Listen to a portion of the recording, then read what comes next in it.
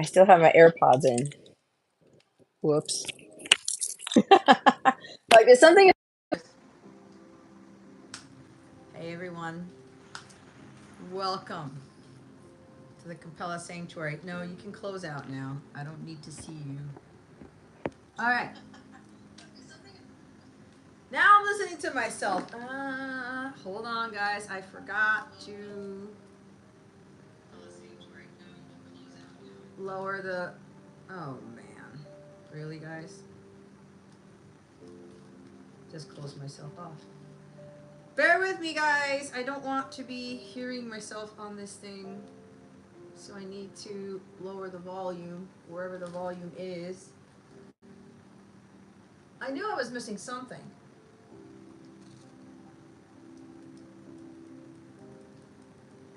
Alright, hold on.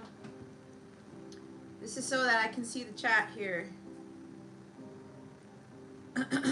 Great, now it completely knocked out my YouTube stuff. That's kind of weird. Oh, the app is, the YouTube app is downloading.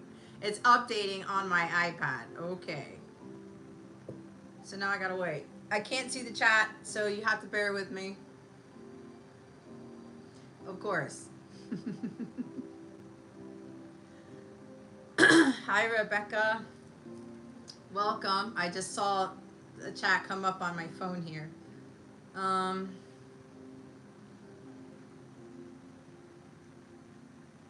Hold on. Okay. I should be good now. My night's been good. It's been a pretty quick day, but it's been nice. I can't complain. Been watching football while doing some chores and things like that, so yeah. Hey Jason, what's going on? I'm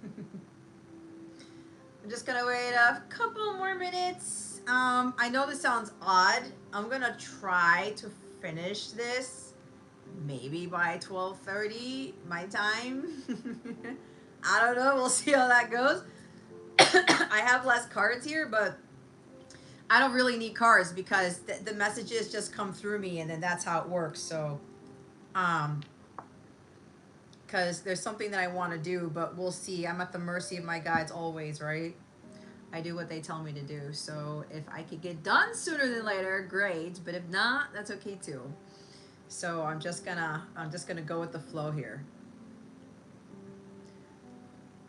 What's tomorrow? Are you talking about football, Jason, or something else? That's aggressive for you. I know, right? Like I'm putting myself in a time box.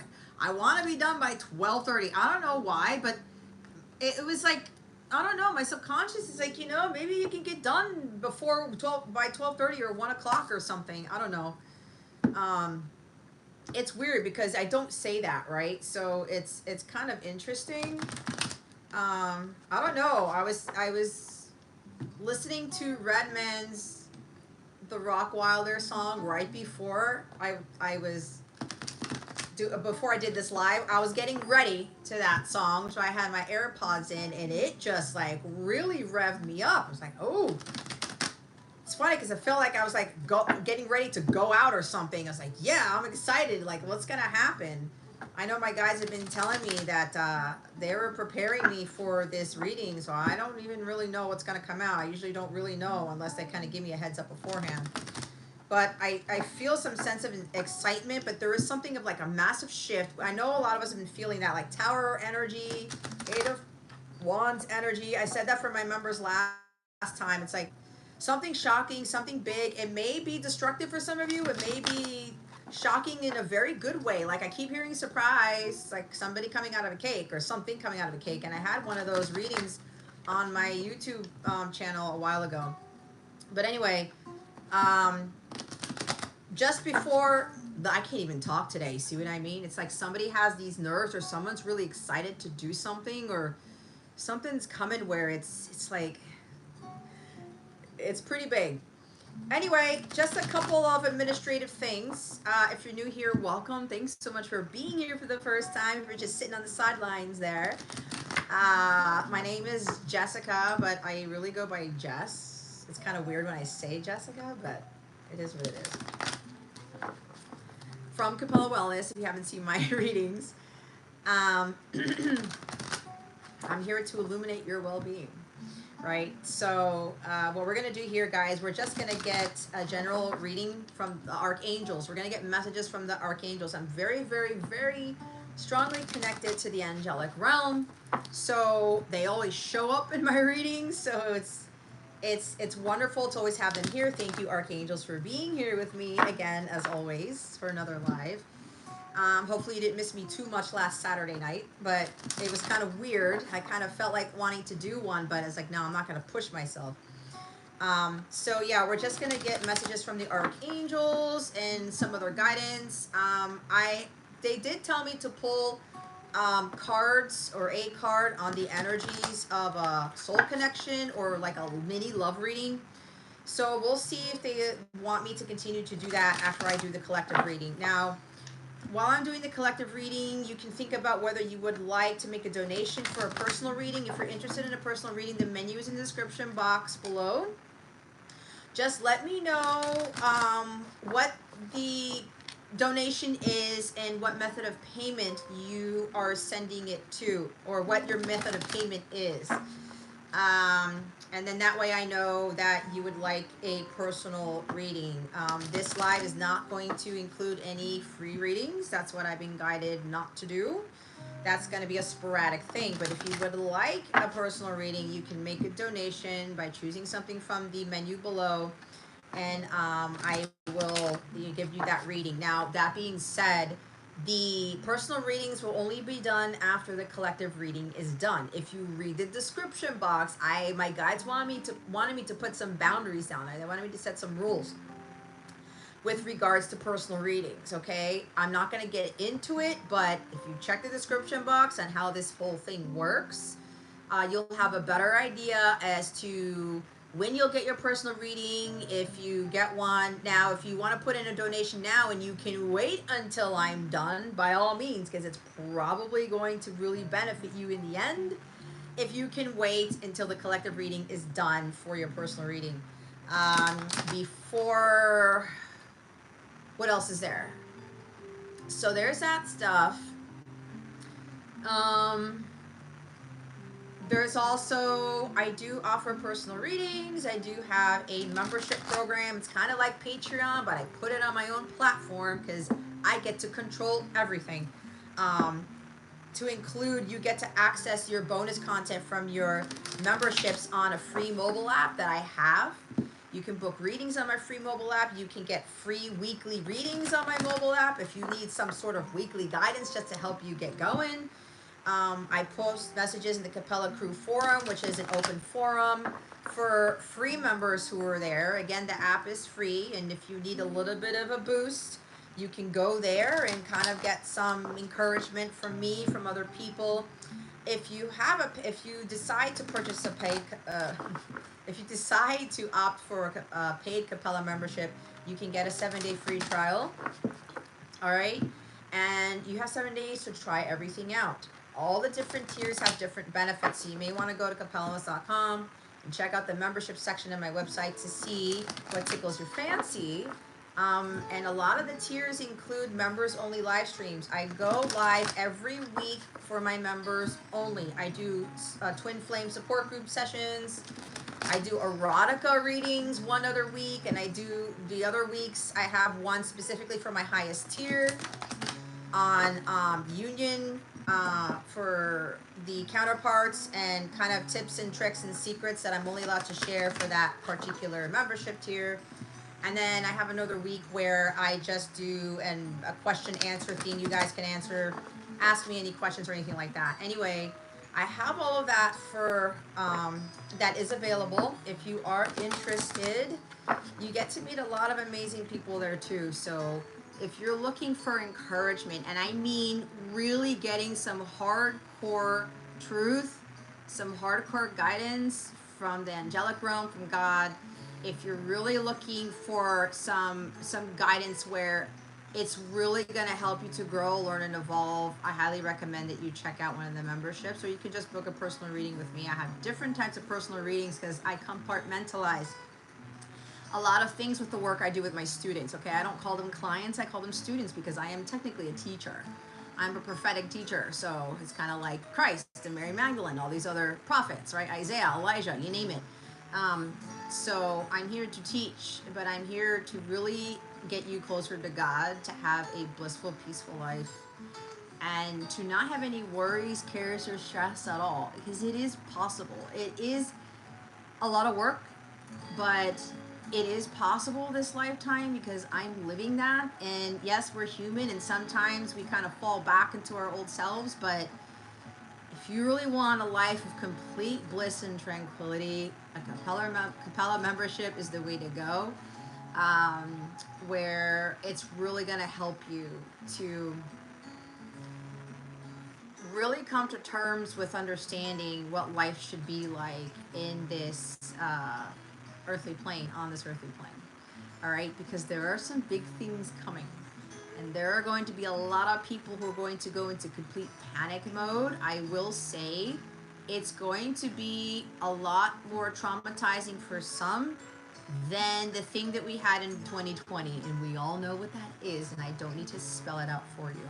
Okay? So you'll also be able to meet with other Soul Tribe members. I have some of them here, and there's some of the most amazing people. They help me to keep going too, because sometimes I need that human support. So, you know, when you're going on a soul mission and you're ready doing your mission work, sometimes it can get very trying, but they help you to not give up. It's like the 9 of Wands energy.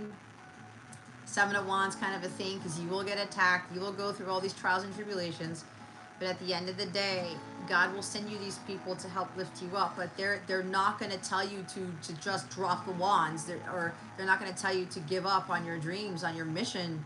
They're going to help you to push you along, and that is important. And the group that I have in my Capella membership, in my Capella circle, they're really there for a great amount of encouragement. And to those of you who are here, I'm very grateful for each and every one of you, because like I said, this type of work gets challenging a lot. And every time that I go through something, it just helps me to remember what I'm here for. And like new people like Rebecca, who's here, who's new to the Capella Circle, thank you for joining us. You know, it helped. God sends these people to me to remind me that I'm here for a reason. And God will send me these people in divine timing. And when I hear how I'm helping others, that's my reward right there. That is my gold, if you will. That is my currency with regards to how I am changing people's lives and how I am really helping them to see things in a different light and to change for the better. I'm getting all emotional all of a sudden. Someone's really emotional about it. But yeah, anyway, again, I'm channeling. Just keep in mind, because I said that, whatever comes out through here, it's coming from the Most High. It's coming from the higher realms. I do not dictate. I do not force. It may sound like I'm being aggressive, but it's being assertive. I'm here to teach, okay? The truth has to be spoken in order for some people to wake up. You can't change. You can't evolve. You can't manifest the biggest things in life without understanding that truth. Okay, I'm seeing Ace of Swords already with this. Okay. Hi, Ines. How are you? Oh, thanks, guys. Hi, John David.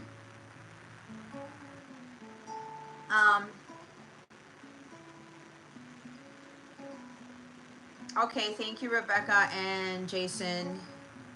Jason, they're already telling me for you to go last.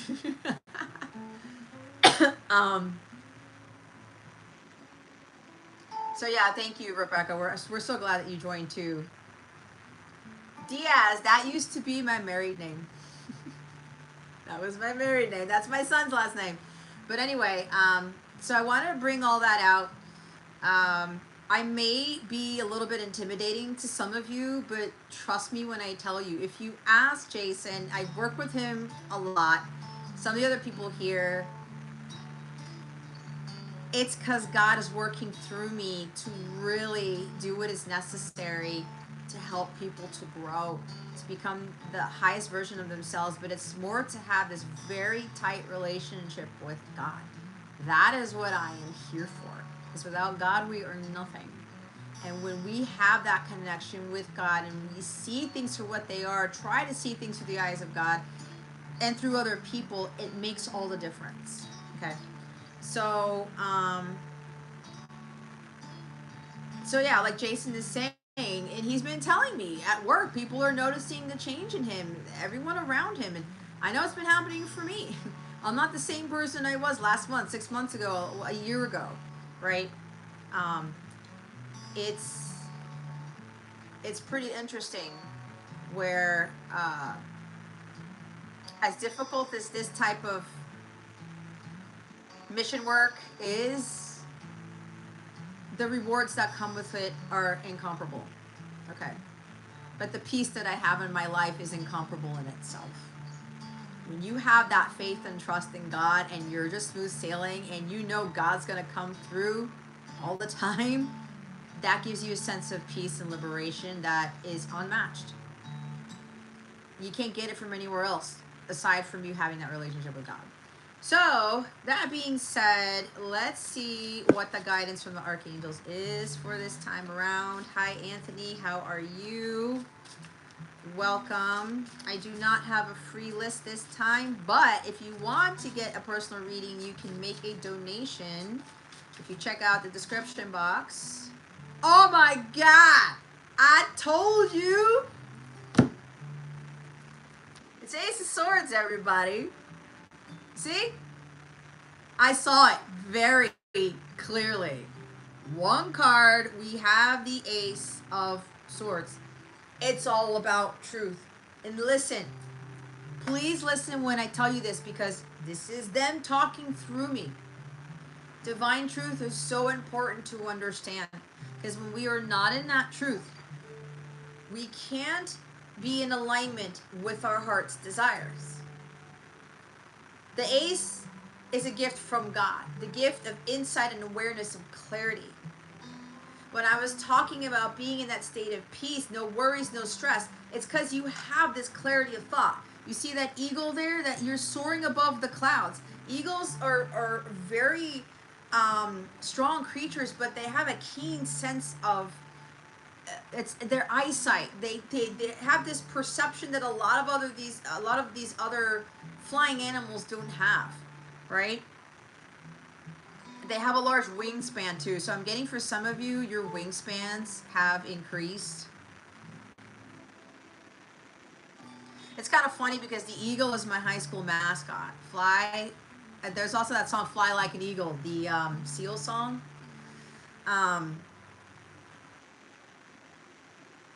This is the time to soar above the clouds. This is the time to speak your truth and not be afraid of that. This is also for you to not give up, because the Ace of Swords is a challenge card in the sense where things may be bumpy. It may be difficult to hear the truth, to see the truth, to listen to it. But it's going to set you free, right? And we're all going to come into our truths in very different ways. It could come through me, which helps you to be more enlightened, to seek more out of your truth, because that's what I'm here for. Right? I'm that catalyst to help you to understand more of your truth. God is going to tell us very different things at very different times in our journeys. But the fundamental is the same, because it is an ace. The common denominator here, the foundation is God. Okay? He gives us that clarity. And when we're not monkey mind, like 8 of Swords or 2 of Swords, and we're not running amok, running around with their head, chicken like their heads cut off. I don't know why my words are kind of like all over the place, because there's a lot trying to come through here, and I'm trying to process it all as a human being. We have clouded judgment. We can't hear clearly. We can't see clearly. We can't think clearly. This is breaking through the veil. All right, we come into this world with this veil over our eyes, and it's like we don't really see very well when we have that veil, do we? It's almost like I'm seeing a wedding, you know, where usually the female has the veil over her face so that the groom can't fully see the bride's face. He can see her dress, he can see everything else, but he can't fully see her. And it's kind of like an unveiling, a revealing. This is your bride. For whatever reason, there's something about a truth here. There is a marriage or a proposal of some sort because we have the Page of Cups at the bottom of the deck. You may be dealing with a water sign, Cancer, Scorpio, Pisces, but it doesn't have to be that way, okay? There is a proposal of some sort that's going to bring some clarity. It's going to clear the air.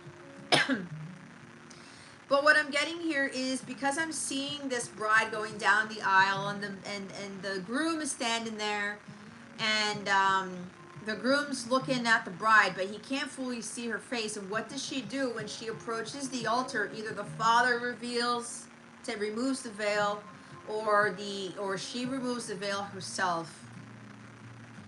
That does something to the groom. It's like, oh my God, there she is, type of thing. It's like this breakthrough. It's like this unveiling. Like, oh my gosh, and you get to see the beauty of the bride. You get to actually see the fullness of the bride. You get to see her in her entirety, right? You get to see all of her, right? Because I'm hearing something about putting a face to a name is what I'm hearing.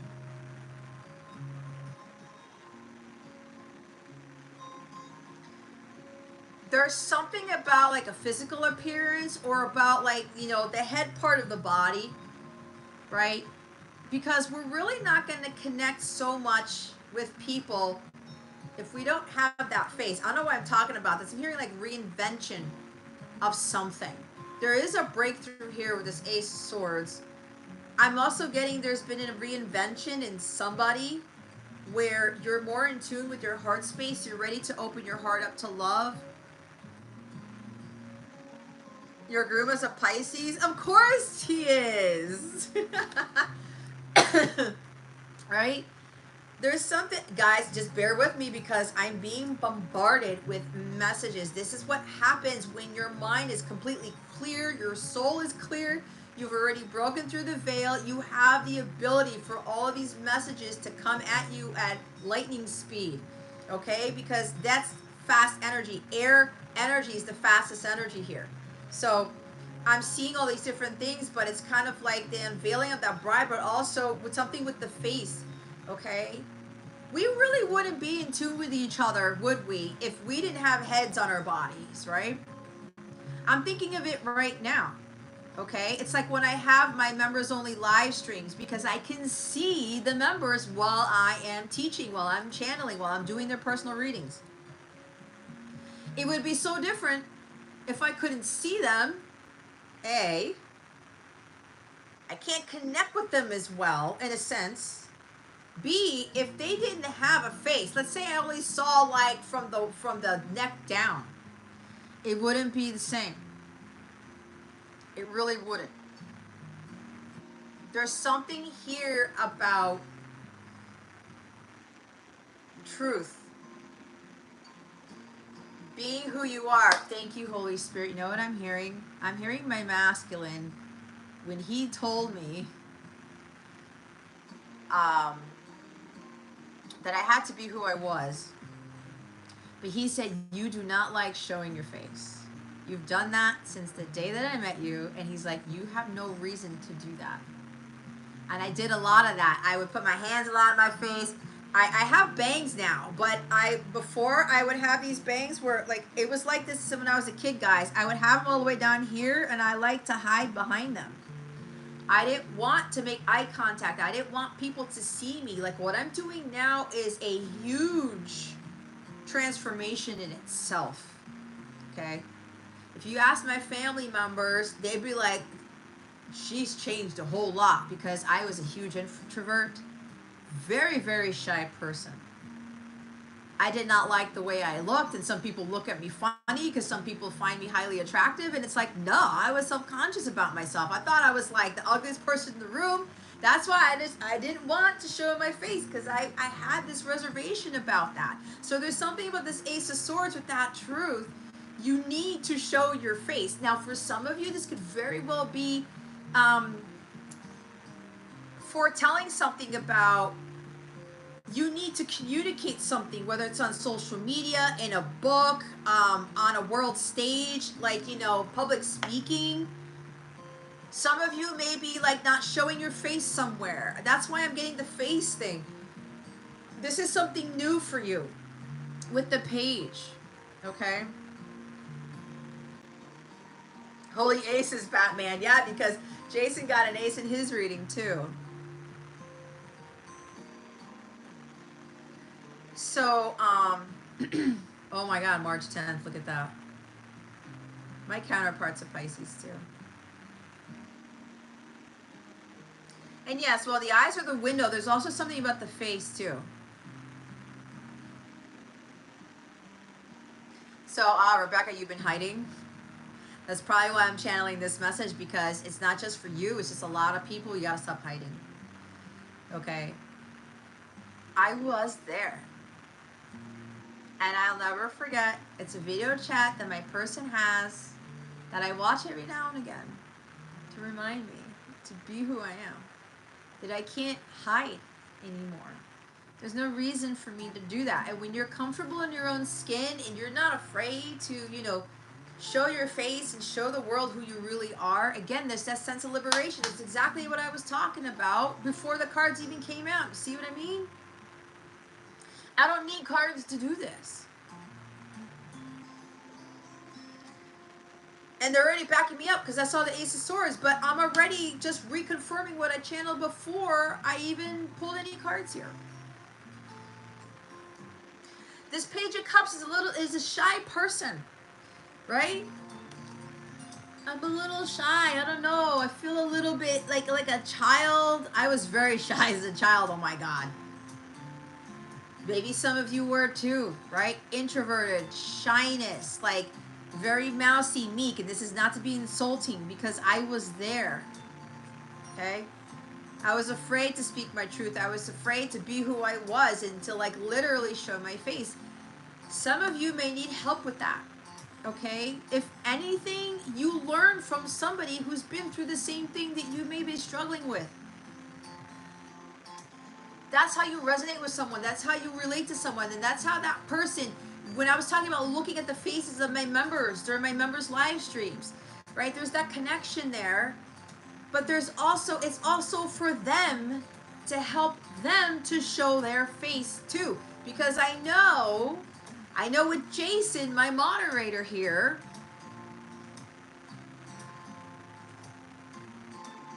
he was like that too. And he started his own YouTube channel. I encouraged him to do that. But this is also baby steps in doing that, right? This is also a psychic. It's an intuitive. You start from somewhere, and as you practice, you get better at it. And you're not self-conscious. I know when I started my YouTube channel, I was like, oh my God, I have to do this? I didn't want to do it. It took me months. I started my YouTube channel after I quit my 6-figure salary career, guys, and that was the biggest leap of faith ever. But it wasn't about monetizing my channel. It wasn't about having a video go viral. It was about me. Getting away from my shyness of being on a public forum and a public platform to do God's work. And I know he's preparing me for something bigger. And when I talked to God this morning in meditation, he said something along those lines. And he later confirmed it twice. In 15 minutes, what he told me, what he was preparing me for. He confirmed it to me twice in the physical. Okay? So if you're being led to be on a public platform or start a YouTube channel, or I don't know, like write the book or have a vlog or a blog or whatever this is your moment to do it. But again, you take the baby steps. You go like little by little and you say, I gotta get over this hump. Because like with me and my YouTube channel, I started with just showing my hands. I wasn't showing my face then. I had to get comfortable with speaking first. So for some of you, it's getting comfortable with writing, with speaking, whatever this is for you. Channeling the divine information, because this is divine intelligence for me as well, because it is an ace. Divine information, divine truth. Okay? You start by practicing. This is a new beginning, right? This is something new with trusting your intuition and feeling your heart space and just going out there. And little by little, like with me and my YouTube channel, I started to get comfortable with me speaking on a camera and posting my videos on my channel, right? That was boosting up my intuition. It was helping me to trust in myself more about my abilities. And it was helping me to trust more the divine truth that I was getting, because let me tell you, and I'm not knocking on other readers or other people who do this. So many people have a hard time channeling the truth, but not only that, communicating it out into the open. There's a little bit of shyness there because they're afraid of getting triggered. They're afraid of losing subscribers. They're afraid of this, that. What their parents are going to say, what their spouses are going to say, what their kids are going to say, what the next door neighbor's going to say, what a friend's going to say. It doesn't fucking matter. It does not matter. If you realize how people are not living their best lives, it's because of one thing and one thing only. It's because of this. It's because of the truth. They are not in their divine truth, nor are they being able and open and confident enough to speak it. That is why I tie in God into this, because over time, whatever it is that you're doing, God will confirm it. He will confirm it. He will confirm it in some way, shape, or form. And that's telling you, hey, what you got intuitively, what your heart was telling you to do or telling you to say, I just matched it up. I just proved to you that what you got was correct. Because it's hard for us human beings to trust that in the physical, right? Sometimes it's hard for us to trust ourselves, because while I was doing my readings on YouTube, okay, I started to channel stuff that was triggering to people, and people would make comments like, you should be doing this, and that's not right, blah, blah, blah, blah, blah, and, you know, like, screw you type of energy. That was also a test to see if I was going to cower away and go back to my cave and hide behind the curtain.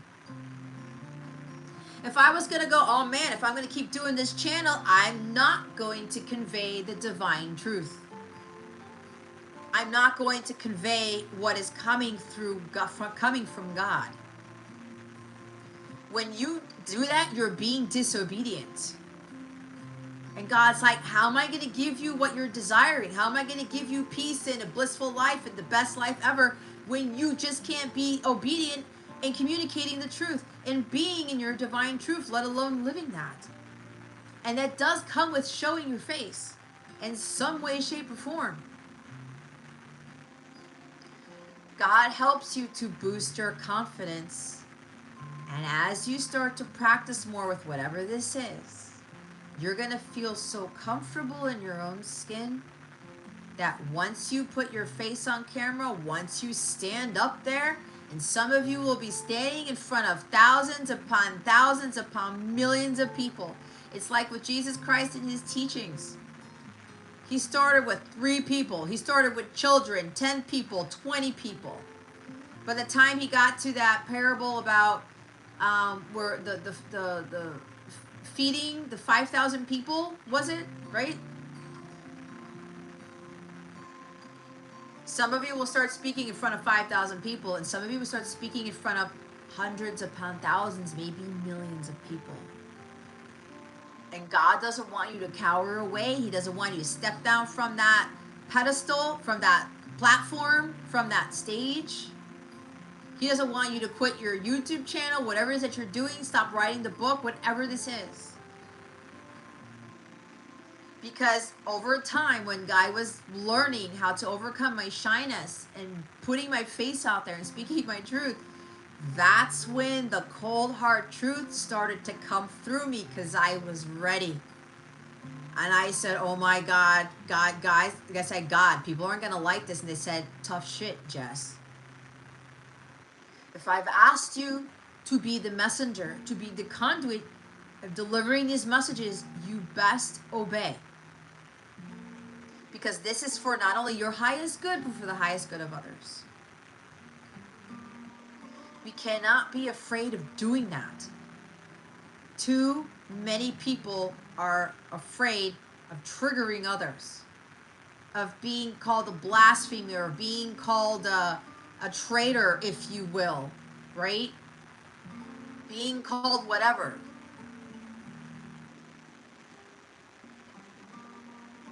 It's like Simon the Sicarius, right? The zealot. He was trusting in God to speak his truth, and he was being, sought after to be killed because he was looked at as a traitor to that particular order of defending the Messiah, when he realized who the Messiah really was. And he started to change other people's hearts because of that. Speaking your truth is hard, I know. But nowadays, I feel so comfortable in it, it's not even funny. And when I get challenged, because this is a challenge card as well, challenged with understanding the truth, it doesn't bother me anymore. Those challenges are not going to cause me to give up, because the Ace of Swords is also a not giving up card. When the truth comes right into your face, or when you need to speak the truth. You can't back down. You can't cower. A lot of people aren't going to like it, but that's on them, not on you. You are more in alignment with God when you are triggering people. God will exalt you when you do that. You cannot hold back from what God is telling you to speak, write, say, do, communicate, whatever this is. Because he knows. He very well knows that if you communicate that truth, that people will get triggered. But that is not on you. It's not on God, especially. It's on the person, because that means that truth has awoken them, or has awakened something in their heart space. It's awakened something in them. Maybe something about being immature about that truth and putting like, no, I'm not going to listen to it. I don't want to hear it. That's a sense of childishness. It's being puerile. It's like when a kid doesn't like being told no. Some adults don't like being told no. It's part of life. Rejection is part of life. That's the truth. Rejection is protection. I've gone through that many times over, and I still go through that now, everybody. But do you see me throwing in the towel? I know with where I'm at, a lot of people don't like what I say. They don't like what comes through, and a lot of people think it's Jess talking to them when it's not. It never is. If something about Jess will start to come out, that will actually be identified. It will be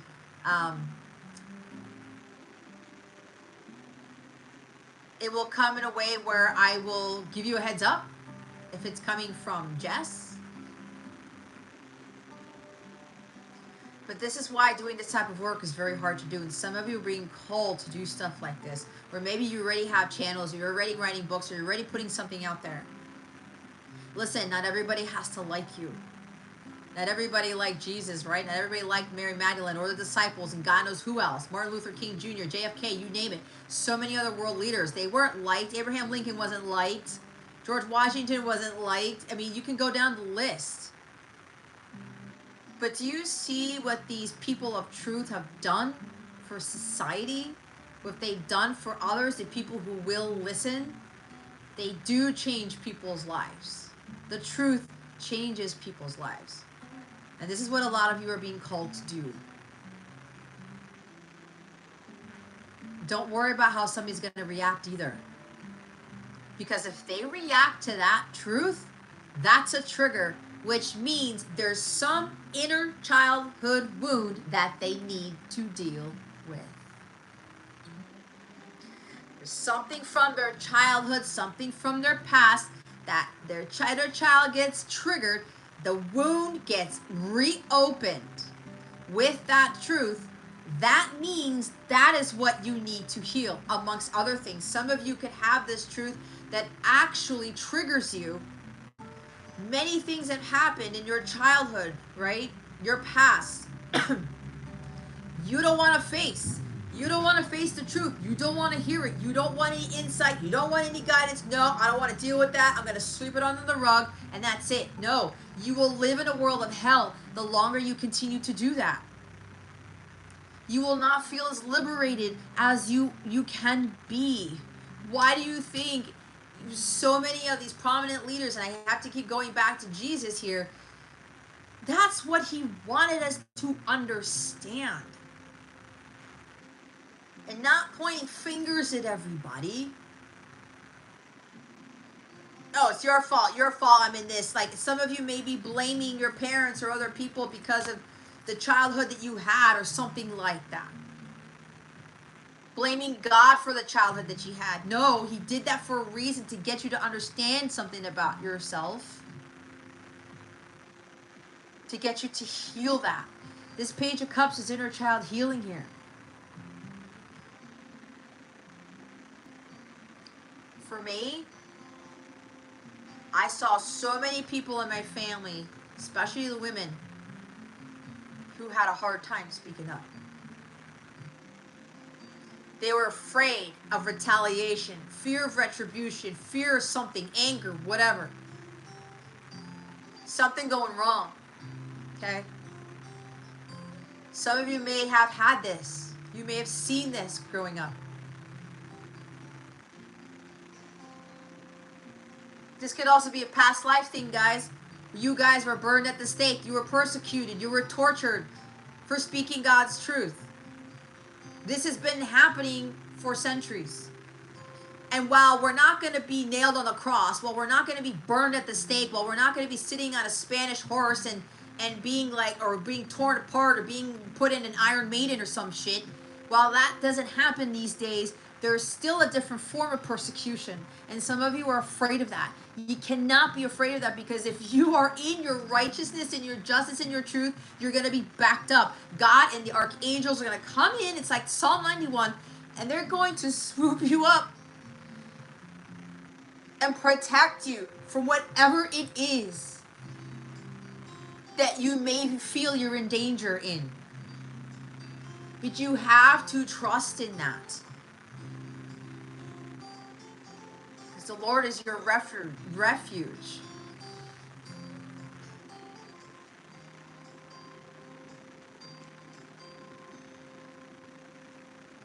And with this past life stuff, and even, this lifetime for some of you with this childhood stuff, we can't be living that life anymore, because it is not your truth. Your past does not dictate your future. It does not. It empowers your future. It helps you to live the life that God intended for you to live. God did not promise us rainbows, unicorns, and puppies. We have trials and tribulations for a reason. I was talking about that in my channeling before the cards came out. Your childhood is part of the beginning of these trials and tribulations. And at some point, you are all going to be teaching others, enlightening others, helping others in the same way that I do, with communicating that truth in whatever way, shape, or form. For too long, you've been persecuted.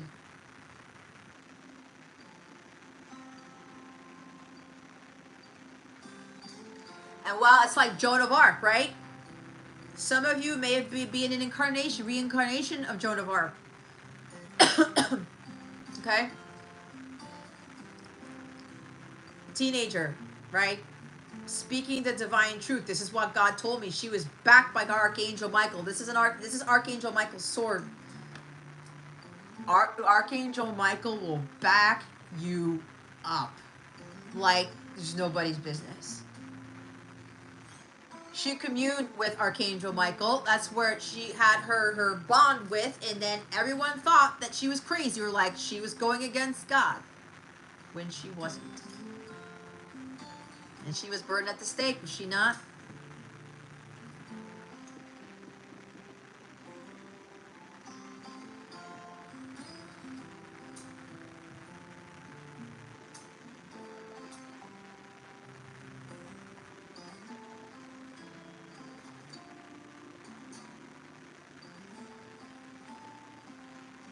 Ah, Rebecca, I'm reading your comment.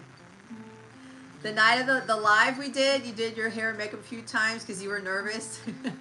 Look, I was like that too, trust me. When God told me, Jess, you got to start showing your face in these videos, I said, wait, what? Now I have to show my face? So I was showing my face, and then they said you have to do live streams. I was like, oh God, now I have to do this in real time? That was scary as all hell for me. You have no idea. And it didn't matter if it was an audience of 1, 10, 100. I was like, oh shit. Let me look good here. But it wasn't just about my appearance. That was part of it. But the big thing was the channeling. Speaking truth. Which is why my guides told me to change these lives to title them as Archangel messages. Because they're here. It's the ace. The archangels are always here. There's nothing for me to fear. There's nothing for me to doubt. And sometimes I say stuff, it's like, where did that come from? And God's like, you better trust in what we just told you. You're not going crazy.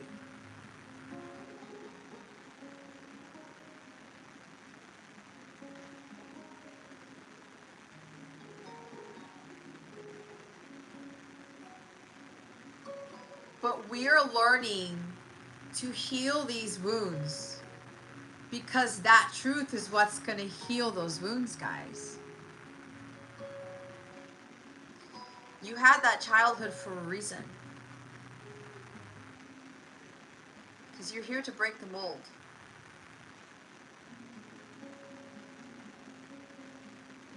To not be afraid to speak your truth, because God is going to come through for you.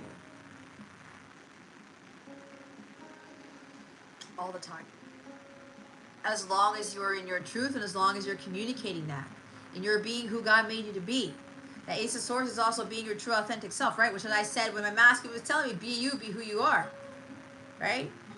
He could see right through me the way I could see right through him. And it's kind of like, oh man, the truth's being all laid out at the table. It's almost like airing dirty laundry in a sense.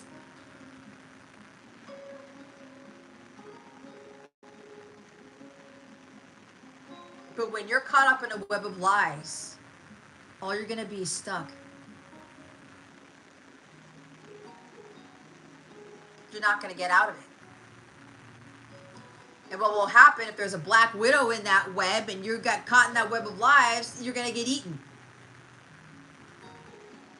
It's like getting eaten, or like your heart space is getting eaten up because you can't deal with the truth. When you know it's like it's hurting within you, it's triggering you so much where it's like you're getting caught in that, and there's no freedom, there's no liberation, there's no compassion, no unconditional love, there's no healing there.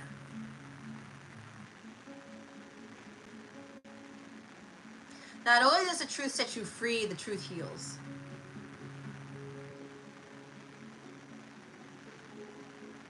It's what I had to realize about myself.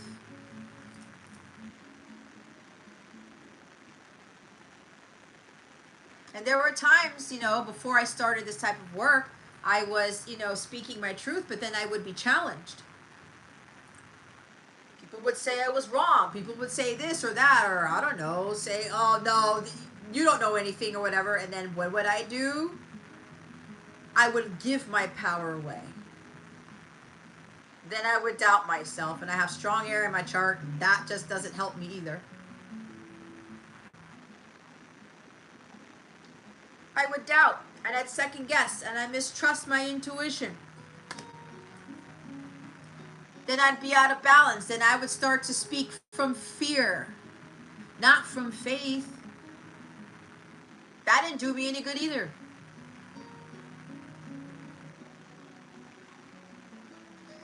And then I practiced and I practiced and I went to God. God, help me with this.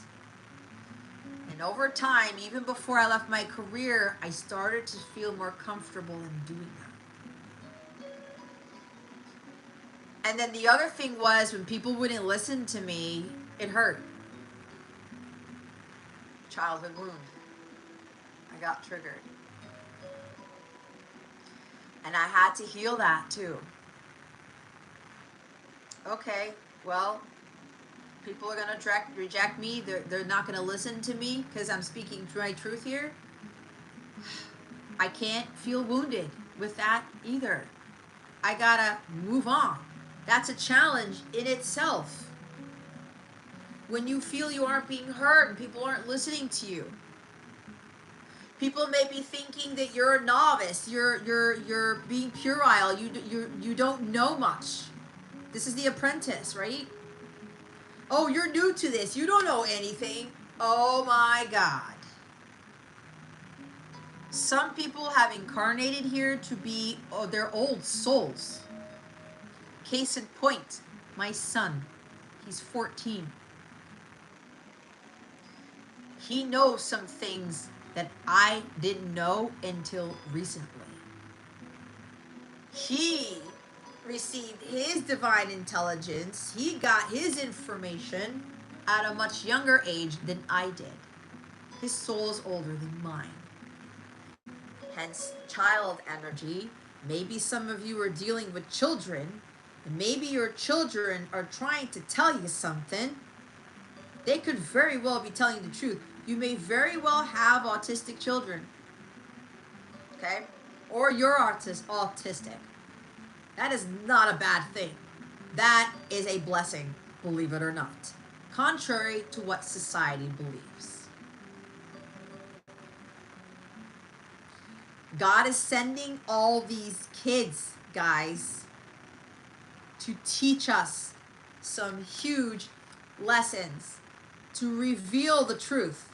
Because what's happening is that we're not listening to the truth from adults in most cases.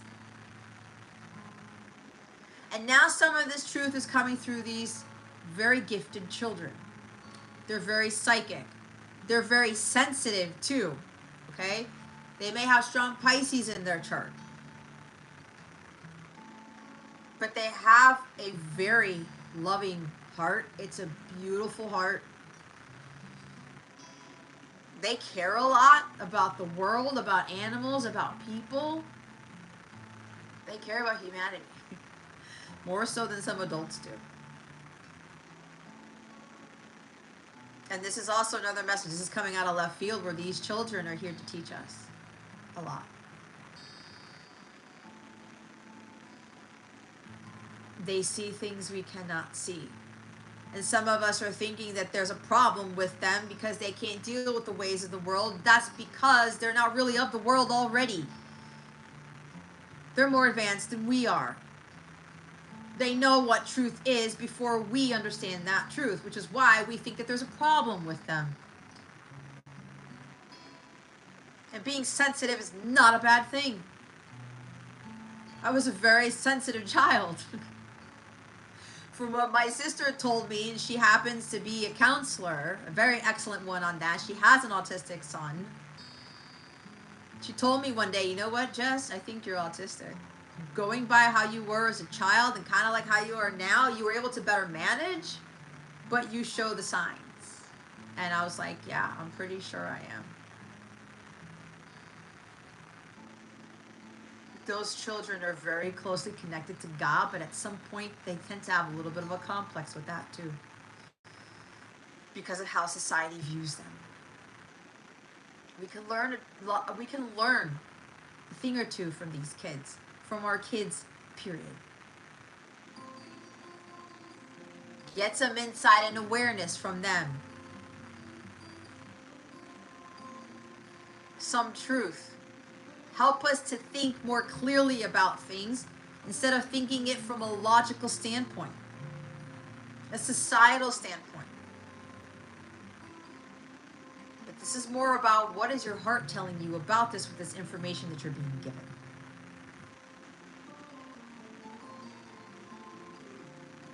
And there's some kids could be very blunt, right? It's a sword as blunt as that knife. Well, as sharp as a knife, more so than blunt. But you know what I mean. Words that cut like a knife, perhaps. And it can stab some of you like, whoa, what did they just say? Where'd that come from? But if you have a hard time with dealing with that truth, your kid's really trying to get you to understand something.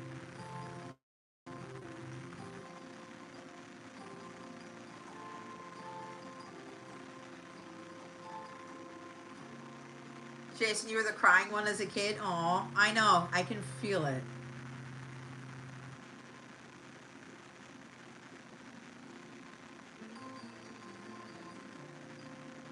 But these children who are coming into this world, they're teaching us a lot.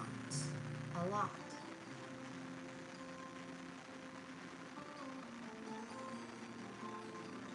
It's like my nephew. He'll be 14 in November. And I love talking to him.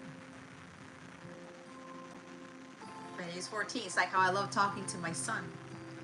But my son, he's going through some other stages where, you know, I can understand why, because God has revealed to me a little bit about his purpose. But my other nephew, you know, he's brilliant. My son is brilliant. He's more brilliant than I am. Speaking of which, last week, my son and I had a 2-hour, 2-minute checkers game. And he beat me. 2 hours, 2 minutes. It was the most awesome checkers game I've ever played in my life. But my son, his strategy and how he beat me, oh my God.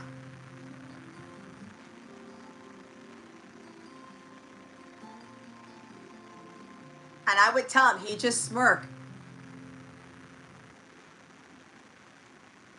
But that game in itself was huge for the both of us. And we're both Gemini sons, so it's a Gemini versus a Gemini. Like, you know that those games are going to be hardcore. It's like, it's not going to be a one and done game. It's not going to finish in 15 minutes, let alone 30 minutes. Okay? 2 hours, 2 minutes was that the longest checkers game of my life. But it was the best game ever. And I know that my son's brilliant, but my God, how he executed those moves, he was like 10 steps ahead of me. And I would think that the move I was making was like a world-class move, and he's like, oh, nope. And he kind of already knew I was going to do that. It's like he was foretelling. He's got psychic abilities too, whether he wants to admit it or not. And he's like, he just knew.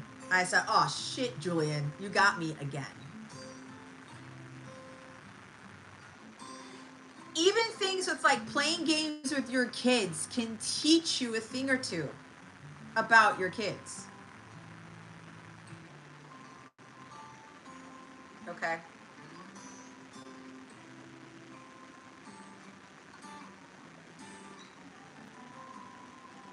Yeah, see, Rebecca, I'm assuming it's a son, EJ. Blunt tells you like it is, and it hurts. Yeah. My son's told me some things They weren't easy to hear. But I said, you know what, Julian?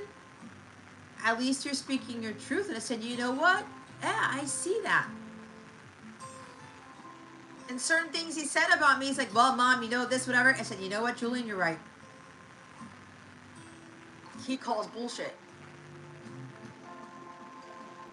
And I'm grateful for that. Because I'd rather have the truth than a lie. And I don't beat him up for it. I don't say, oh, Julian, whatever, this, and that, and blah, blah, blah. Like, you know, be quiet. Like, no, you're wrong. No, I don't do that. Because what do I do if I put him down? If I'm belittling and condescending when he's speaking the truth, when he says something that I know is truth for me too, that's going to cause him to not speak his truth in the future. He's not going to open up when he needs to open up, like this Page of Cups. He's not going to pour his heart out. And we have to give those kids, those people, whoever this is, the space to do that. The truth is gonna hurt. But if it only hurts for a split second, you've done a tremendous amount of healing. When it doesn't trigger you, when it doesn't bother you, it may bother you, trigger you for like a second, 1 minute, 5 minutes, whatever. The less time you spent feeling like a victim or feeling triggered, the less you will feel hurt by it. And the less you feel hurt by it, the higher you will ascend, the freer you will be, the less sensitive you will become. But again, sensitivity isn't a bad thing, but there is such a thing as hypersensitivity. There are extremes to everything. Like for me, very sensitive child. And when I talked about speaking my truth and people were saying these very nasty comments on about my videos or whatever the hell it was, or even during these lives, I'm like, no, I'm not letting that get to me. I'm not going to sit here and cry about it because someone like threw shade at me or some shit, and then I'm just going to be ending the live and turning off the camera and like deleting my YouTube channel. No. Absolutely not. This is why God had me go through this process. Because I'm going to tell you guys right now, if you're watching this, you're going to be a very powerful, very prominent leader. And the higher you go, the more opposition you're going to get. The lighter your bright gets, the more opposition you're going to get. Not just from the enemy, but from other people, other human beings. People will say bullshit about you. They'll try to call you a traitor, a blasphemer, like, you know, evil even. I'm hearing calling you a false prophet.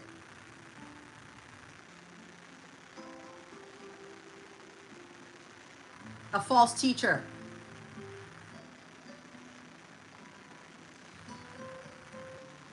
The one way to determine if someone is like false, if they are going against God's word, if they're not preaching or teaching about unconditional love and divine truth and opening your heart to that truth and to other people, being compassionate and understanding and forgiving, changing people's lives for the better, you're not changing them for the worse. If people aren't doing that, they're not in their divine truth, and they're not doing the work of God. Everyone's going to do the work of God differently. Case in point, I grew up Catholic. This was like no way Jose type of stuff that I would do. But God led me to it. And even my parents, when I told them about this, like, how did this happen? What, were you talking to somebody? Like, what, how did this come about? Why are you doing tarot? I'm still surprised by how God led me to this, but it is what it is. God was like, this is your gift, Jess. And I always had psychic abilities, but I had no freaking clue I was going to utilize some cards to do this. Right? And everybody knows, like in Christianity or whatever, they say, oh, tarot is evil, it's bad. Yes, this stuff can be used for evil, but that's not my intention. That's not what God has guided me to do. So even that alone, right? Being persecuted by my parents. What are you doing? That is not right. You're going down the wrong path. Not to toot my own horn, I'm on a better path than most people. I'm on a path of righteousness and divine truth and peace and tranquility. The main thing that God wants us to achieve this lifetime is true peace. And you can only live true peace when you are living your divine truth and you're speaking it. Because there is no fear about that truth in your heart space, your mind, your soul, nothing. And you're completely free and clear of those dark energies. So going back to these children here, it's time to listen to them. Because some of them know better than you. That's correct. My archangels are going to back me up. Some of them know better than you. So learn from them. Listen to what they have to say. And if it's hard to hear, ask yourself, why is it hard to hear?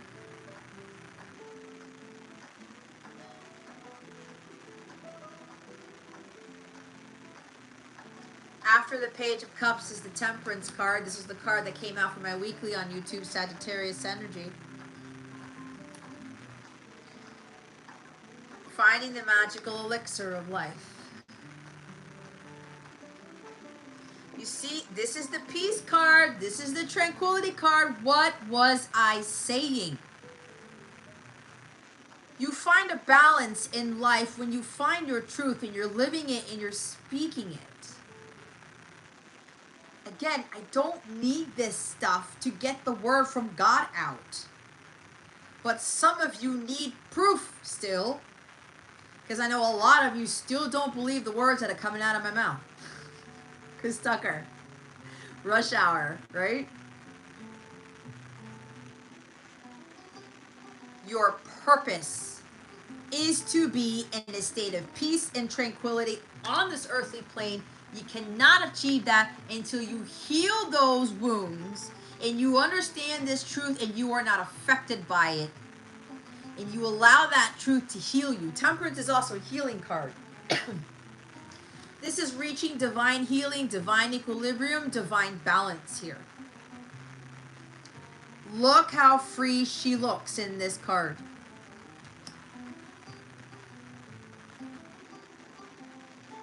She doesn't have any hang-ups about anything. She's in the divine flow.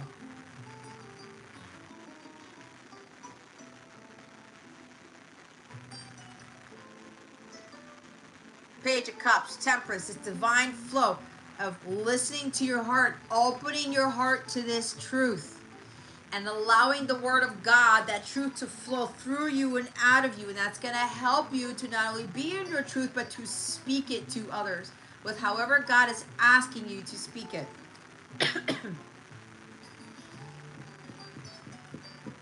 Sagittarius is ruled by Jupiter. Jupiter is the planet of faith. Jupiter is now retrograde.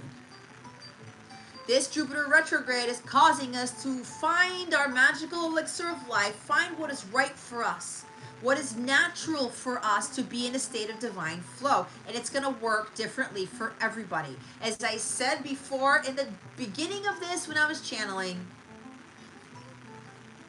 What God's truth is for me may not be the same for you. Which is why I'm encouraging all of you, when you take what resonates with you here, if you feel like, yeah, this feels natural to me, I feel at peace when I'm listening to this. I feel tranquil, I feel calm. This feels good.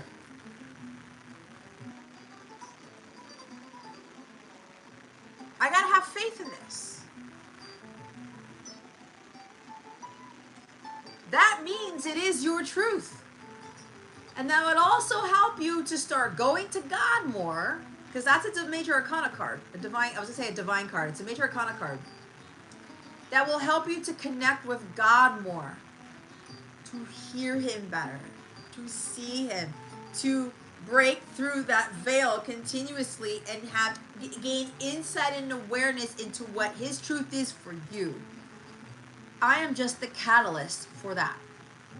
And for a lot of us here, like I said, the foundation, the fundamentals, the common denominator is God here.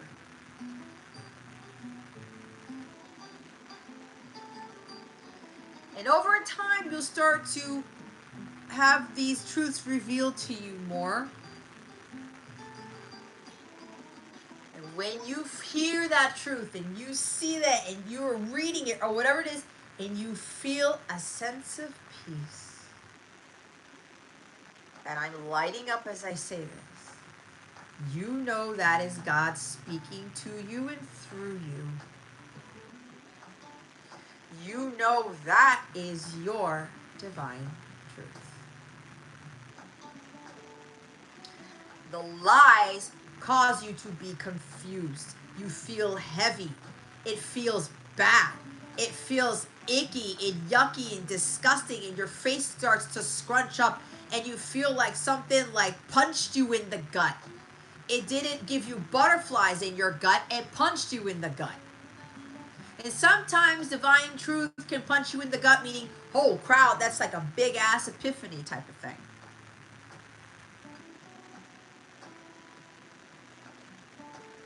But again, if you go back to, like, if you watch The Chosen or you read the Bible or whatever else it is, even these public speakers, okay, and you're listening to these people and you're just intently listening to them, and you feel the sense of calm and peace over your life, that is the truth. It is the will of God.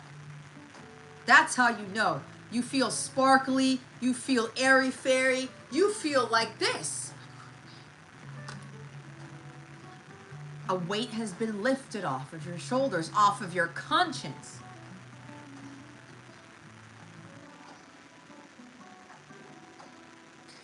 There is another message here. Somebody is about to get clarity. Someone's about to communicate with you, because a lot of you, this is about you. But others of you, a smaller group, this is about another person that you're dealing with. Could be a water sign. Somebody is breaking through their shyness. They're breaking through the veil. They're breaking through the challenges and difficulties of speaking up and opening their heart to you.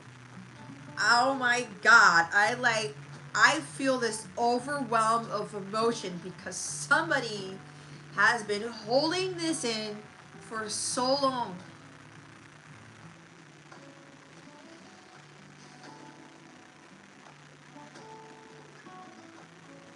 They didn't have the strength to tell you this. It's been a challenge for them. It's been a challenge for them since childhood to open up to anybody. But apparently for some of you here, you're the one person who made them feel at ease. Who made them feel at peace, okay? This sense of calmness. This divine peace.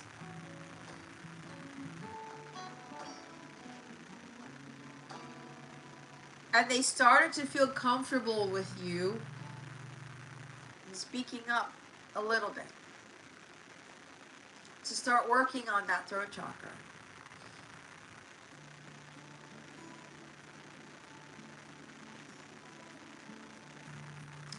And it looks like divine is coming in because Temperance is the so-called twin flame angel. I also heard from another reader the Temperance card is the guardian angel of the tarot. There are guardian angels here, or maybe there's a guardian angel. Oh God, I'm gonna burst into tears, but I gotta kind of hold it in a little bit. There is a guardian angel surrounding you, this connection. Not only is the angelic realm bringing you and somebody else together, because Temperance is two becoming one, there is a guardian angel overseeing this person who could be a water sign.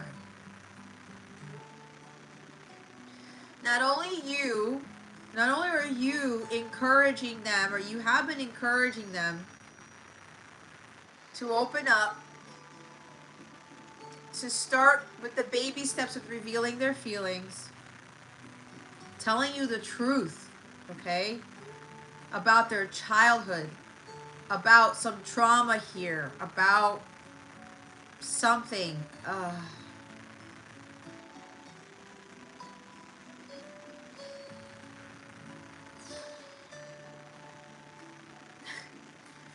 This is very hard for somebody. I don't want to say this, but I have to say this. This is not going to be easy for somebody to hear. You see this child here? This child is actually underwater. Okay?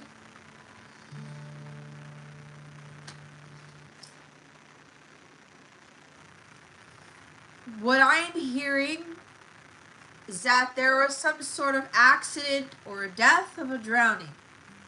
Okay? In somebody's childhood. Could have been a sibling or something like that. For somebody here, it is a sibling.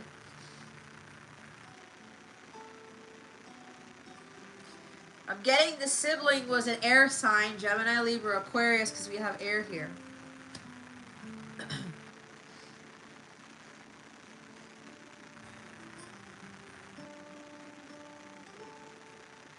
Something about this person who died of this drowning here as a child. This child who they were technically they were not 18 yet. They were underage.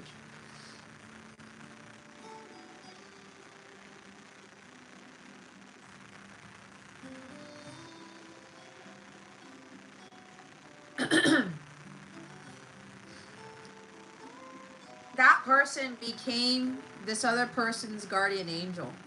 Okay.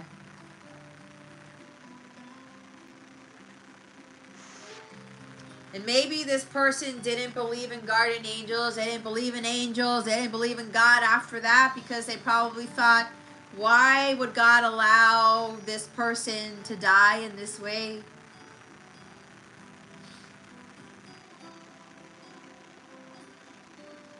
And there's an anniversary coming up with this passing of this person. Could have happened during Scorpio season, is what I'm being told. Or either the water signs season, like Cancer, Scorpio, Pisces season, or Gemini, Libra, Aquarius season. It's kind of more on the Libra side. Okay. Body of water, a lake.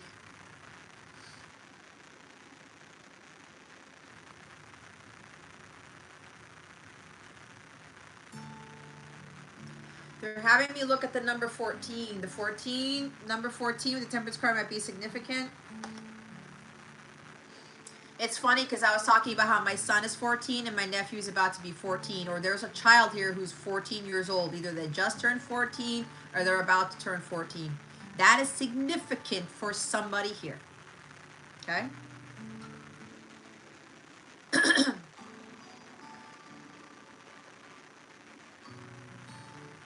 But there's something here about this passing, this guardian angel who's been overseeing this one person who's been having a hard time opening up because of this trauma. This traumatic event. So apparently for somebody here, this traumatic event happened during childhood, and that's what caused them to lock up. God, give me the strength to say this. What I'm hearing is that this person, not the child who passed away. Hi, Shannon. Not the person who passed away, but the person who witnessed this or who was around. They were a kid when this person passed, when their sibling passed or whatever. What I'm being told is that when this happened as a child, this child was already very gifted. They were probably autistic themselves, but that wasn't a thing back then. They may have seen this death. They may have prophesied it, because this child is very psychic, very gifted. Either they spoke the truth about this, hey, something's going to happen to somebody, or they didn't. It's one of the two. And maybe the angels kept visiting them, or they were seeing angels in their dreams or something like that. Like, hey, you need to say something about this. Maybe they didn't say it. Maybe they did. And they were like, you're crazy. What are you talking about? Like, that's not going to happen, right? Either way, whatever this was, it caused this person to lock up. So, people, when you're dealing with people who can't express their emotions to you, when they can't open their heart, they cannot share their feelings and tell you the truth, it's because you need to be compassionate with what it is that you probably don't know what happened in their childhood that caused them to lock up. You cannot expect somebody to overcome something as traumatic as this and get you to just spill their beans, spill their heart out to you when there has been no healing, when there has been no work on this. Even if you've been through a traumatic event and you were able to voice your truth or get counseling or to be able to process this, it doesn't mean that the same person is going to process it the same way you are. You are not this person.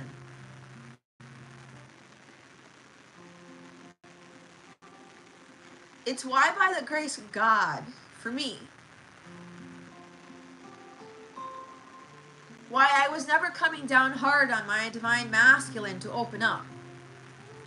The one thing that I would say, what I mentioned to him was like, I just want the truth, that's it. But then I realized then when I said that, I was still being a little bit immature, because I really had to dive deep and get a better understanding as to why he couldn't do that. And during my time, right? And I wasn't being aggressive. I wasn't being a complete bitch. I wasn't being the Queen of Swords, because I knew my guy said, just don't go that route. Come from a place of love. Just be assertive. But I had to speak my own truth too. I couldn't be shy about telling him, hey, I didn't ask him to reveal his feelings. I asked him for the truth. That's all I asked him. But I'm going to be very honest. What I didn't do was, here's the thing. I gave him an ultimatum, but in a nice way. I said, if I don't get the truth, then I'll walk away, but I'll still love you from afar. That's what I said in an email.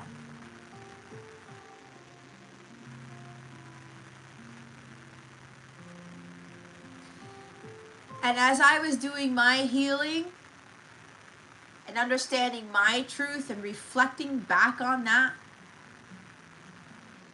I started to realize, you know what? I could have said that last part differently, where I didn't have to say I'll walk away and love you from afar, because I know he already had a lot of people walk away from him already. What I learned as a true divine feminine Christ was to not give ultimatums and say, okay, if you can't say anything, okay. Let me give you your peace. Let me allow you to do your healing. So that when you are ready, then you can tell me.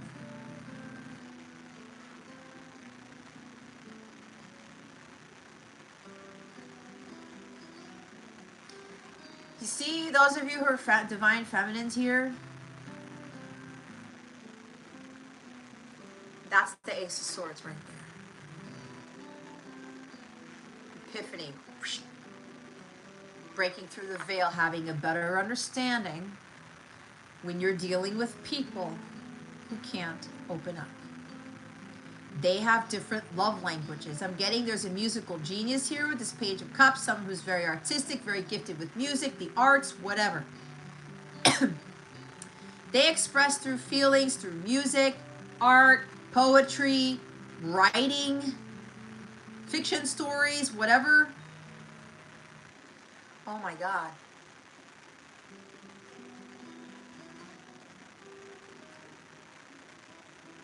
Children's books.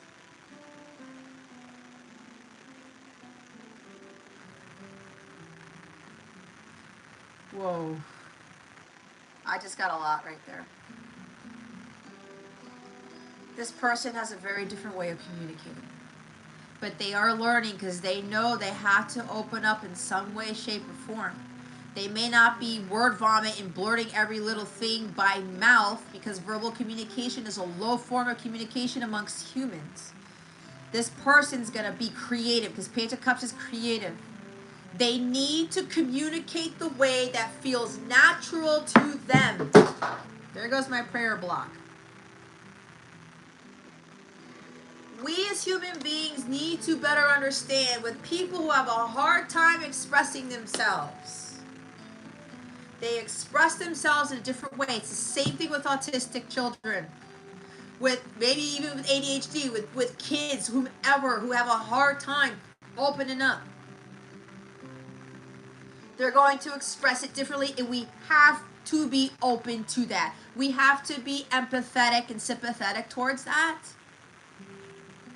because that is the way that comes natural to them on how to communicate. You cannot force somebody to communicate in a way that you do. You can't put a square peg in a round hole. It doesn't work that way.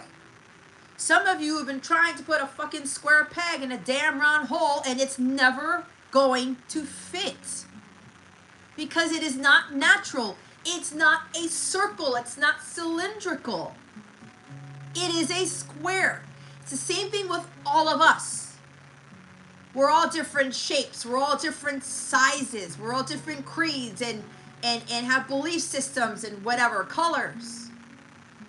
But as I said in the beginning, what works for me does not work for you, does not work for the next person. But the fundamentals are the same. One being we're all human. Two, we're all made of God.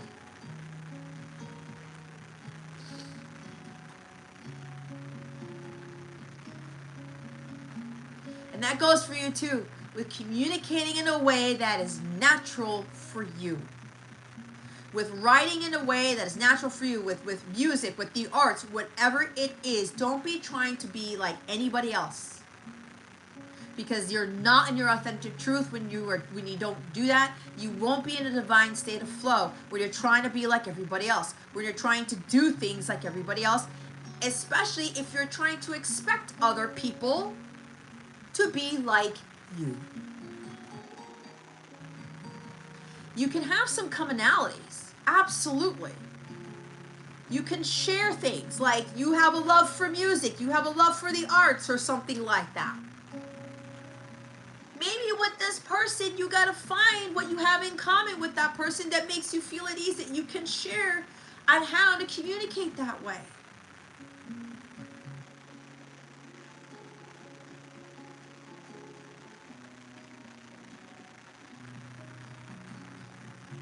If you feel stressed out by something, don't do it. The shadow side of the Temperance card is stress.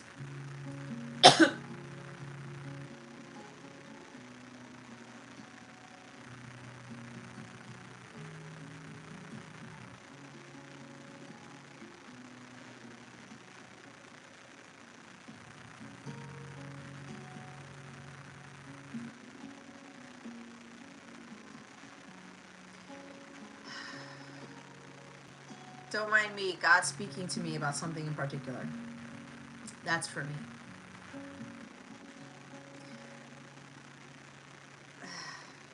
I have to meditate on this.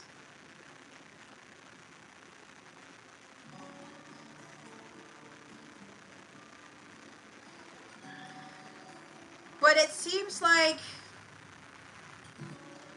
I have to say this, I heard from somebody's prophetic word. God had me, through that person, tell me what deck to use. She said the term Grand Lux. This is the Grand Lux Tarot. There's a reason why they had me utilize this deck, because of what I've been channeling. An eagle can also be representative of divine masculine who's about to land.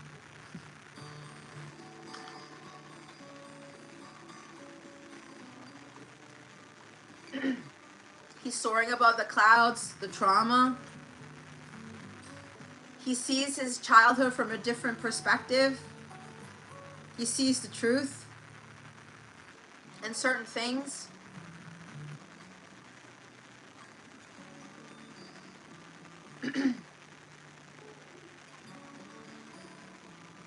But it looks like over a period of a long time, maybe 14 years.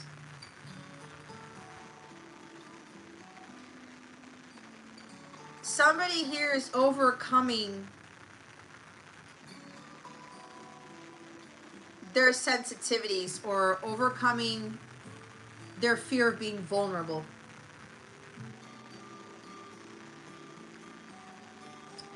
This person could very well be communicating with you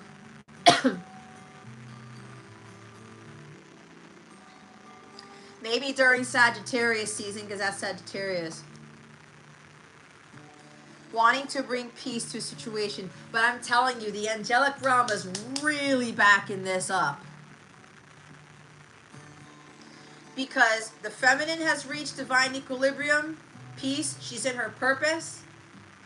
The masculine is now coming into his peace, his purpose. They found peace. They both have found peace. They've reached union with self, which is what that Temperance card is. And now the angelic realm, the guardian angels are coming in to bring the two together. Perfect harmony. There's perfect orchestration here. The angels are having this all lined up to have this masculine communicate with the feminine. Because when the stars are aligned, when the planets are in alignment there, and again, remember Jupiter retrograde, really assessing our faith here. Having more faith in things, but taking our time with stuff. Okay? Slowing down, not rushing anything with that Temperance card. Again, we cannot rush anybody to do anything. We cannot force anybody to do anything, let alone say anything, to communicate. They have to do it when they are ready. When God says they are ready. You do not determine the time when someone has healed, when someone's ready to communicate. So there's something about a heartfelt letter. Like, they're really going to open up, but it's going to be in a very creative, artistic way. Could be through song. Maybe they wrote a song for you, wrote a poem or something like this. Or like a whole booklet or something of love letters. Okay? That they had a hard time sending to you. But it looks like for some of you, you're going to get clarity. A lot of truth is going to come from this person, and you will be in a place of a different type of peace with the fact you have intuitively known this for a long time. You've been at peace with this person not communicating to you because you know, because you're also very psychic, you're very intuitive. And you know this person's going to come forward when they're ready with that truth. They're just, the archangels are preparing them for this.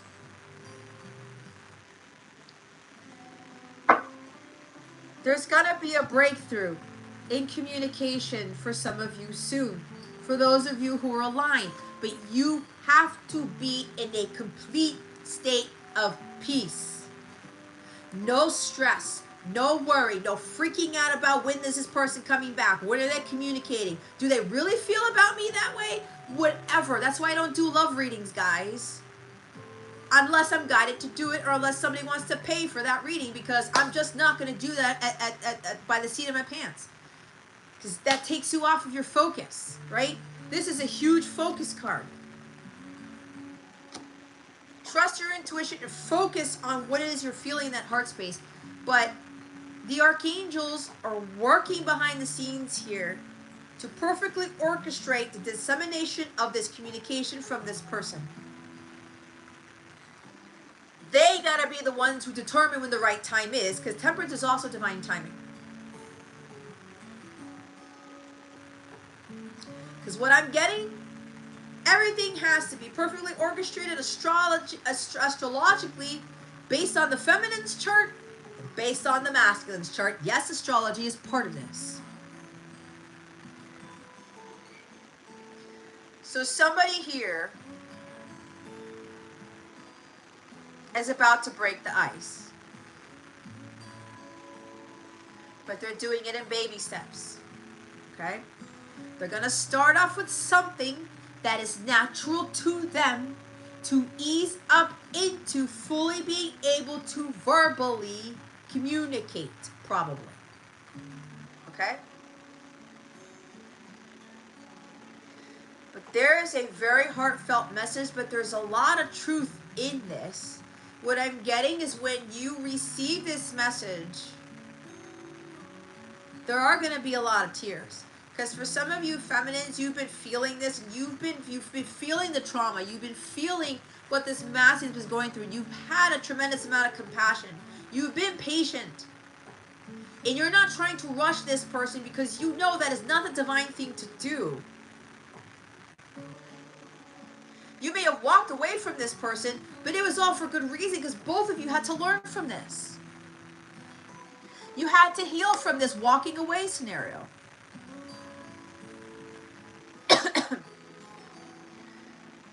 So the feminine is going to get clarity. She's going to feel a little bit of sense of relief, because every now and again the feminine starts to doubt a little bit. Like I said, we're human. And then we got to get back into focus on what God has shown us, what God has confirmed to us, what our heart space is telling us, what we are feeling here. But for some feminines who've done the work, you've done your healing, you are in a complete state of peace and tranquility while you were doing your life's purpose. This is for you. Because now you're going to get the peace knowing that what you were feeling all along has been truth all along.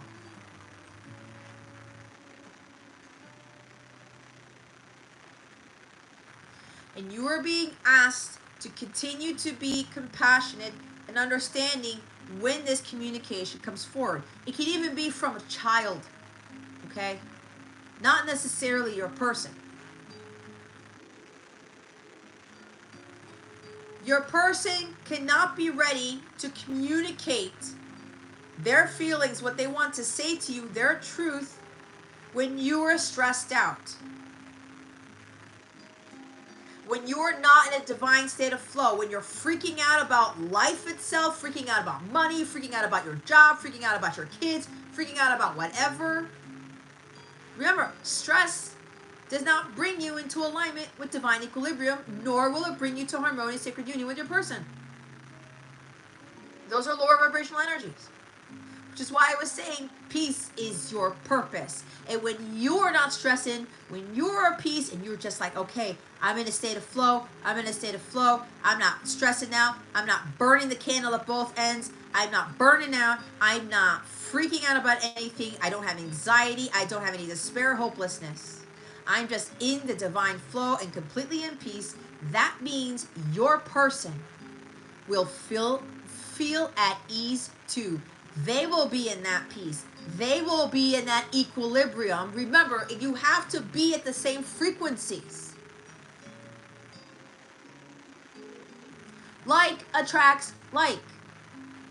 The archangel in that temperance card will not bring the two of you together if you are not balanced yourselves. If you haven't reached that divine equilibrium, that peace yourselves, the harmony in your life and the world around you. It's like if you were at a chem lab and you got your pipette and your Bunsen burner and your beaker and you're mixing two things that don't mix, because what will happen? Either you'll break the beaker or it will explode. If you've been in chem lab, you know what I'm talking about. Even with the slightest change in the amount of ounces or milliliters in that liquid, when you put it into that beaker or Bunsen burner, whatever the heck is you're doing, you will get an off result. You will not get the divine result. You will mess up the calculation. You will mess up whatever it is that you're trying to create. Right? I don't know, there's like a chemist around here somewhere. You get what I'm talking about. Or again, anybody who remembers Chem Lab. If you remember Chem Lab, you already know everything had to be precise. But this is about the archangels making sure everything is perfect according to how they determine perfection.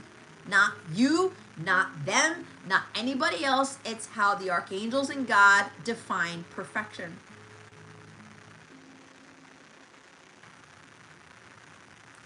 Everything's got to be exactly right, exactly calibrated before these counterparts come into union.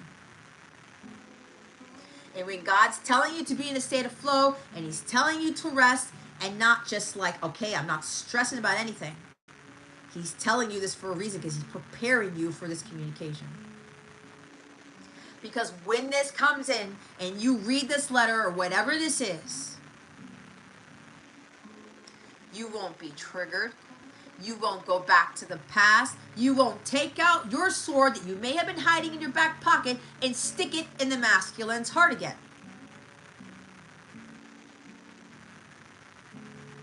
The archangels don't have time for this. Which is why healing the inner child is so important. And being in a divine state of flow is so important. And how we can really learn from our kids too. Even in these types of connections. Wow. The Emperor is at the top of the deck. The Divine Masculine is at the top of the deck.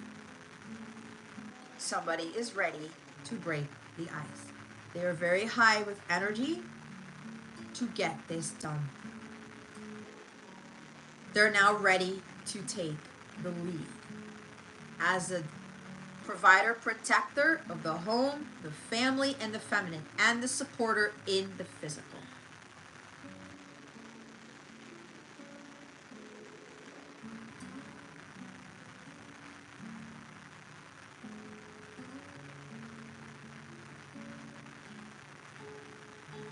Okay.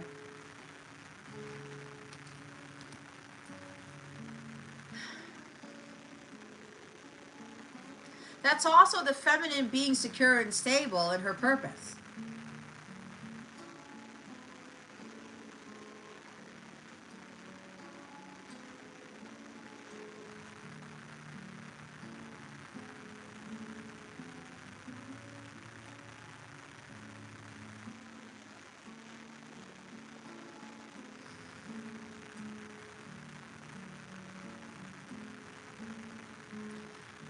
This divine masculine is gearing up, getting ready to break the ice, to break the veil, to break through. Are you ready to break through, divine masculine?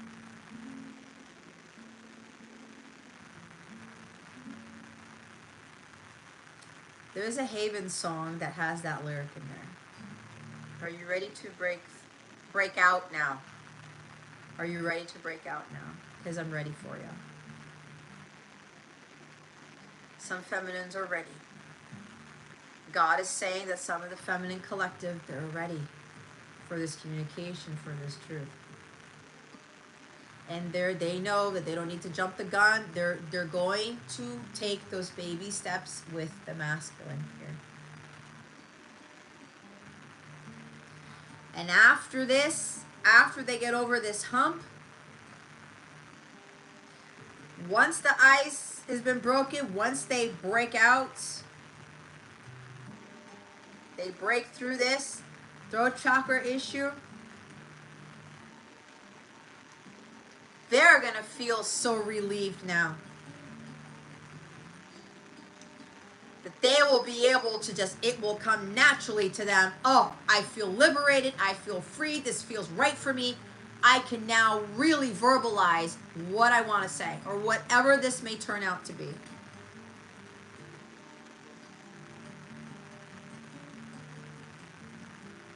The others of you are putting too much logic into things.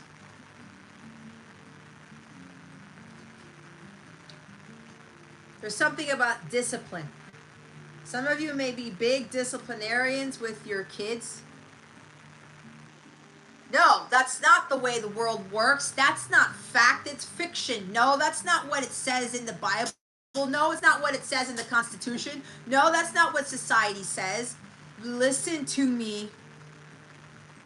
My guides are really coming at you hard with this. If you are trying to tell your child that doesn't make logical sense,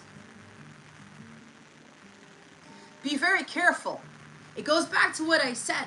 Some of these kids are smarter than you. Unconditional love has nothing to do with logic. God isn't all about logic. He's about the heart. He wants to see your heart. He doesn't want to see your logic. He wants to see what is in your heart posture.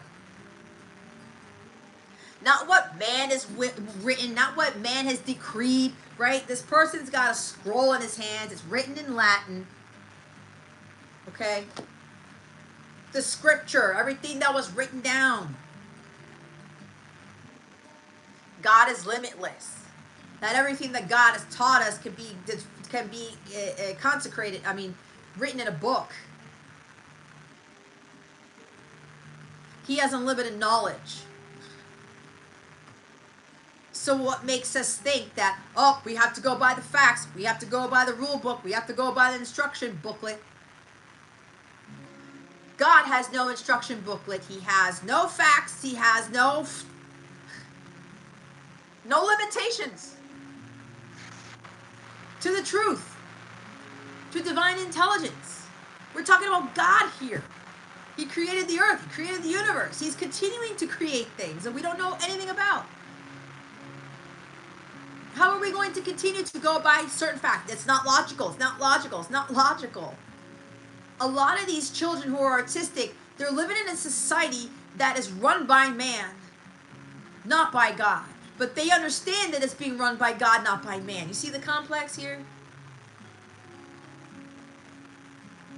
They see the truth for what it is when the majority of adults don't.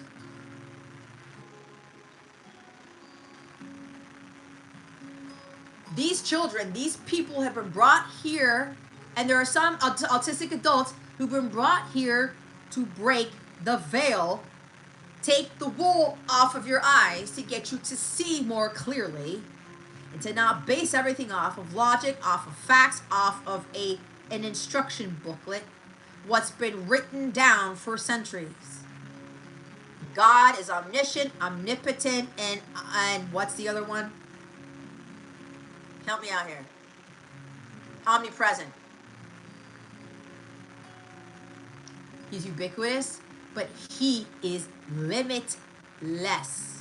We wouldn't be in this society today. We wouldn't have computers and iPads and digital music and video games and shit if we stayed to the old rule sets, the old facts, the old paradigms, the old instruction booklets.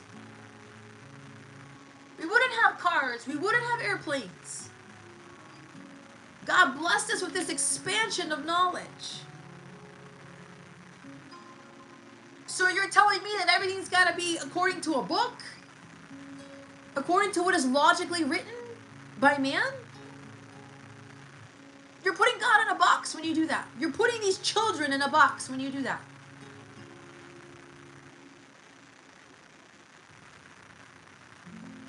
Their creative abilities are through the roof. Their psychic abilities are through the roof. But some of you are trying to discipline your child because you're trying to put all this logic into their head. And it is not natural for them, which is why they can become defiant, which is why they may be hypersensitive. Oh God, they keep telling me I'm wrong. Am I ever going to be right? Are they ever going to listen to me? You see how we do damage to these kids in a sense? And we put these labels on them that they got a problem when they don't.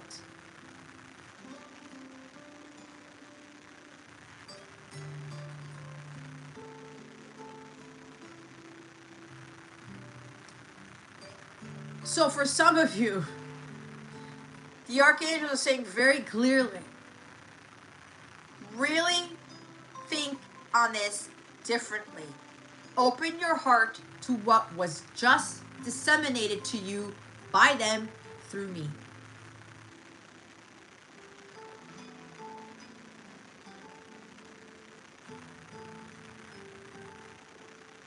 Because I know for a lot of you, this is off the grid. This is out of line. It's not written anywhere. It doesn't make logical sense. But how are you feeling about it? How do your kids feel about it?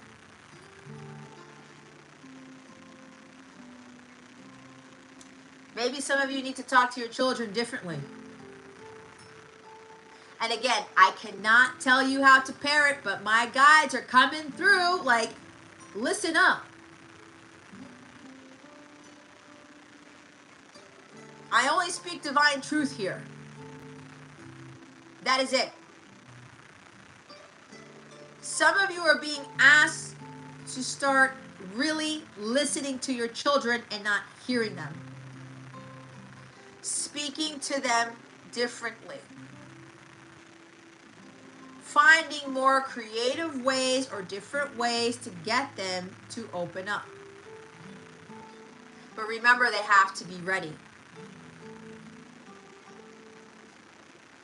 We're not trying to throw so much of this logic into things. Certain rules. I'll never forget one of my nephews. I think he's autistic too, but they say he has ADHD. Either way, it doesn't matter. I'm not putting a label on my other nephew. This is an example. This is when I was living with my sister. My nephew, my youngest, one of my younger nephews of my second sister, he had his socks on the kitchen floor. And I said, I'm not going to say his name. I said, so-and-so, Bud, let's call him Bud. And I said it nice. I said, you know, you should probably pick up your socks off the floor. Somebody might slip on them. The dogs are going to eat them. And you know what he told me? Titi Jessie, there's no rule that says you can't have socks on the kitchen floor. I was like, okay. But he was right. So I did it another way. But they don't want me to tell you what I said, because for those of you who are trying to do these things differently, you got to figure that out on your own. I'm not going to reveal everything to you.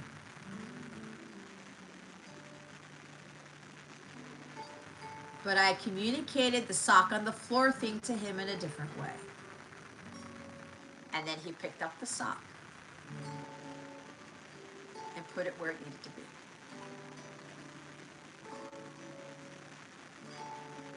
It's something that's going to take some work, guys, but it's doable. If by any chance you need help with that, I'm your go-to person.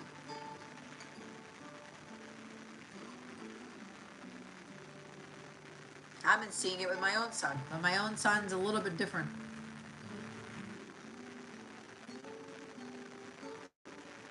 And some of you, like Rebecca is saying, are going to be working with kids. Some of you, your life's purpose involves children. Or you're going to be helping parents who have these who have these children in these lives, these gifted. I prefer to call them gifted. God is telling me they're godly children. Wow.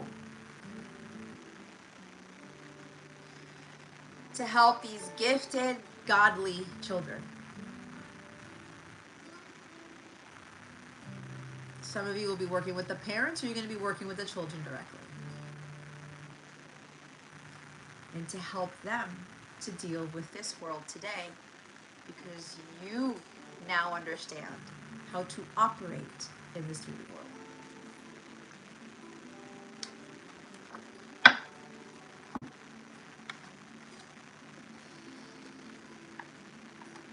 Wow. All that in one card.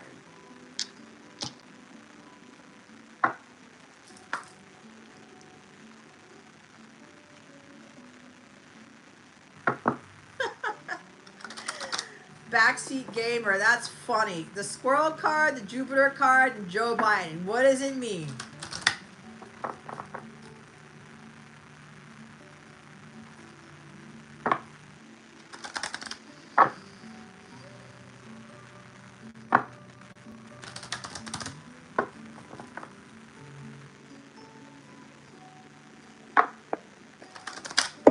Have faith in what you know, gamer. I think I know who this is. Joe Biden card.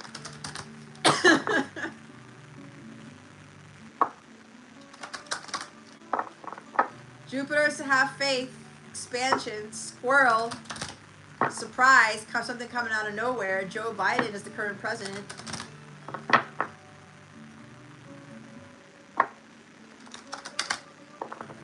Have faith in your spontaneity.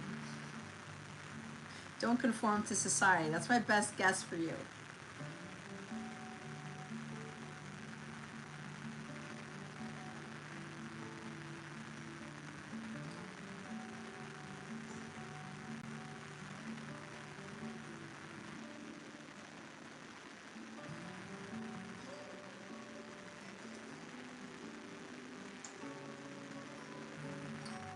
See, Rebecca said, that is how EJ is. He can't do school, but let him be free outside, and the things he comes up with is just wow. Where did you learn that is what it makes you think. I've been noticing this about my own son. Because public school doesn't work for him. And my family has been trying to get him to go back there, but I think they're starting to realize my son's very different. My son is brilliant as all hell. He just aced some exams yesterday. And we went out to celebrate last night. And he was telling me, his teachers were like, where did you come up with this? This is stellar work. I'm not worried about him being successful. And quite frankly, my son doesn't need a college degree. My son's destined to do great things. And sometimes I come in, did you do your work? Did you do your work? You know, disciplinarian a little bit, the societal logic in it. I'm like, I gotta back off a little bit. Because we all know with these kids, they gotta go at their own pace. This society is pushing us to get school done in 12 years and go to college for 4 years. And people start looking at the college students who are in college for 7 years. Maybe they needed to be in college for 7 years. Maybe they were just having fun and college wasn't for them. Like I said, not everything is for everybody. Look at how many successful people don't have high school degrees, who have college degrees. People get hung up on those high school sports people who make millions of dollars, and it's like, oh, well, this person wants to be a famous sports athlete. They don't have a degree, so they're not really going to be successful. Oh, whatever. No. We don't know what God has planned for everybody. God's got a different plan for all of us. He has a different path for all of us, and we're going to learn differently. Like for me, apparently school didn't work for me either. I put so much pressure on myself, it killed me by the time I got to college. I became such a hardcore perfectionist, it wasn't even funny. And it fucked me up. It fucked me up later in life, but that's how it was for me.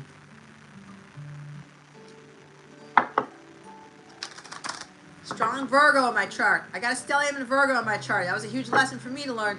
Perfectionism and being very self-critical. Very self-critical. I'm not good enough. I'm not good enough. This sucks. I didn't get 100. I'm telling you guys, I would get a 98% on a test. I would be all upset as all hell because I did not get a perfect score. Do you know how fucked up that is? The first time I got a B was in high school. I went home crying, and I cried for 2 hours.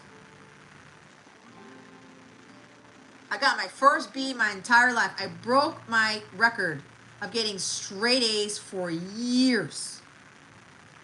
And I cried for 2 hours. What did that B do for me later on in life? Nothing. Nothing. Do you want your kids to be acting like that? Because of grades? Because of perfectionism? You won't get into college? You won't be successful because of this? When you're putting the square peg in the round hole?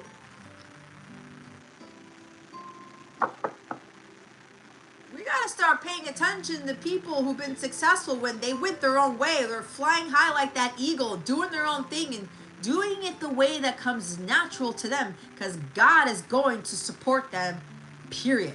Because they're in their truth.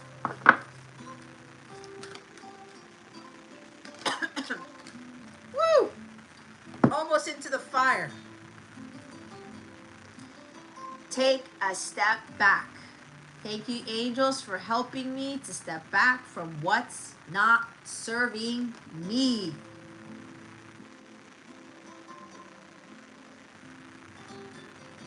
Hi, Mars.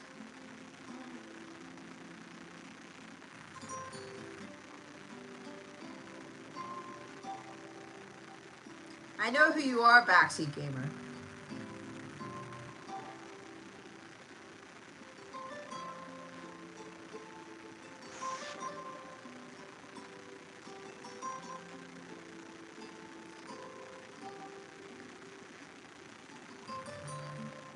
We're living on the edge! Right, Aerosmith. It's like, whoa, step back from the ledge, my friend. Isn't that a Third Eye Blind song? I pray to God someone's not trying to commit suicide here. No, no, no, no, no, no, no, no, no. No. Step back from what's not serving you. You know what's not serving you. Walk away. You have those wings. You're supported by the archangels. You don't need to be doing what no longer serves you. Bottom of the deck. Love and accept yourself. Thank you, angels, for lovingly guiding me to self-acceptance. Accept yourself for who you are. How you think, what you believe in, how you communicate. All right? If people aren't going to like it, tough shit. Let them deal with that. Okay? Self-love is so important.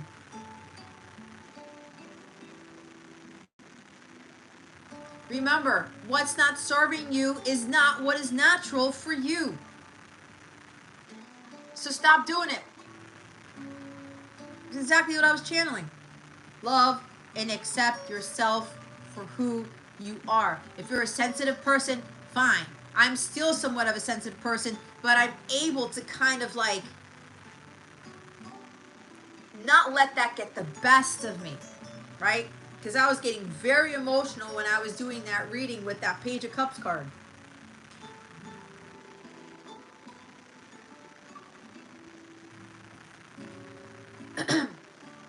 Some of you, this is What may not be serving you is not communicating your truth or not opening your heart to love, to new beginnings, to fulfilling that music career, that book writing career, whatever it is. You can't let anyone or anything hold you back, guys. Your heart knows what it wants to do.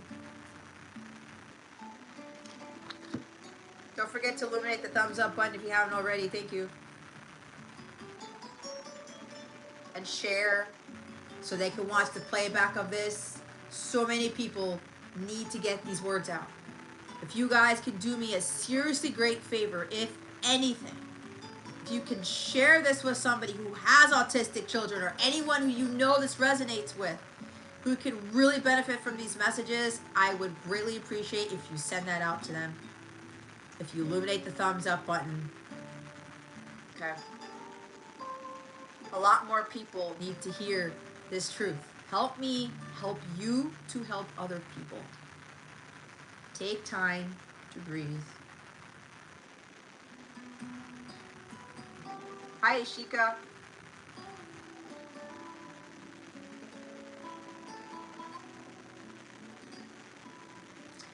Hold on, let me answer Ishika's question. Do you think that there are times when spirits can sabotage an astral message from getting to you because they don't want something good that's meant for you to happen? I will say yes. The dark spirits, the demonic spirits can interfere with that. It's happened to me, especially the more I ascend, the more my light gets brighter. Listen. This is an example when I know that my vibration is moving to a much higher level, okay? Especially when I'm listening to music. Page of Cups is music, remember. Okay, that's why I put acoustic guitar music on here. I'm about to get a massive epiphany or break through another level of consciousness. The enemy stops the music from playing or they trip me up. No joke, guys. I've almost fallen on my ass out of nowhere when this happens, okay? The enemy is that powerful to fucking trip me up and to hit stop on my Spotify player, okay? So that is possible. But if that happens to you, or like you know that there's been interference, you've got to really rebuke whatever that is, or be like not today, Satan, or whatever, and go back to God. Like, no, let me get back up there, because that could discourage you. Do not let this stuff discourage you, okay? And if it doesn't come to you then, it will come to you at a later time. Thank you, angels. I breathe with ease, knowing you're here.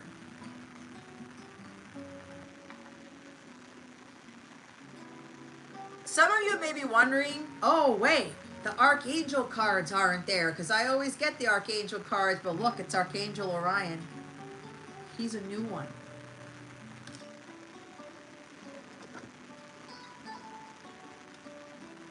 Okay?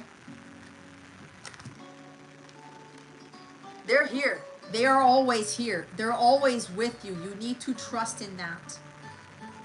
Take a breather. Relax. Take a step back. Take it easy. Release what doesn't serve you. You know what this is. You know what you have to let go of that doesn't come natural to you. Let go. It's okay. Orion. Thank you, Orion, for manifesting your miracles in my world. Miracles are coming. Okay? This is a new archangel, and guess what? Some of you have been reincarnated to become new archangels. I got that download a couple of years ago, and I was talking to one of my students.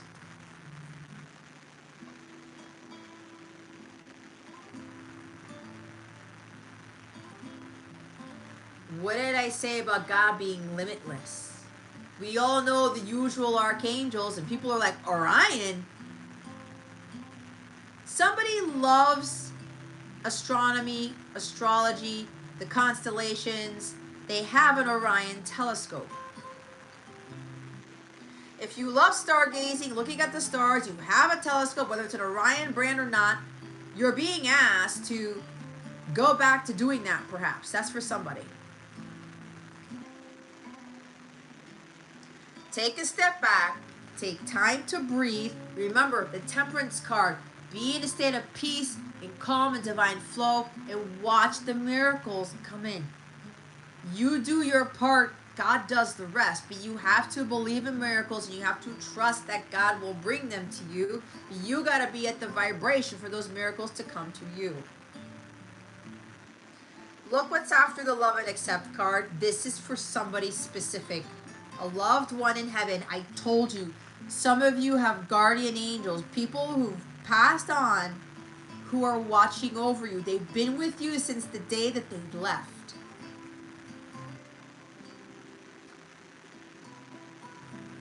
Thank you, loved ones in heaven, for drawing close at this time. They are here.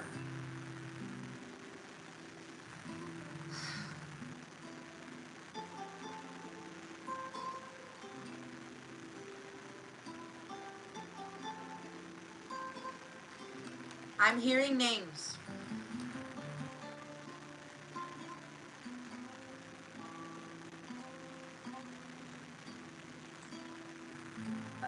These guardian angels, those who passed on, your loved ones in heaven, Jeremiah, John, Rebecca, Tim, Tom, Aaliyah, Alicia, Alexander, Alejandro, Guillermina, Martha, Tomas,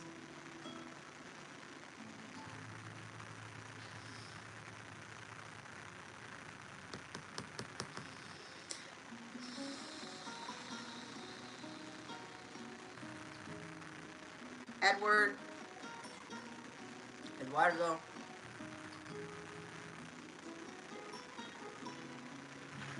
Jackson, or Jack.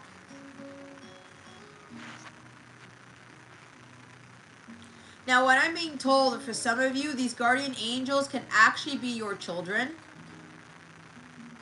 They're earth angels is what I'm being told. So if you're hearing names of people that you know that are on the physical plane, I was just told that if you're getting that, that's because some of your children or some people who are on this earthly plane are your guardian angels. I also heard my name just now, Jessica. Brian, Letitia, Harmony, Stability. That's not a name, but they wanted me to say that. Jesus, Mary Magdalene, Martin Luther King Jr., John F. Kennedy, Robert Kennedy, Abraham Lincoln, Zacharias, or Zachary, Mabel, Mariah, Milka, Millie,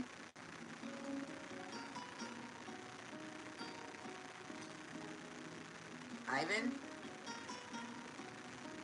Icarus, Isaac, Elijah, Zebediah,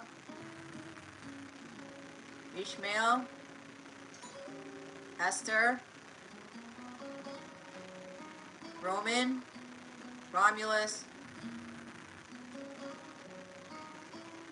Rama. I'm hearing Thomas. There's this, that's like 3 times.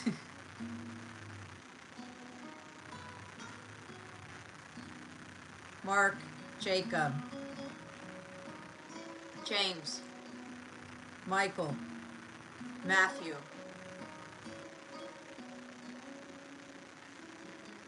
Brianna,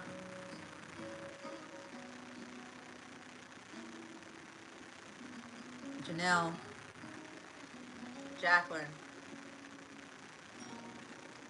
Carter, William, Charles, Jason,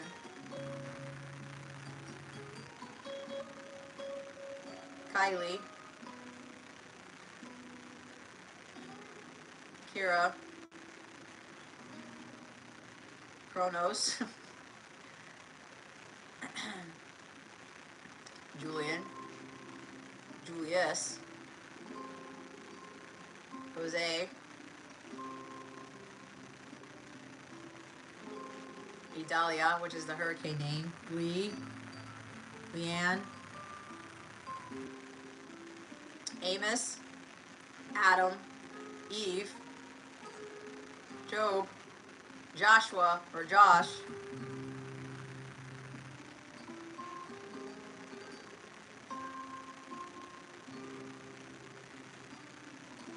Teresa or Therese,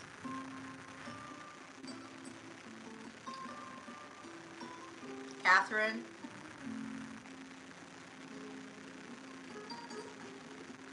Lola,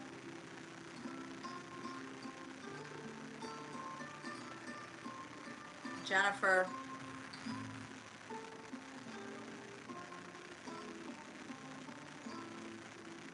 Randall or Randy,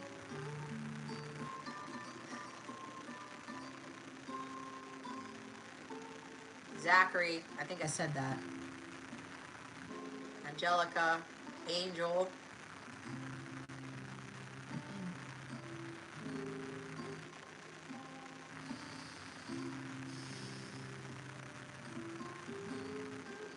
Ida, Harriet, Hannah, Christopher, Chris, Cody, Justin. I heard Justin Timberlake. That's kind of funny. Brittany,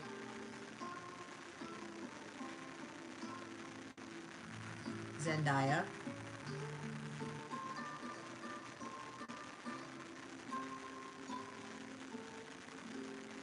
Ariel, Ariela, Daniel, Daniela, Danielle. I heard the last name Oyaga. I'm hearing my last name Ortiz. It's not about me. This is what's coming through.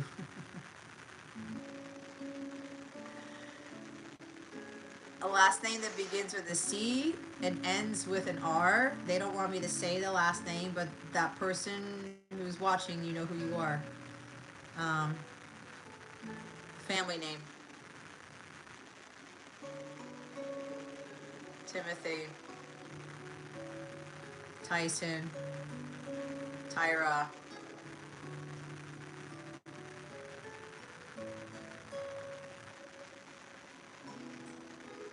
Abner,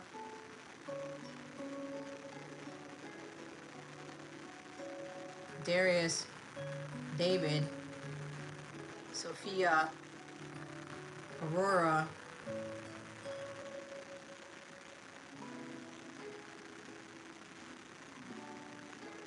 Paul, Scott,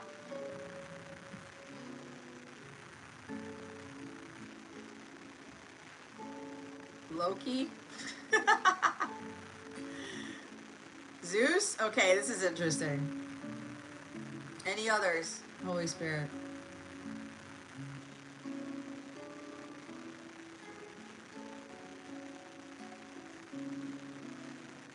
Shekinah and the Holy Spirit. That's what I got.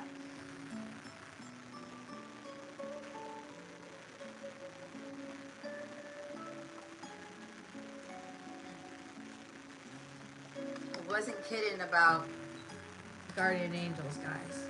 And guess what? Study and learning. You were here to learn from them.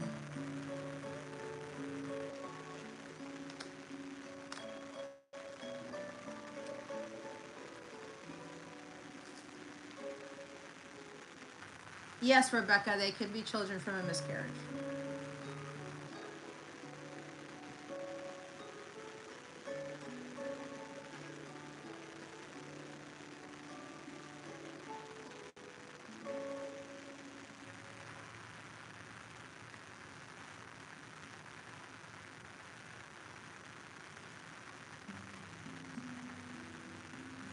Yeah, you told me, Rebecca, your family's from Mexico.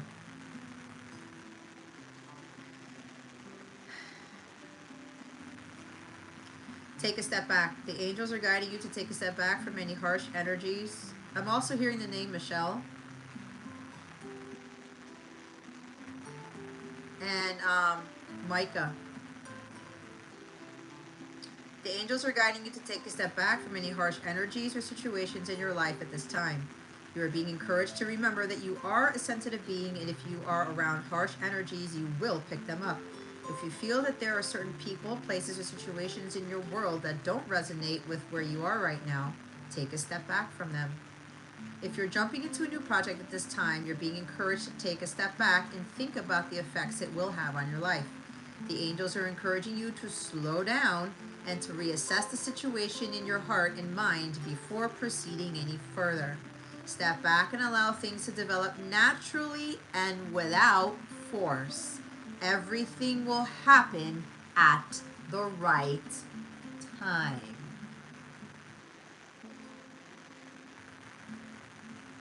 See?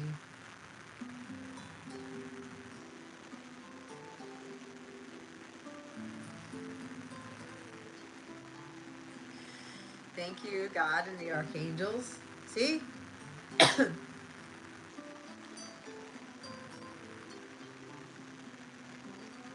I'm also hearing if you're jumping into communication, when you're going by your mind and your heart's like, nah, don't do it yet, right? Or go to God for this.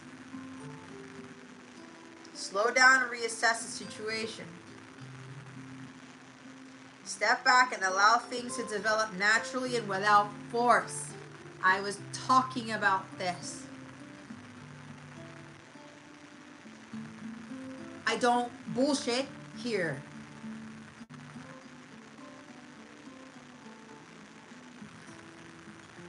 The guides, my archangels, God, they don't bullshit. Love and accept yourself. You are doing so well on changing your old habits and thoughts. The angels are now encouraging you to take the next steps along your pathway, which are to approve of yourself and then love who you truly are. You are a divine, perfect, loving, and lovable child of God, and it's time for you to look at yourself through these spiritual eyes. Take a moment to look back on your achievements and then wrap your arms around yourself. Give yourself some well-deserved love. Your self-esteem and confidence have taken blows of shock and trauma over the years and are no longer serving you. The angels want nothing more than for you to be at peace with your life, and they are here to help restore your faith and confidence in yourself.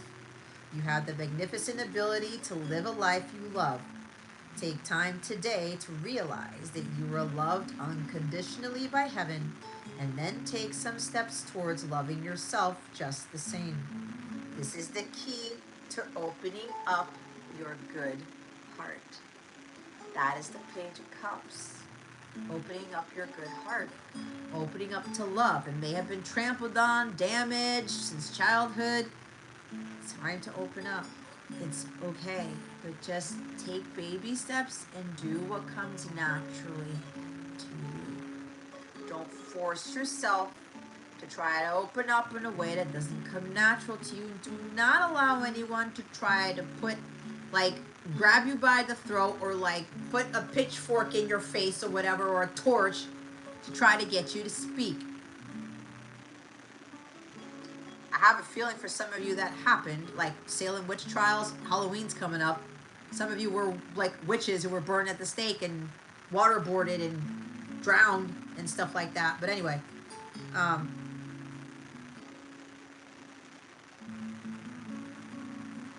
take some steps towards loving yourself just the same. This is the key to opening up your good heart, right? Loved one in heaven is right after that. The angels are bringing through a loved one who is in heaven at this time. They want you to know that their energy and support are always with you. Your loved one in heaven is drawing extremely close to you and wants to help heal any remaining pain or feeling of separation that is within your heart. Take time to acknowledge and remember them, for this will allow you to feel their love. The energy of a loved one wants to help you move forwards in a loving and safe way. If there is someone on the other side whom you miss or have unfinished business with, This is your opportunity to make peace with them.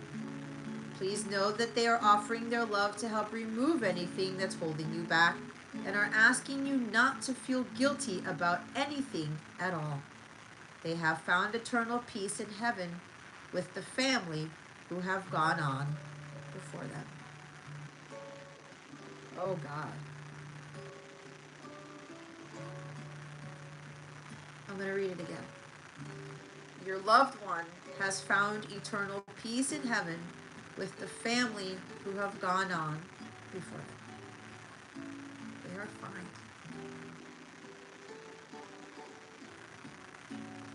They're here to help you remove anything that's holding you back and are asking you not to feel guilty about anything at all.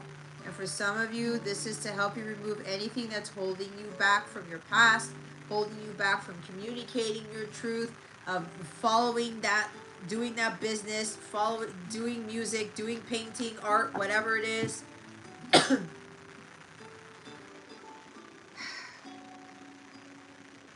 With expressing who you are, how you feel.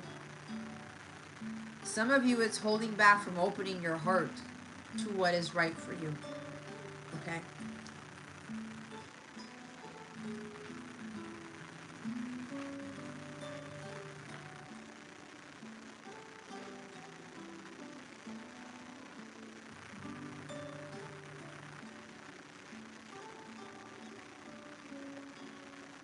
Oh, Rebecca.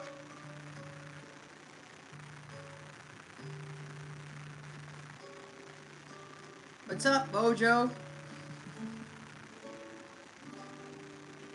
Yeah, Ricky's here too.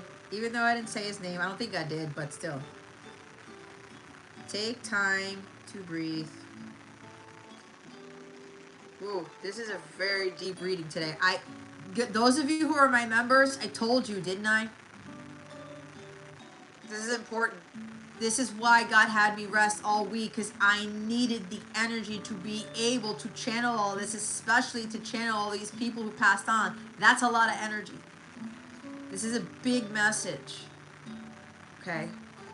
I need to have that energy to be able to channel things like these. The angels have seen that you've been rushing around with your chores and hectic schedule, and they see the toll it's taken on your inner peace. They are encouraging you to take some time out and breathe. It is so important for your well-being that you get some rest and allow your energy to catch up with your physical being. When you have too much going on at once and you rush around, you get less done. So slow down your pace, take your time, breathe deeply, enjoy the air around you, and you will complete your tasks. By taking time out to breathe before you start your day or at the end to digest the events of the hours gone by, you will give yourself the time and space to review the positive experiences you've had. When you rush around so much, you see less and don't get to enjoy the peace or the house. That's coming from them. The happiness and the blessings. When you take time to breathe and enjoy the beautiful air, you will also begin to recognize the divine blessings and people in your life. You're here to enjoy life, not to rush straight through it. So relax and breathe. As you do so, you will draw divine angels even closer to your heart. What did I say about the stress and rushing around? You actually push the angelic realm away, the archangels away. All of those people in heaven who are trying to help you out, you're pushing them out too.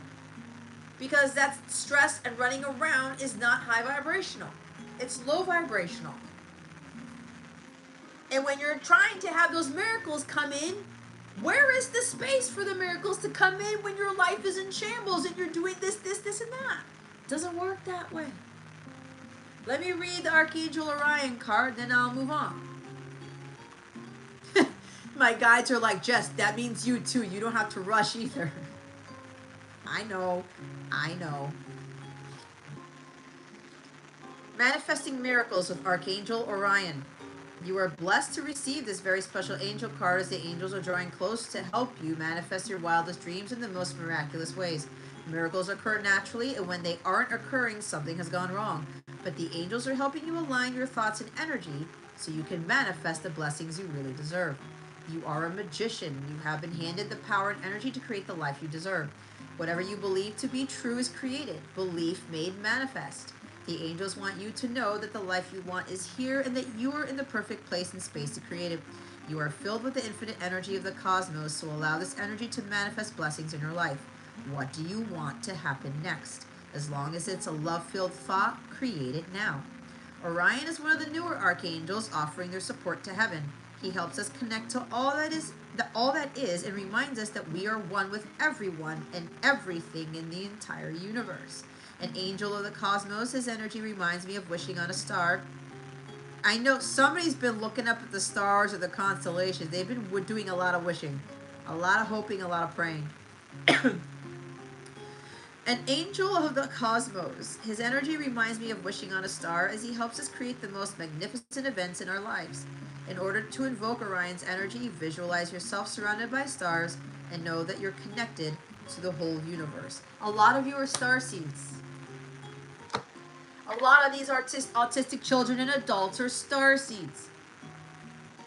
Those things do exist. I do offer star seed readings if you are interested, to help you understand what star seed system you're from and how you can better manage you being your star seed self in this world.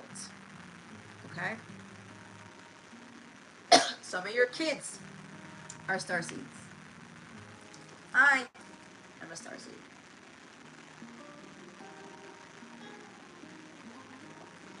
I happen to be a lot of things.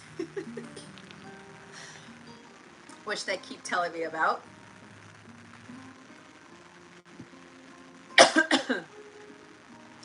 Miracles come in when you slow down, guys, not when you rush it, not when you force it. I keep experiencing crazy ass miracles. I mean, even the tiniest of ones, and they've been telling me to chill out even more than what I normally do.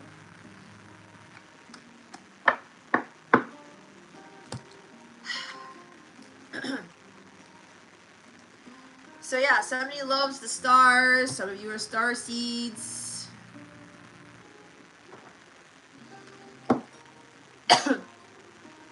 This is weird. I'm hearing, even if you wanted to see more about your kid, about what type of star seed they are, I could do that too. They're having me say that for a reason. For some of you who have star seed children, I can actually do a reading for them to help you better understand your kids as star seeds. Okay? Because some of you may not be a star seed, but your children are.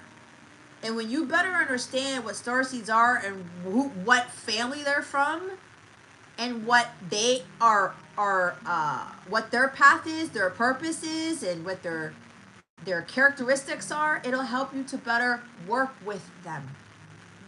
I just got an idea. Look what's already at the bottom of my self-care deck. Release. I was talking about stars.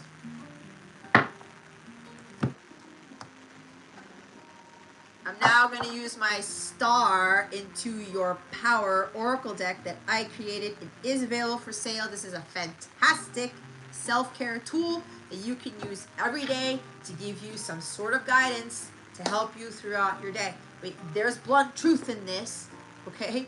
So you gotta really trust it. If you get like a little bit of a triggering message, that's your archangels trying to keep you straight, trying to keep you in your highest vibration, okay? If you go to capellawellness.com, you can click on shop, or if you click on the link in the description box, it'll take you straight to where this deck is. If you are a Capella member already, there's already a coupon code for you to get 10% off this deck. If you haven't purchased this deck already, if you become a Capella member, you get a 7-day free trial. You will still get the coupon code to get a discount off of this deck, okay?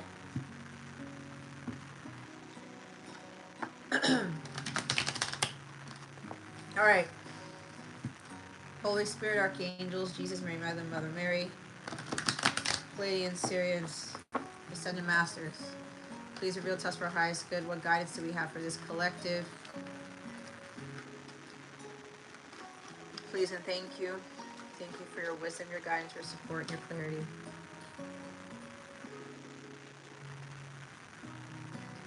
Okay, those of you who are in my live, you're going to laugh. Lean into the light. Show it up again. Take a step back. Release what doesn't serve you and lean into the light.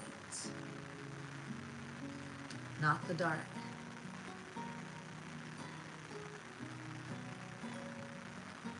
Your miracles are where the light is. Your abundance is where the light is.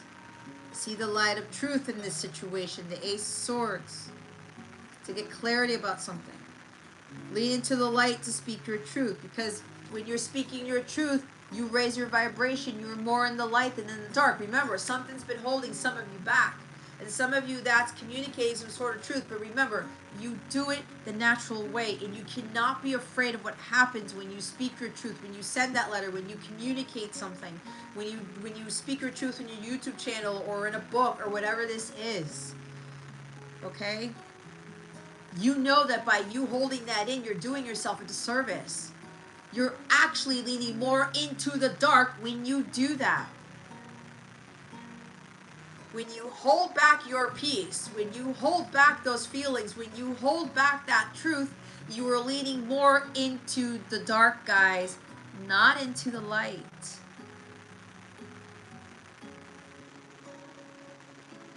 You're going to be okay. You are so supported. So supported. Here's to a fresh start. Letting bygones be bygones. Leaving the past behind. It's a new beginning. As long as you lean into the light, and when you start this new thing, you are going to understand what that light really looks like, what it really is.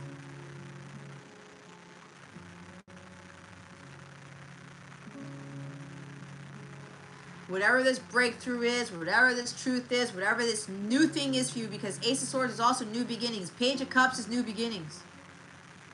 It's a new beginning, doing something new, doing something you've never done before. But you will be backed up. As long as you're following your heart and you're in your truth.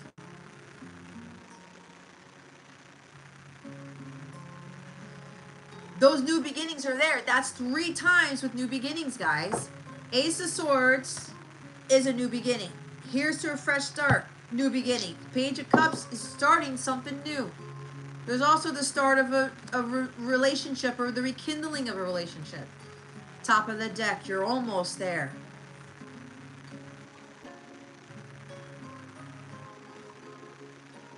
You're so close to a fresh start, to a breakthrough, to a new beginning. It's already here for you, though, because it's at the bottom of the deck. You just got to stay in that light. Hold that light. Lean into the light. Keep the light on. It does help the rest of us, because what's coming, guys, is going to be very dark. And you're all being asked to be responsible for your part in leaning into the light, and not just leaning into it. You're keeping the light on. You are ascending.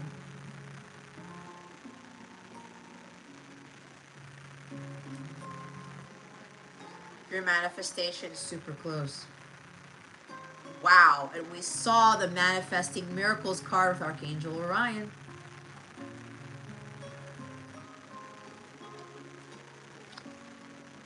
Release, control, trust in the light, like Jason's channel. Go watch Jason's channel. Jason, go put your channel down there. Give Jason some love. He's one of my students. He was Page of Cups. He was very shy at the beginning. And I love what he has done, because he's breaking out of that mold. He's breaking out of that shyness. Oh, Jason, I forgot to tell you. When you started saying, like, what the fuck in that last, your Holy Aces Batman reading, I was, like, cheering you on. I said, there's Jason right there. So kudos to you, because you are really ascending, Jason. You are really leveling up. I'm very proud of you, because I know this hasn't been easy for you. And Jason has been so kind enough to tell me about his childhood, and oof, that's all I'm going to say. A meeting with God is overdue. After the Fresh Start card, listen closely. Listen to your intuition and follow it. Page of Cups energy.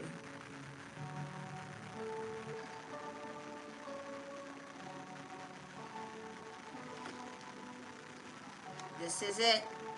Go for it. If you're wondering if this is the time to go for something, there's your confirmation right there. Forgive them. Forgive yourself.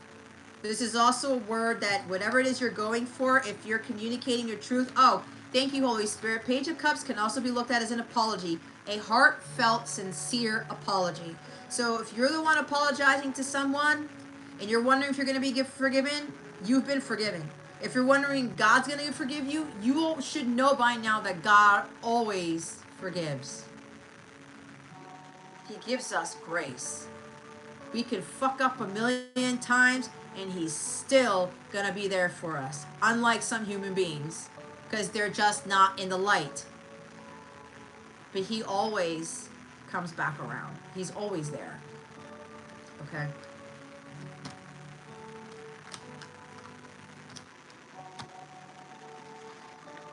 The light is where it's at. And when you are in a state of flow, and you're not rushing, and you're not stressed out, you are more in the light than in the dark. So let's get your self-care tip, and then I will do a love reading-ish. Didn't I say 12:30? I knew it. I think my guide said that to try to see if I was going to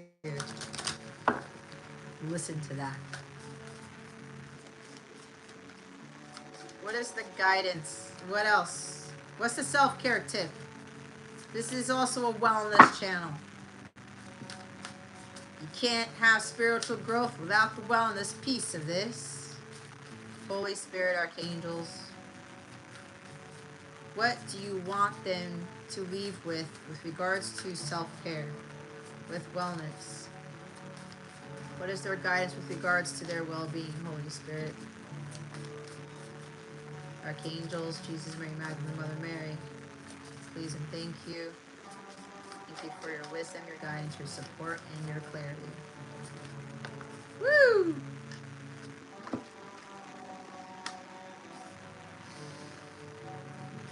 If you haven't watched my How to Raise Your Vibration reading for the all signs, I highly recommend that you do. Check your placements. Sun, Moon, Rising, Venus, North Node, and any other placements you feel drawn to. If you end up hearing in one of my readings on that reading to go watch another sign and you don't have that placement, you're being encouraged to watch it. Because these cards came out. Decision for Gemini, action for a Scorpio. You may have those in your chart, or you're dealing with a Scorpio or a Gemini or whatever. We have decision and action here. Okay? It's like someone's teeter-tottering between making a decision whether to take action or not, whether to break the ice, whether to stop end the separation, whether to stop the silence, end the silence. Okay? Whether to apologize, I'm sorry, forgive me, whether to reach out and open their heart, to invite them somewhere, because Page of Cups is also an invitation, a proposal of some sort. Yes, Mojo, you are my birthday twin. Which is awesome. Someone may be trying to make a decision to take action with sending you the love letter, sending you the communication, whatever this is. It could even be a job proposal, or you submitting that resume, or submitting that part of your book. You guys know what this is. A lot of you don't need to come to me or to go to another tarot reader to give you confirmation on knowing what you need to do.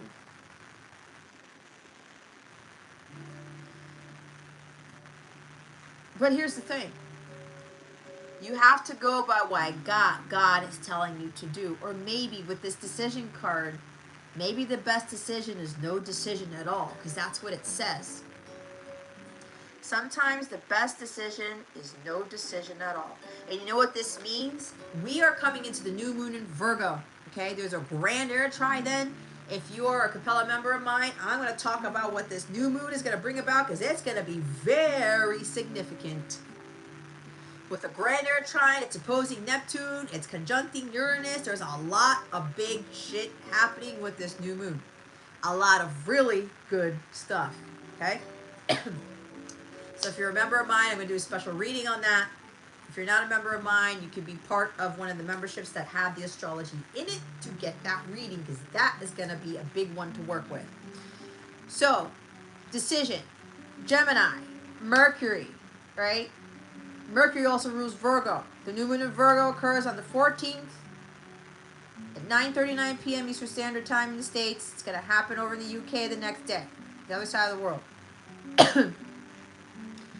This is about stop putting logic into this. Stop trying to go by a rule set. Stop trying to go by what everybody else is saying you need to do, how communication is done, whatever. Make the decision in the moment. Don't sit there and weigh out the options for some of you. Sometimes weighing out the options isn't the best thing. Which is why I started with the heart space. Your heart feels compelled. Take your mind out of that. The Page of Cups is going by the heart during this time instead of the mind.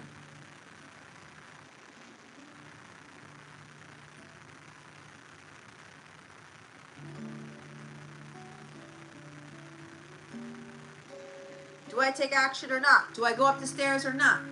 This is a new beginning. The Sun card is here. Whatever this is, you just do it in the present moment. Just go for it. Like that card said, this is it. Go for it. Again, with this decision making, balance, it's like weighing out the options. The Sun and the Moon are in this card. This is also an indication of that Temperance card, bringing balance to the masculine feminine dynamic, the divine counterpart connection. Because as I said, some of you have reached divine equilibrium. Justice will be served. The truth will be told. Someone's going to do the right thing and bring balance to a situation with this communication. Or you're bringing balance into your life by following your heart and like just doing the do. Breaking through that barrier of being shy, of being afraid to do something new, to follow your heart, to do those artistic things. Or something with your children. Right?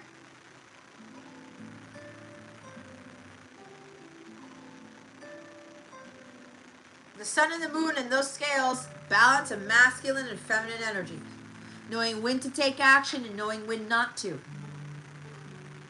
But you feel it here. You're not trying to put, again, all that logic into it. Overthinking. Indecisiveness.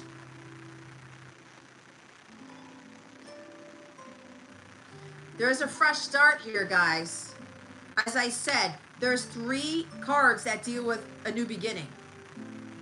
If this is about deciding on whether to go up those stairs, a new beginning, as I said, son of a bitch, the Sun card is a new beginning. It's a new opportunity. It's a brighter world. It's a sunnier world. It's more positive. It's happier. This is the path to your happiness, the road to your happiness. It's like my North Star alignment reading where I tell you what that path to that happiness is and how you're going to get there as part of your purpose.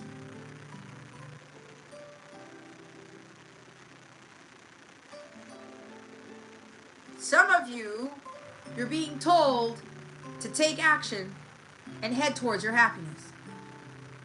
Do what you know is right for you. But again, baby steps. One step at a time. We saw that in one of the other cards. There may be somebody here who might be ready to jump the stairs. If that's like Emperor energy, divine masculine energy, high, ready to go with action, right? That's Emperor energy right there. If God is telling you to do it, you do it. We saw the just do it card. This is it. Go for it. Like Nike, right? Be in the moment. Okay, you know what? I'm just going to do it. Like, done.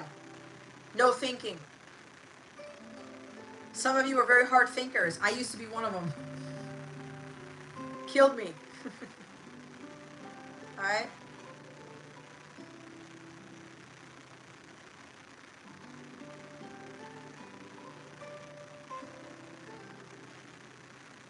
Trust in your heart.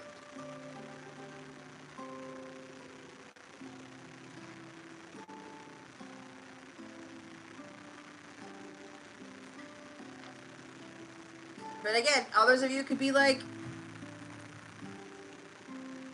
maybe I don't need to take action. I know some of you are kind of waiting for like a total answer, but again, you're going to have to go to God for this. Because for some of you that take a step back card, let's say you're a divine feminine and you've been wanting to reach out to your person and you're weighing out the options, you're trying to make a decision. Best decision is no decision. Just don't make the decision. If God's going to tell you to do it the last minute, do it. But again, you have to trust in what God's telling you. Because that take a step back, right? But again, that's what this thing that's not serving you. And what also could be it's not serving you is you just weighing your options. You're trying to make a decision whether you're going to do this or not. But some of you, you're holding back from your own happiness. Bottom of the deck is patience. There's a cat there. Some of you may have a cat. You own a cat. Virgo is about pets too. Rules the 6th house. Spending more time with your pets. Maybe this is for some of you. You're trying to like, you know, with all those things, being busy. I have to do all this stuff. I have to do all this stuff. I have to take action all the time. I have to get this done. I have to get this done.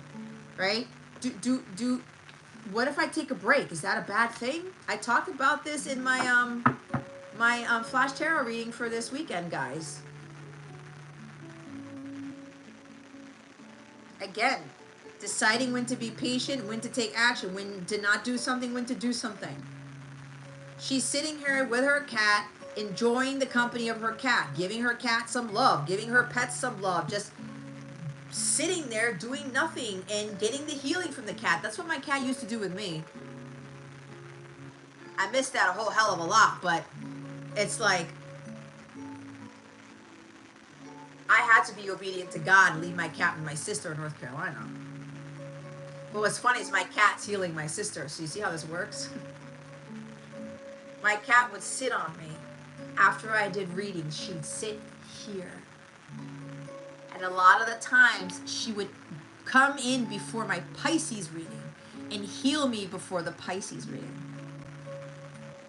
And midnight would sometimes show up in my lives. Some of you who've been watching, who were watching me when I was doing these in Maryland, she would show up in my live streams. And you guys knew when she would come in. It was always timely for her. And then when I was done with the live, she'd come sit right on my chest and heal me. When I would be doing readings in my room, in my old townhouse in Rockville, she would do the same thing. And sometimes she would come after the Scorpio reading to heal me, after the Scorpio reading and before the Pisces reading. Because those two energies would be very, very heavy. Not in a bad way, but it required a lot of high vibrational energy to do that. And my cat knew. She's a phenomenal cat, man. Anyway, I know I will get her back in divine timing. Patience. It is safe for you to wait. Again, some of you, this is a matter of you trying to run up the stairs all the time, right? Baby steps are still steps, and they're still better than standing still. Baby steps are still steps, and they're better than standing still.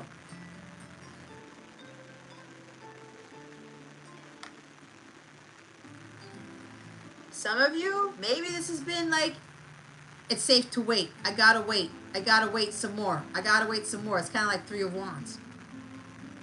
But maybe your heart is telling you, hey, you know, just say something. Break the ice. Put a little bit of something out there. That's the page. A little bit of shyness. Start off with like, hey, how are you?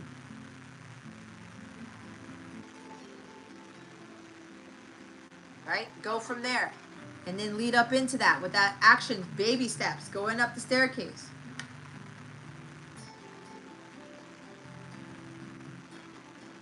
It's kind of like somebody doesn't want to rush this with you. And feminines, when you get this communication, don't rush your person. Give them the time. Be patient, because like I said, they're still a little bit shy. They're trying to test the waters. They're trying to test the waters here. Okay? Again, the baby steps.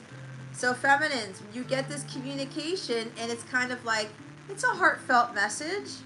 Could be like, hey, just wanted to see how you were doing. I thought about you, or this reminded me of you, or whatever. I wanted to see how you were doing, how your son was doing, how your kid is doing, whatever. Just checking up on you guys type of thing. Right?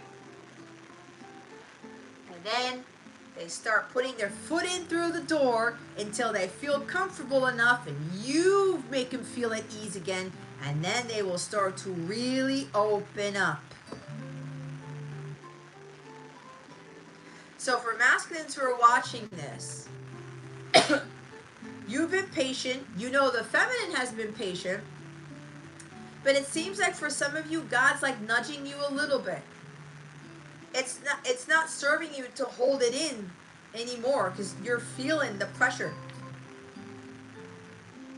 Or you know you can't deal with the silence anymore.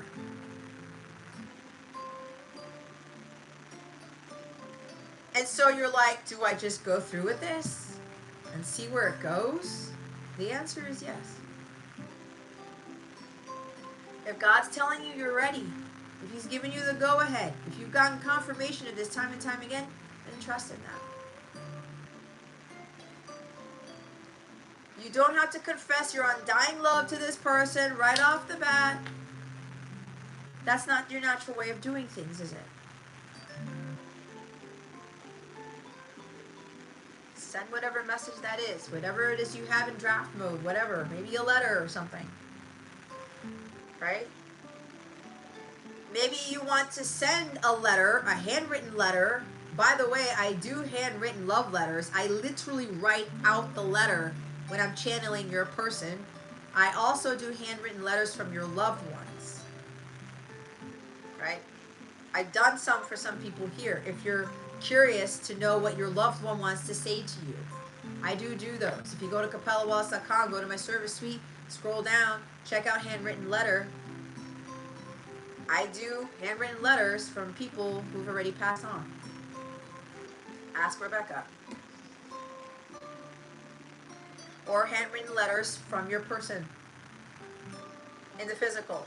Or anybody else in the physical for that matter.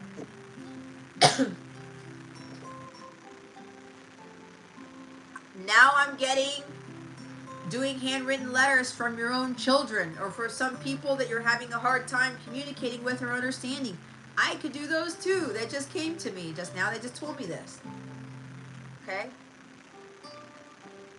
I'm able to tap into a lot of energies, and I write down what they want to say in a literal letter. And you will see me write it in a video. I will read it to you. And you will have written words of what this person wants to say to you. Okay? And sometimes I have a lot to say to you, so maybe you need multiple letters written. I do have conversations between the counterparts. Your person writes a letter to you, you write a response to that person in the same recording. I have those as well, okay? Anyway, action steps. So for the feminines who are receiving this communication, you're being asked to be patient because they're going to test the waters and they're going to lead up into it. And just go with the flow of the conversation. Don't be like, oh, wow, he's communicating with me. So And then you ask them, so how do you feel about me? So like, whatever, right? No, don't do that. That's not natural for them. And if it's taking them a couple of hours, a couple of text messages, a couple of days to kind of like really open up to you, that is okay. It is safe to wait. Because some of you may be getting afraid. Oh my God, he's gonna drop off again. He's gonna ghost me. I fucking hate. I don't like that word. I don't like the word hate. I do not like the term ghost, but I'm not gonna talk about this here. Let them handle this communication the way they know how. If you are a true divine feminine Christ, you've been patient this entire time for them to heal, for them to be ready to open up, and you don't have any prisas, they say it in Spanish, any hurriedness. You're not stressing out. You're not looking at your watch. Oh my God, my biological clock is ticking. No, God has everything to do with your biological clock, not you. So allow this person to just ease into this. What's going to happen, what I'm being told, is that when you communicated with each other for the first time, they felt comfortable with you up until they probably told you something personal that they didn't tell anyone because you made them feel at ease. Right? You spent hours with them, you might have spent the night with them or days with them, and then the next thing you know, over time, they started to open up to some things, tell you some things from the heart. You didn't draw it out of them, you didn't force them, and when they told you things, you asked them questions, or you were sympathetic and compassionate towards it. You had patience then. You still have even more patience now. So allow this communication to unfold in a natural way. Do not force. Because this person will tell you. Your intuition knows this.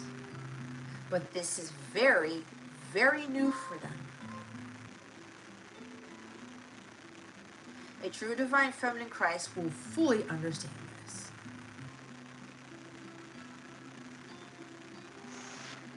Okay?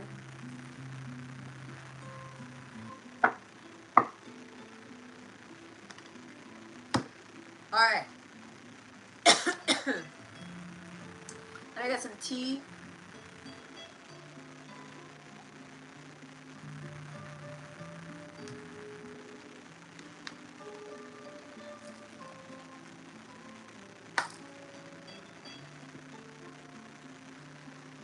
All right.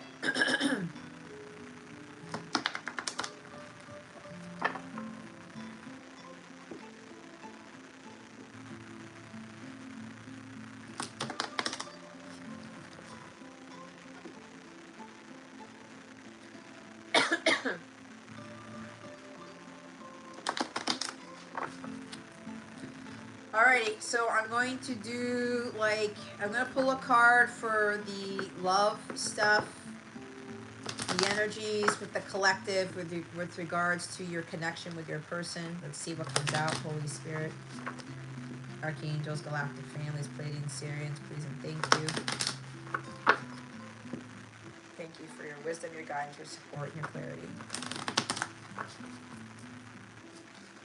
What are the energies surrounding the connection between the masculine and the feminine? Holy Spirit, Archangels, Jesus, Mary, Mother Mary. What are the current energies in the connection between the masculine and the feminine?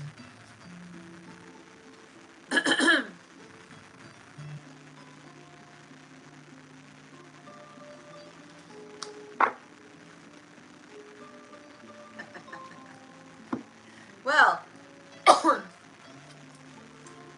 we have the Seven of Swords here. Bye, Mojo. Thanks for being here. Have a good night. Love to you too. Seven of Swords. Like a thief in the night. we have the King of Cups at the bottom of the deck. There is strong Cancer, Scorpio, Pisces here. Okay?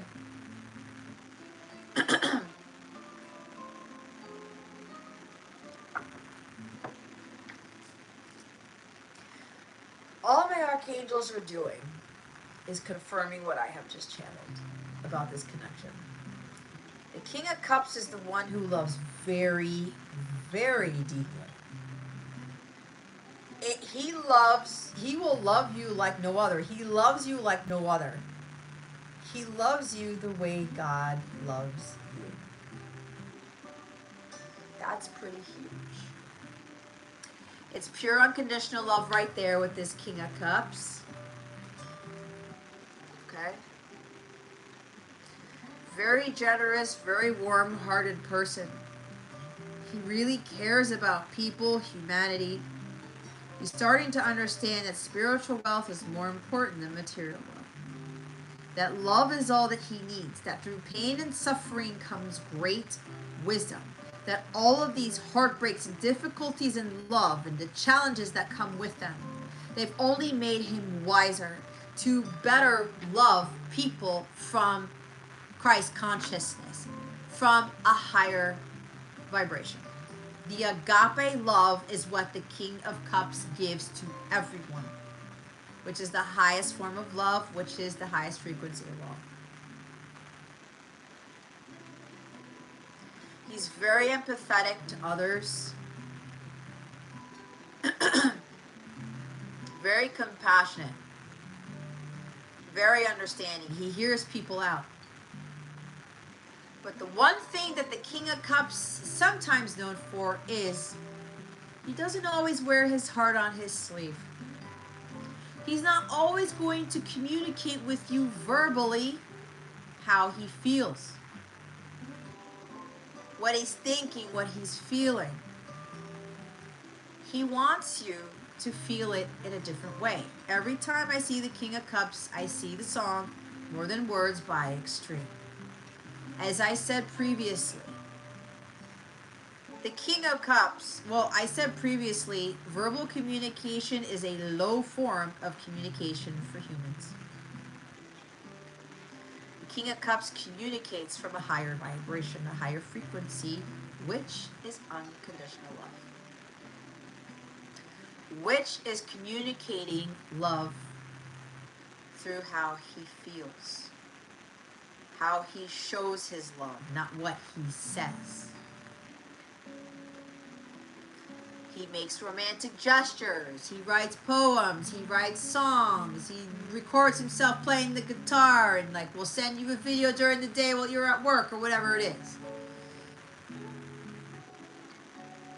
He'll write a whole album for you. I get strong John Bon Jovi with the King of Cups, which is very interesting. Okay.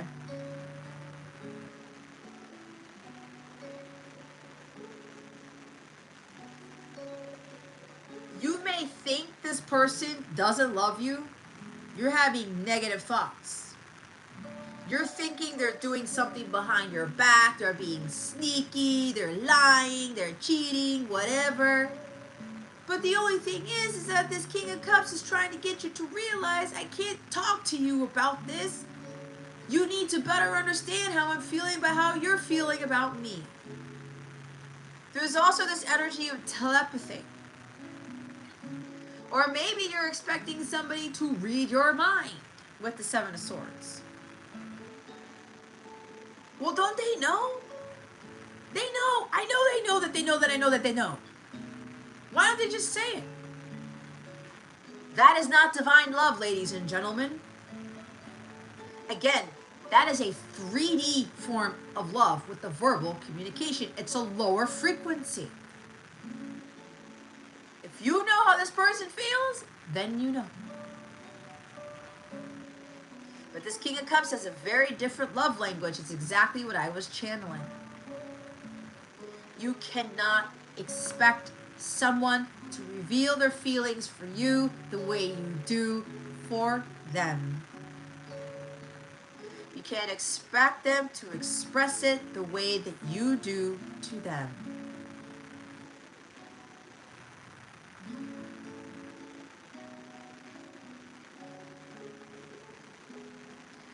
They want me to talk about mute people or deaf people, right? There's sign language, there's braille, whatever, blind people. But I'm hearing deaf and mute. If your person was deaf and mute, would you really expect them to communicate verbally, coherently, clearly, how they feel? No. Because they can't physically do it. But you would be able to tell by how you feel. Peace, calmness when you're around them. What about God? Do you know you're loved by God? Some of you do. Are you loved by Jesus? Oh yeah, like Jesus loves me, I love Jesus, I love God, God loves me, all that stuff. But do God and Jesus write you a letter? Do they verbally communicate to you? I'm not saying that the King of Cups won't write you a letter, that's not what I'm saying, but you get the point. Do the archangels tell you verbally? Do they have to prove it to you that they love you? No. You feel it. It's a love that is ineffable. It's unexplainable. There are no words for this. Because it's so high vibrational. It's like the love that I have for my person. It grows every single day. I cannot tell you what that is like. There are no words for the type of love that you feel and these types of divine connections. So if you can't articulate it, how do you expect your masculine to do the same? But I bet you feel it, don't you? And boy, do I feel it. And it gets stronger every day. It's like the Chicago song. And then as your telepathic skills increase, you won't need that verbal communication. And sometimes God will do you a favor and communicate to you in the physical what your person was communicating to you in the higher vibrations, in the higher realms.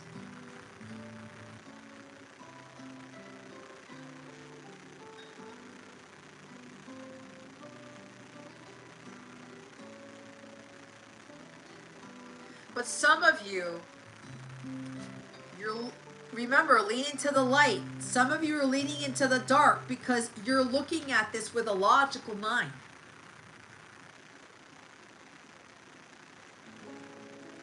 You're thinking that they're deceiving you.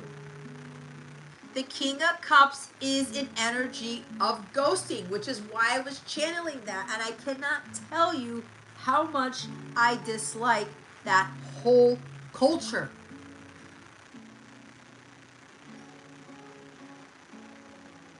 They're not being rude. They're not being deceiving. You don't fucking know what is going on in their lives if they're not returning your texts or answering your phone calls or something. You have no idea. Sometimes they don't want to communicate with you for good reason. They're pissed off. They're having a bad day. Maybe they're in the middle of something. Maybe their cat died. Maybe somebody had to go to the hospital. Maybe they're stuck at work. Maybe they had a bad day and the last thing they want to do is to communicate with you and make it worse. Does anybody think about that? No. Everyone's like, that's abusive. That is wrong. That is not people who ghost you, that they have the issues and poor behavior, blah, blah, blah. I am not a proponent of that whatsoever. That is not coming from a divine place, period. If you are focusing on this ghosting shit that has nothing to do with you. Nothing. Absolutely nothing. If the King of Cups doesn't want to communicate, there is no rule, there is no logic, there is no instruction booklet for them to say that they have to communicate with you, period.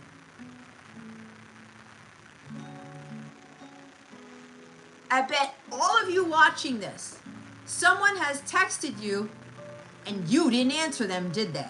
Did you? Probably not. Ask yourself why that was. You're not the only one being ghosted. turn it around and look at yourself and say, oh yeah, I'm actually ghosting people too. But you're utilizing the ghosting term. I call it non-responsive. No response is needed. Sometimes silence is the best option. Sometimes no response is a response. So take it for what it is. And if somebody can't open up to you, if you didn't hear what I said for the past 3 freaking hours, I highly recommend that you go back and watch the reading so that you better understand where this person is coming from. Because the King of Cups has gone through pain and suffering emotionally. Very, very heavy. And if they are male, and if they are a Pisces, they go through it hard. The Pisces men are the ones, when they get damaged, when they get burned, they take the longest to heal. They are the ones who have the hardest time communicating how they feel about anything. You cannot judge them for that. You cannot chastise them for that. You cannot get angry because of it. That is completely unfair. If you put your foot, your shoes, your feet in their shoes, would you like it for somebody to judge you? Right? To think that you're being deceiving? That you're hiding the secret? Or you're doing something backhanded because they're not communicating with you? Or you're not communicating with somebody?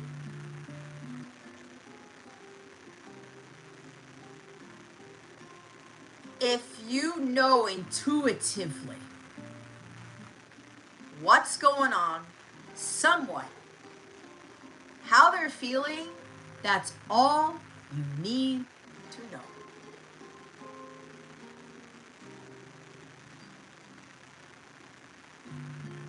The I love yous for this person was told to them so many times, but it had a very different definition compared to your definition. So I love yous. I have feelings for you. Doesn't resonate with the King of Cups. He looks at it differently. But he had to learn what those words really meant. He had to go back and heal to have a better understanding that the I love yous and I feel about yous or I care about yous weren't destroyed, or they weren't, what's the word?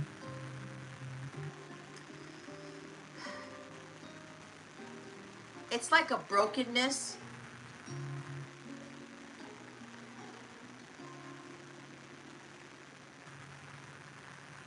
Like, I love you, or abandonment means I love you, or I love you means abandonment, I love you means abuse, that type of thing, right? I love you means you need to shut up, you need to be quiet, things like that. That's what the King of Cups goes through. So over time, he learns what the opposite of love is. It's like that Foreigner song, I Want to Know What Love Is. If you listen to that song, that's exactly what's coming from the masculine collective. That's why that guy wrote that song. And then he met someone who was starting to get him to feel things he never felt before. He's like, wait, this is different. This is not the love that I'm used to. This is not the love that was defined by somebody else. Hi, Cody. I'm fine, Cody. How are you?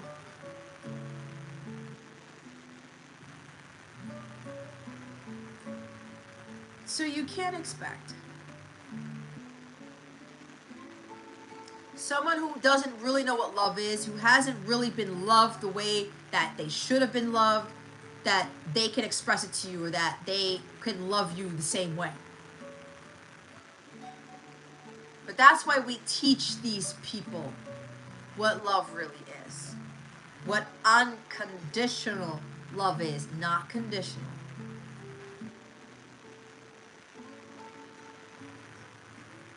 You've been doing all right, Cody? What have you been up to? So, some of you, your thoughts are getting in the way of your heart space because this person is not wearing their heart on their sleeve. They're not communicating to you what you know is true for you. This is why in these divine counterpart connections, God does not want us to have these verbal communications right off the bat. He wants us to feel the love. That is way more important than any word that is spoken or written. Now, this King of Cups may write a love letter, like I said, a song, be creative with it. He may every now and again verbally tell you, but don't expect him to tell you he loves you every day. Don't expect him to do all of these romantic things every day. This is why with these connections, it's not romantic. That's not the purpose of these connections. It's higher than that. These relationships are healing. They are invigorating. They are enlightening. They're helping us to reach these strong telepathic skills so that we just know what the person's going through and we can console them in the way that fits for them. We can provide that compassion and understanding that works for them, not that works for us. And when you can feel that, you've really ascended. You are really in your truth. You've really done some tremendous healing. You will be prepared for the love of a lifetime when you can do that. Because it brings you and your person a state of complete, divine, true peace. So that the union can be harmonious. So, I'm also getting that this person here, he's been emotionally withdrawn for a reason because of everything I just said. But he's starting to realize he can't deceive the feminine anymore. But he hasn't really been deceiving the feminine. That is the truth in this. That is the 3D way of looking at this. Because the feminine knows. She's known. And she has been telepathically communicating with this masculine for a long time. But there is a confession here. This person is going to come out of left field. He's strategizing on how he's going to come forward. And what he's going to do, what comes naturally to him to communicate something with you.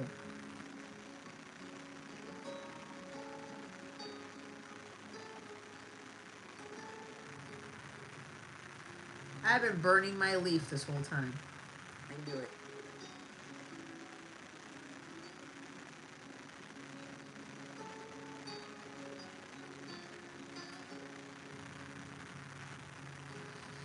A lot's been going on, Cody. You all right? To me, the meaning of love is communication and getting to know each other, friendship, kindness, and supporting each other and helping. Absolutely, Cody. People just want love because they want the romance. That's not the highest form of love. Well, Cody, if there's anything I can do, you let me know. Okay? Page of Cups. I don't know if you saw the reading before, but maybe you need to start opening up to somebody. Alright? You know who that person is. Just be honest.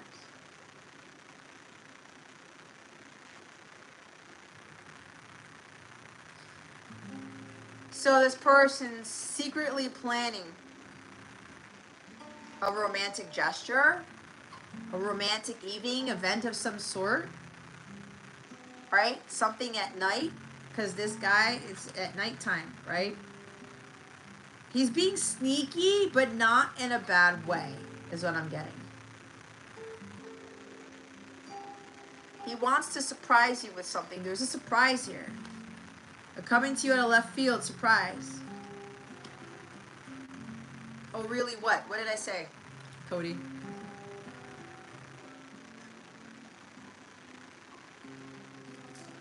Well, Cody, if you need an outlet, I can be your outlet, or you know somebody, but you, because there's something about you, it's like you don't need to hold it in. If you've been having a lot going on, you know, you said love, communication, friendship, kindness, supporting, helping, right?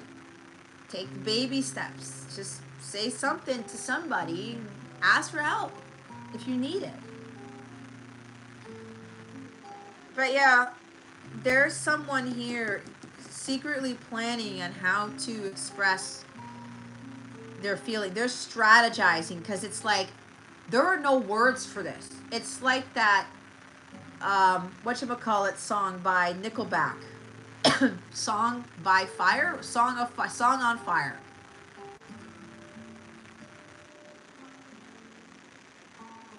He couldn't write. Hayashi.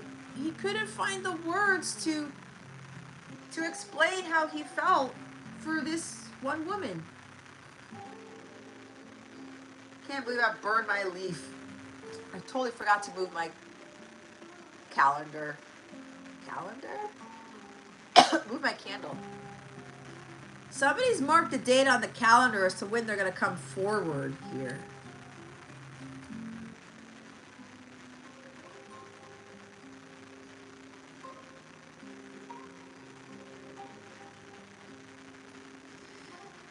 My guys want me to say something because somebody here, or what other people would read this as, oh, this person's ghosting you because they're cheating on you. They're doing sneaky, they're lying, they're doing something behind your back, they're sneaking out at night, blah, blah, blah, blah, blah. Be careful with that. I'm not getting that here.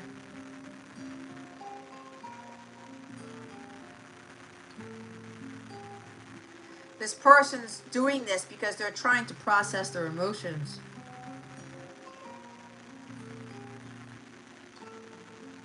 This person also picks up energy from a lot of people. Their environment causes them to lock up too. But I get a strong energy that this person is strategically planning how they're going to come forward with a confession. But I don't want to say confession. I think of, like, you know, in Catholic religion, you're going to the confessional, 10 Hail Marys and 3 Our Fathers, whatever. Bless me, Father, for I have sinned.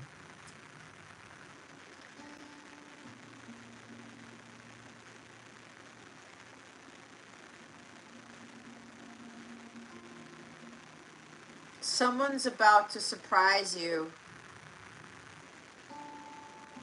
with the love letter, with this romantic gesture, this proposal of some sort. Maybe they're asking you out to talk, or they're asking you out some, like, really extravagant outing or something. There's something that they're gonna do, something of the arts, like going to a concert or something under the stars. I was getting this from my members, or something that has to do with, you know, music, creativity.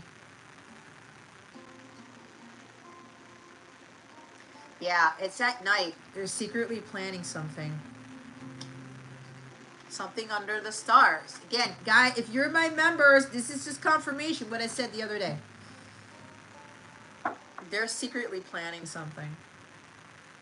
They want to blow you out of the water because there's a lot of water here.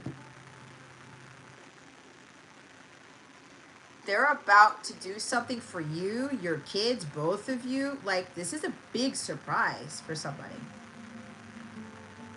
And you are going to be surprised by how this person shows you how they feel, or tells you. Again, it could be a song or a poem or just a letter that they write. It is very heartfelt, so much so that tears are going to fall down your face when you read this, when you're there, when you see this thing. The Hierophant. Wow. They're following their divine guidance. They're being obedient to God. Because they're like, I can't keep hiding anymore. I can't keep lying anymore. It's not for my highest good. It's not serving me.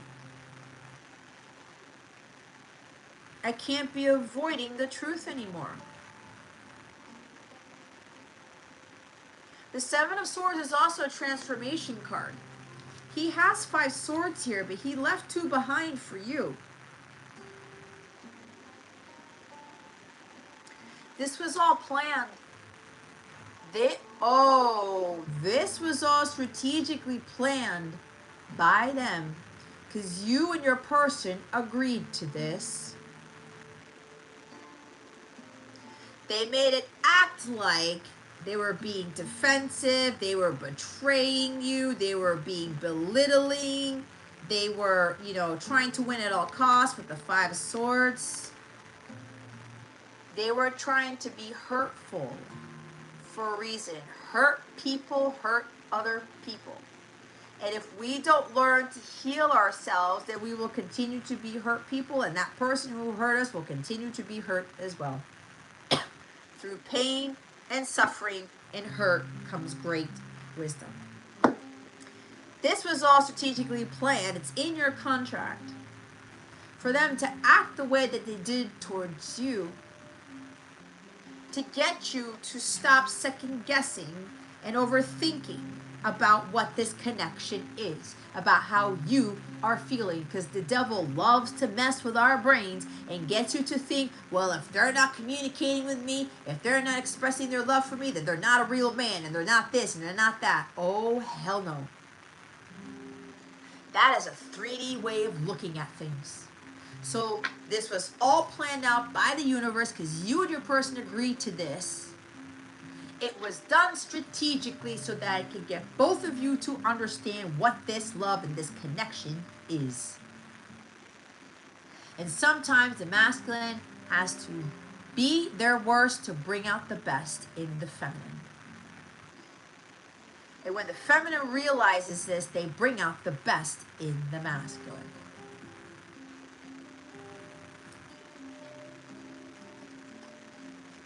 There is commitment here. They want a solid, stable connection. They want marriage with you. They want a traditional relationship where they will be the divine masculine, you will be the divine feminine. They will provide for you. They will support you in the physical.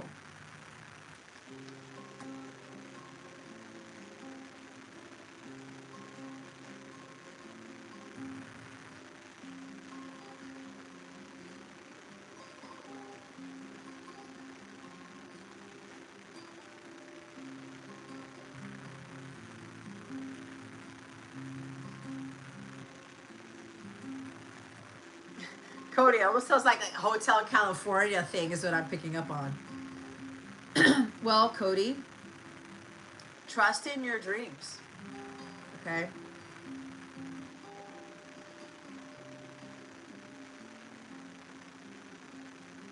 Trust in the dreams. That's her communicating to you in the dream space. How she feels. You have to trust in that. This could very well be you too, right? You're thinking, no, I'm being deceived, though. What my dreams are telling me, no, I don't think so. She's coming to you in her dreams and your dreams. If that's what she's telling you, if that's what you're seeing, how do you feel? They always have meaning.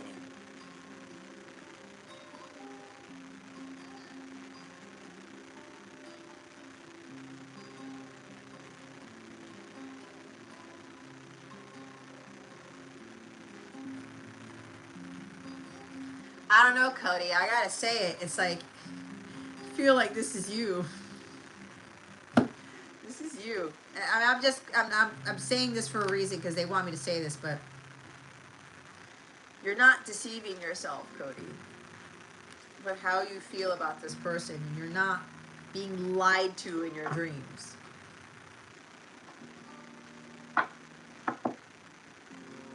You're very connected to the angelic realm too. You're very psychic, very intuitive. This is the most intuitive of all the kings.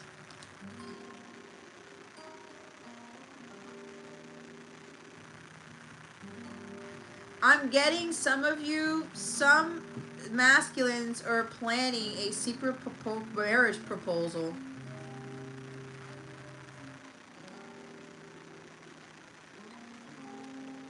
They want to be very traditional about it.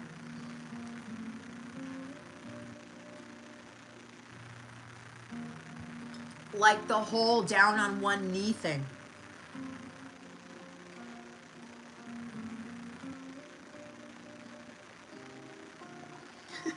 Little woman, is she short?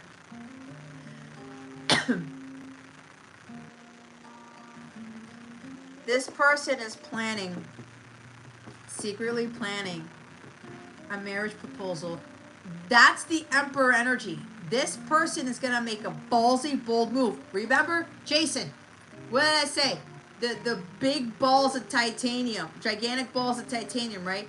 That's what this person's doing. Oh my God. I think I'm letting the cat out of the bag. And we saw the cat with the patience card, right? This person's going to come in, be very strategic. Why I was telling the feminine, don't blow this, because the masculine's going to come in. Hey, how are you? How's your son? How's your kid? I thought about you, or I just want to see how you were doing. It's been a long time. Maybe the fall is a very significant thing for you and your person. Fall reminds you of them, or this is the time around you met. And they're going to just talk to you. Page of Cups. A few things. Hey, you know what? I'm sorry I didn't answer your last text, or I'm sorry about this. You know, like, do you want to go out for drinks? Do you want to have dinner? You want whatever? Like, you just want to talk on the phone? Something like that. And then this person's going to lead up into it and be very casual. There's still this shyness here. This person does have something up their sleeve. Their heart is up their sleeve, but they're not showing the heart. Does that make sense? And this person...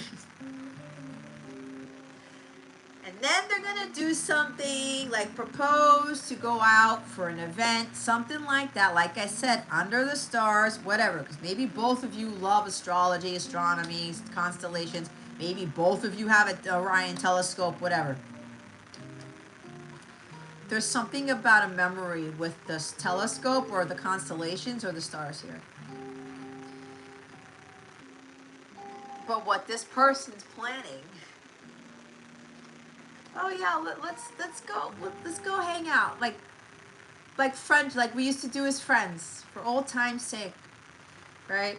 Because I want to see you, I want to talk to you. Let's just, try to start over. Ace of Swords.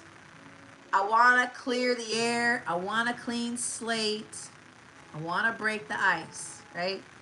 And then you guys propose it, like some meetup or whatever, a proposition of something, an offer of something.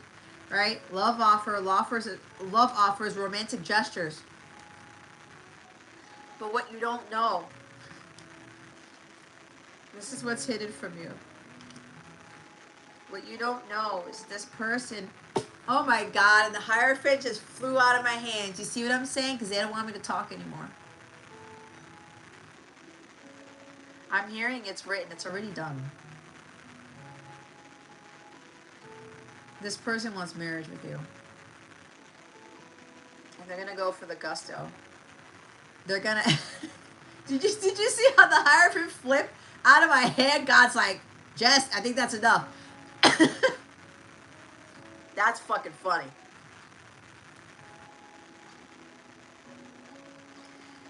They're having to have a tremendous amount of faith with that Hierophant card. Faith over fear. Faith into thinking that it's going to go wrong, that they're being deceived, that you don't love them the way you said that they do, that you're lying to them about how you feel when they know that you're not, because they can feel it.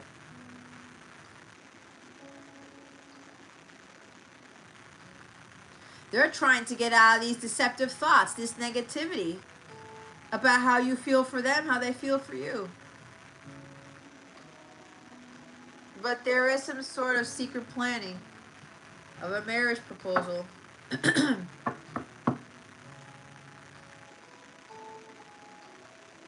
Because they just can't take it anymore. God, their divine guidance, or spiritual mentor or spiritual teacher has been guiding them, an advisor, someone of the church maybe, somebody who's very spiritual, has been guiding them, telling them, hey, go for it. Just break the ice. Just say something. Send the message. Tell them a little bit of how you feel. Or just tell them, hey, I was thinking about you. Or hi, hello, it's me.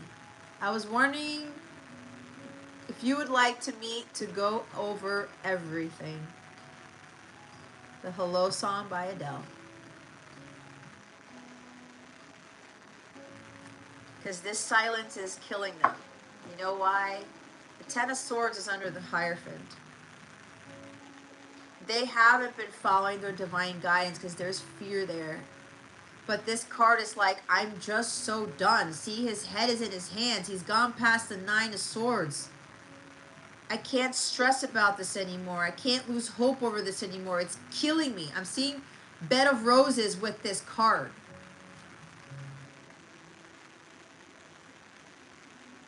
I want to lay you down on a bed of roses. That's King of Cups and Page of Cups.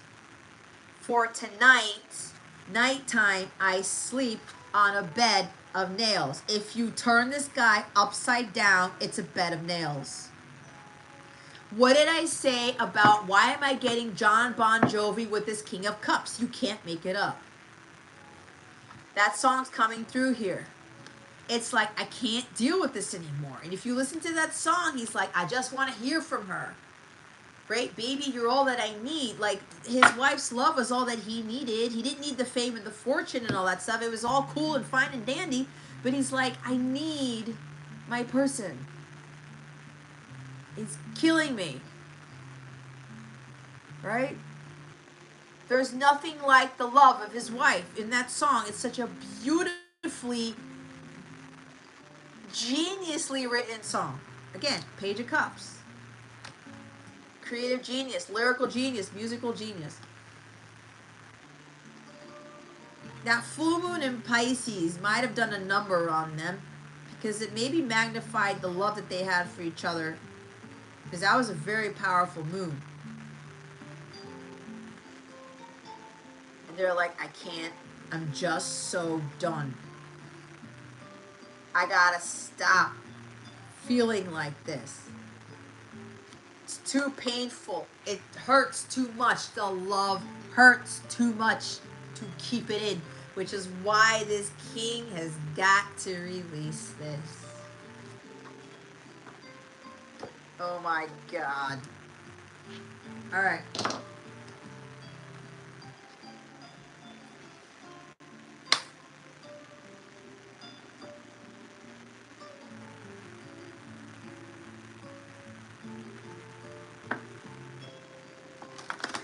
Little woman. So like me, I'm kind of like 5'4"-ish or 5'3.5". I don't know. I was 5'4" at one point. I'm short too.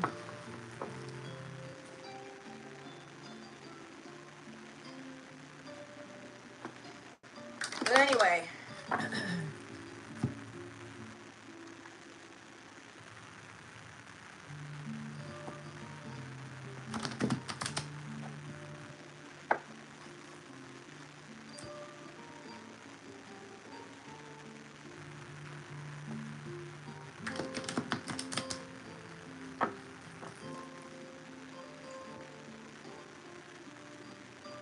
Well, I don't know, Cody.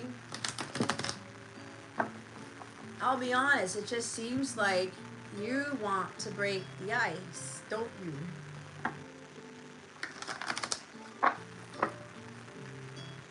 You're having the dreams, you're getting the signs and synchronicities, you're feeling your person.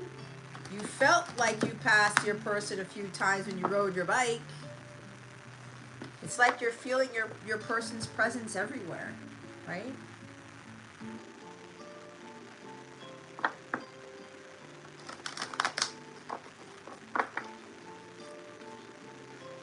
You know you're going to be fine.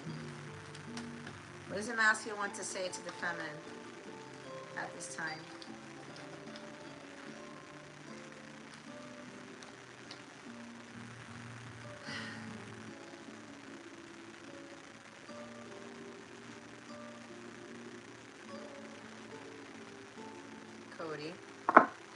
this is for you.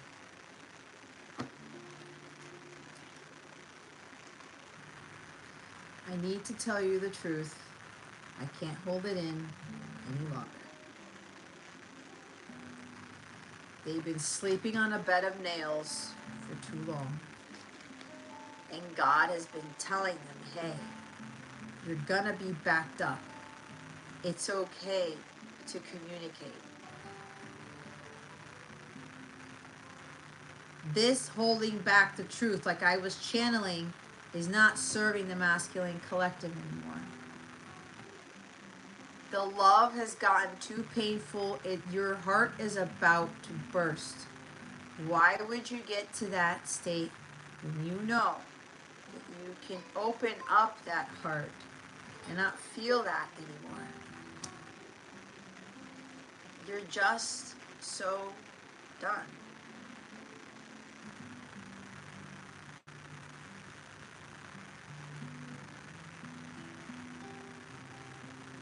Okay?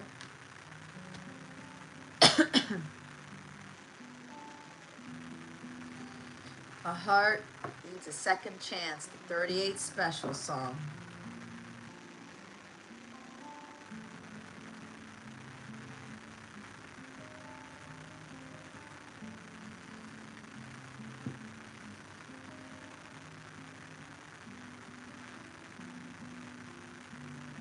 It's like the masculine collective again.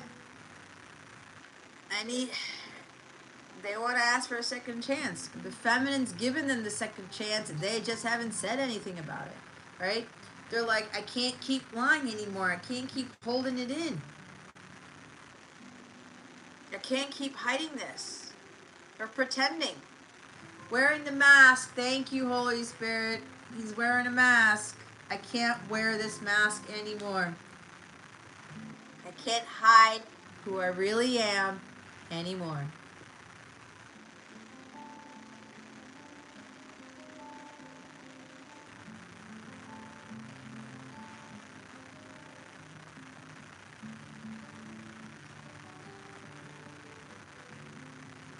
Why do you think she's been scared?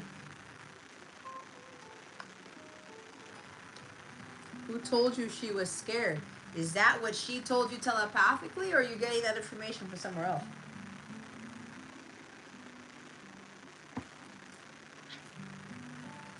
I really don't like not communicating with you. I'm just trying to find what to say. See?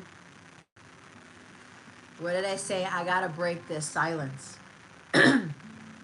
I said they're trying to strategically figure out what to say. Be you. Be who you are, masculines. The way that you communicated with the feminine the first time around, you had a lot more confidence.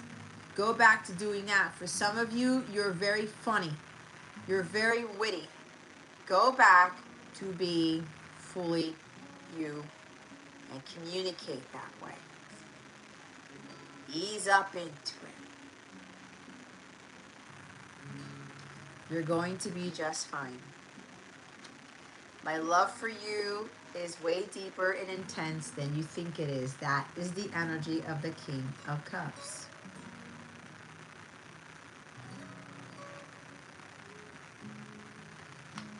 I can hear your thoughts. Send me a telepathic message. What did I say about the telepathy? The masculine and feminine, some of them, their telepathy is on point. Thank you, Ines.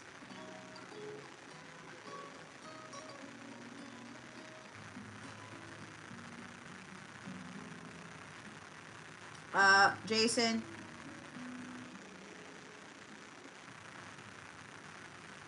My love language is different than yours. You can't make it up, people. So you know what's under the King of Cups? Because of what I'm seeing in this other card. It's the King of Pentacles. They show their love and generosity by being the provider in the physical, bringing home the bacon, making all the purchases, paying all the bills, giving you what you need, what you want. They want to give you everything. And they were working on their financial stability and security to make sure that they would give you the world and the universe. This is what a divine masculine's role is: to provide, protect, and support the feminine, the family, and the home in the physical realm. God has been working on them to not only be master healers of the self, not only to be powerful manifestors, to bring in resources and money into their world, but to be able to have the financial stability and security to support the feminine in the physical. This is why it's taken them quite a while, not only with the healing, but also to make sure that they had what they needed, the money, the resources, all of those things, to make sure that the feminine's going to be provided for the rest of their lives. Six of Cups is after that too. There's the reconciliation, the reunion, the coming back from the past. This is your person. I'm working on my financial security and stability so I can give you the world and provide for you. I'm about to make you an offer with no strings attached. They want me to keep going. I'm planning something really big for you. You'll be shocked. Told you.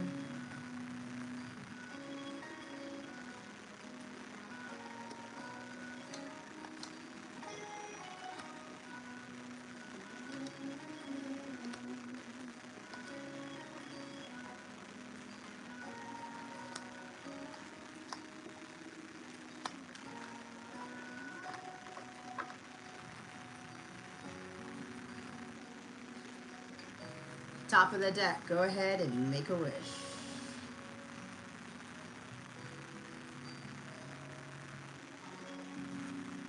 I want to have a family with you. I want to rebuild a relationship. Please give me that chance. See? I have a lot to say too, which is why I keep going through these cards. I know you are my divine counterpart. Some of them know already. Oof. Okay.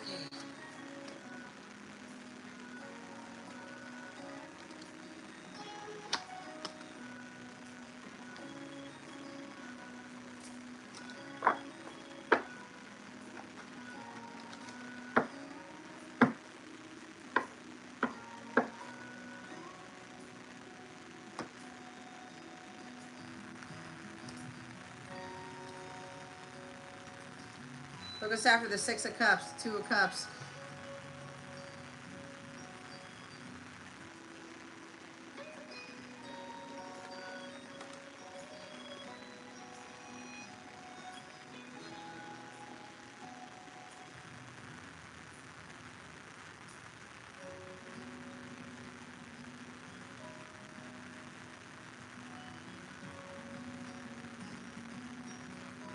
I'm trying to read what Cody wrote.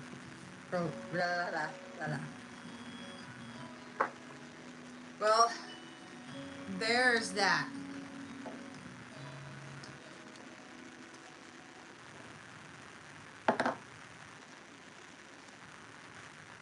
All right. There are your angelic messages. I'm now moving on to the personal readings.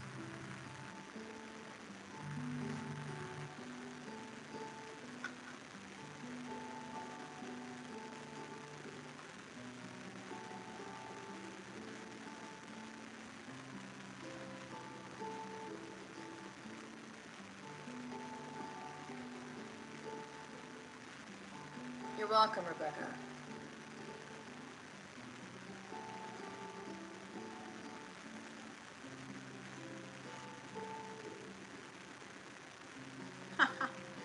So that's how that happened, huh, Cody?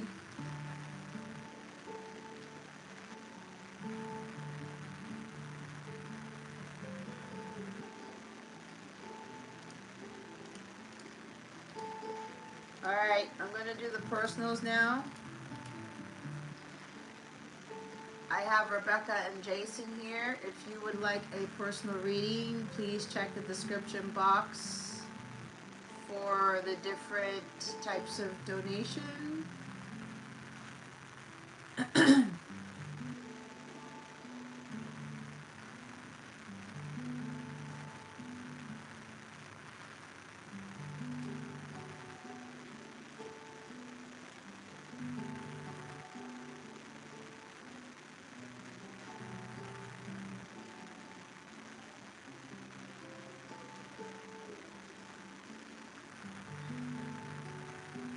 Alrighty.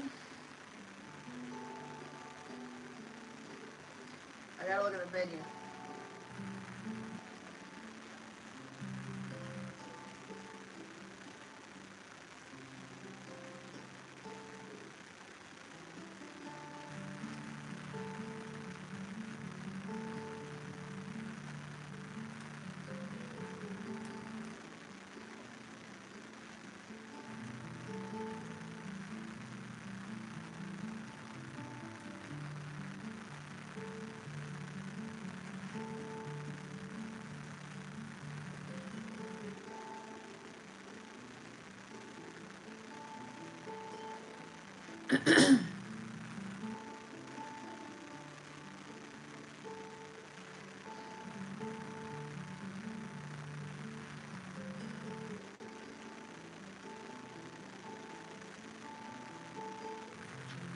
Ines, if you're still here, I don't do those readings unless if it's a love reading, it's in the menu.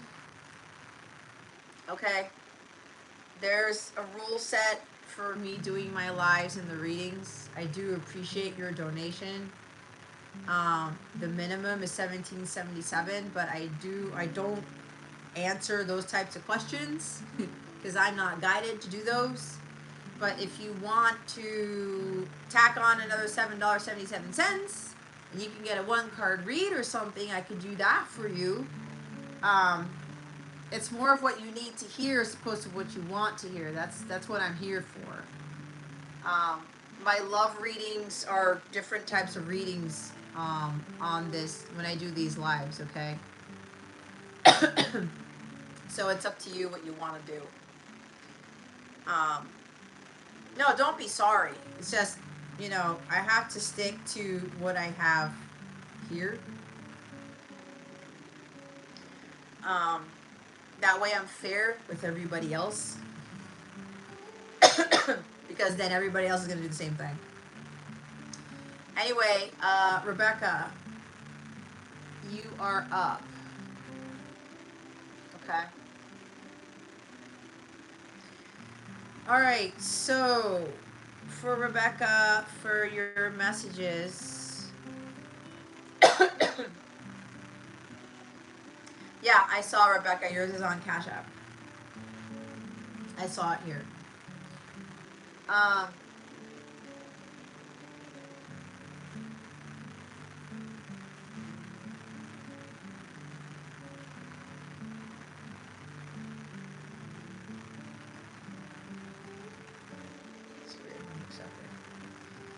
Okay, so you have the 3, just like Jason, I believe yours is the same, right?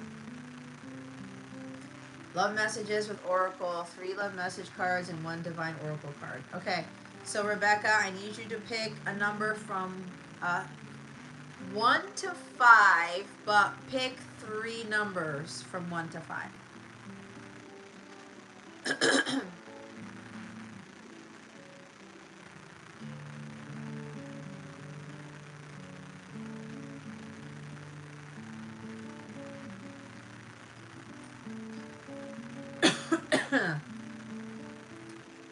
Pick a number 1 to 5.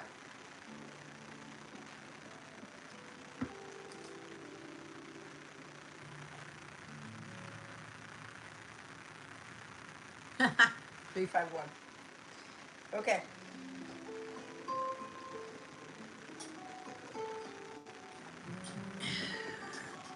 Cody. Oh no. All my cards fell. What's funny is deck 3 is all over the floor. Hold on.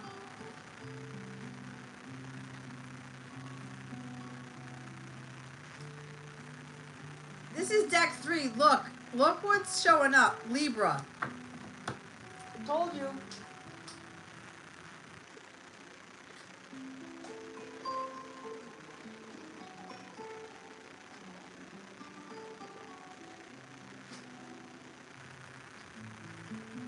Oh, goodness gracious. I have a huge mess here. How did this happen?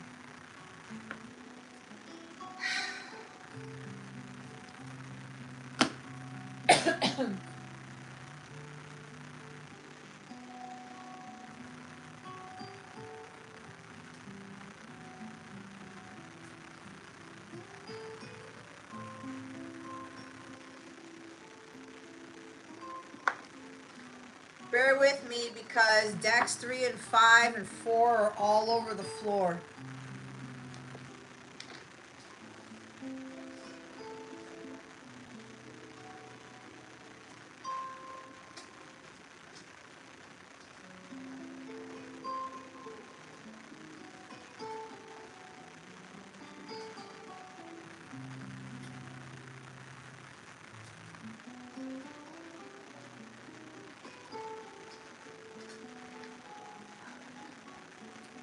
I don't know what this is supposed to be.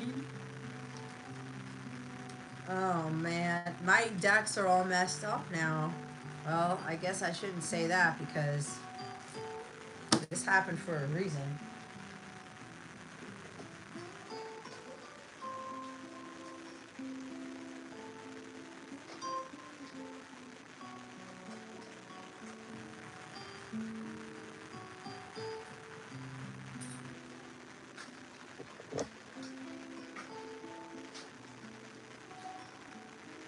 So what I'm getting from this is this person has a lot to say. A lot.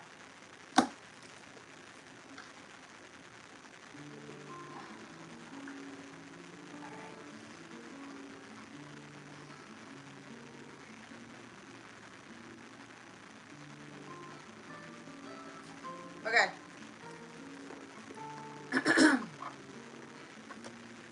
Let's just go ahead with this. 351. Okay. They told me to stop picking up the cards from the floor, so it's a huge mess down here. This is really weird.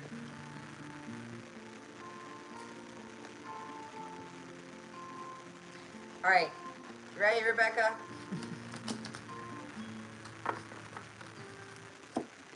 52 card pickup. And away we go. That's from something, isn't it? Cody?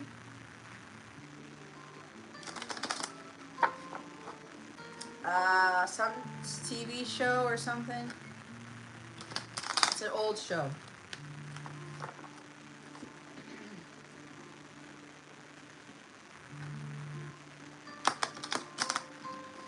I know, it's like, I don't know how that happened because all of these decks are right here on the shelf. And I knocked something else down. I don't know what the heck's going on back here. And then, I don't know. I just had my foot crossed over, and the next thing you know, I knocked all of them down. It makes no sense. Alright.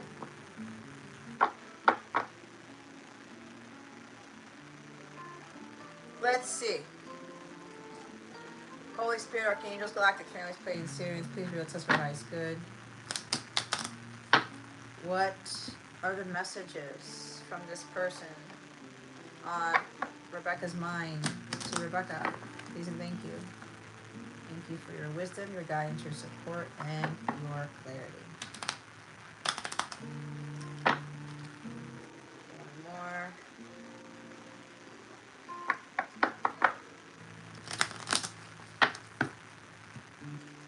One, I have a hard time communicating how I truly feel. You can't make it up. And there are still all these cards on the floor. It's amazing how they do this.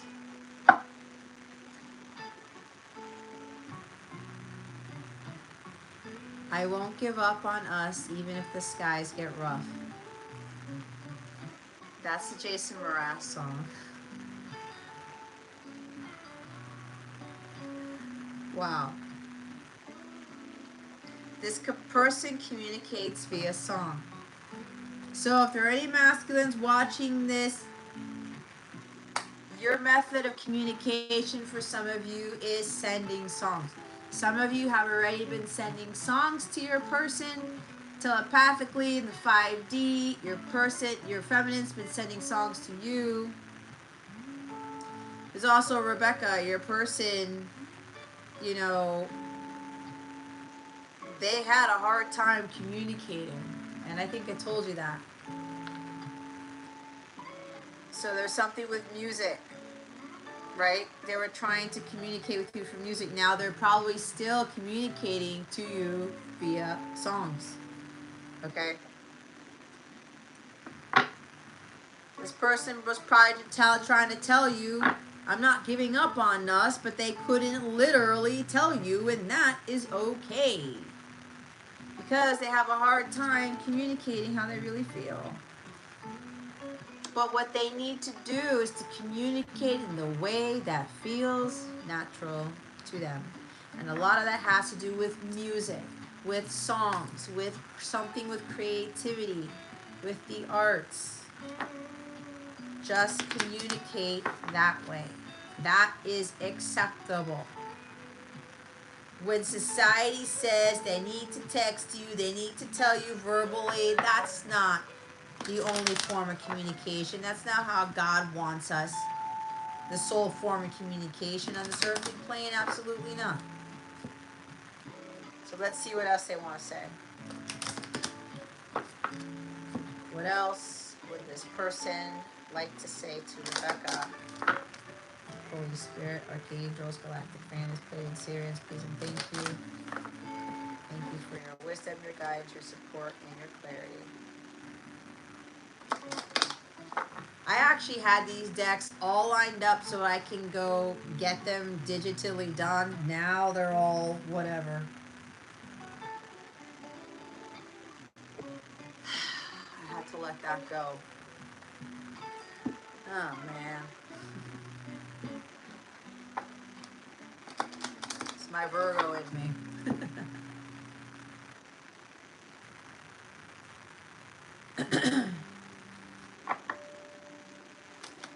Yeah, Jackie Gleason.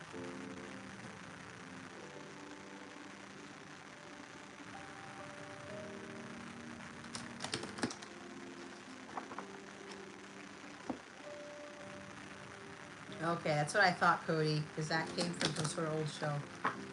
All right, darling Rebecca. Let's see what else this person wants to say to you. Holy Spirit, Archangels, please and thank you. Thank you for your wisdom, your guidance, your support, and your clarity. That Jason Mraz song could be very significant for you, for somebody. I don't want anybody else but you. I don't. See, this is another song card. This is, oh my God, it's by Coldplay.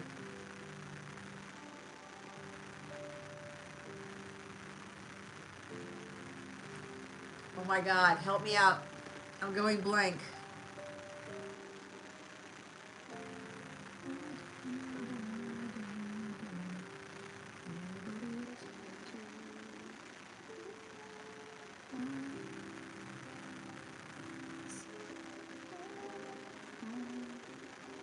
Oh my God. Does it have to do with stars? Oh, please somebody tell me. I'm going blank. I should know this song. It's in my playlist.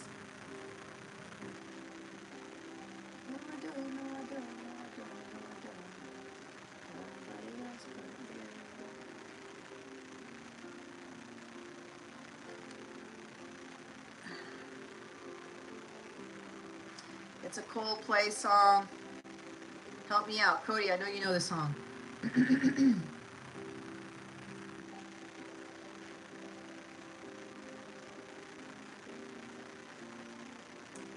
I can't get it. I don't want anybody else but you. I don't.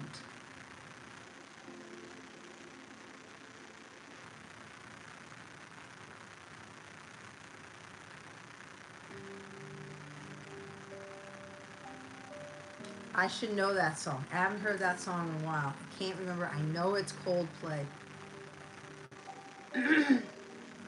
This person really communicates via song. You'll be surprised by me very soon. Prepare yourself.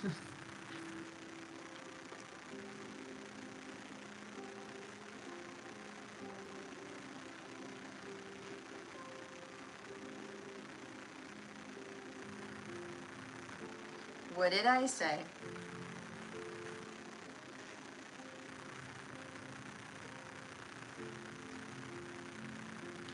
What did I say?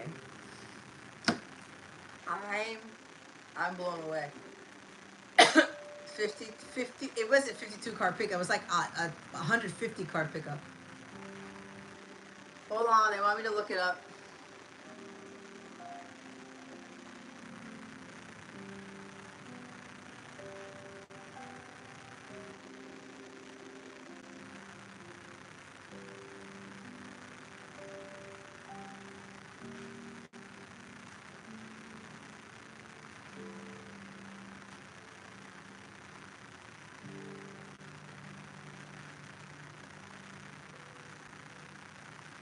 Magic.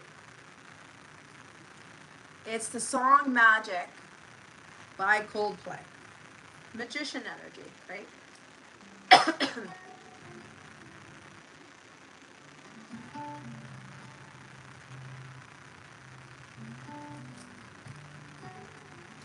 Oh my god. Oh.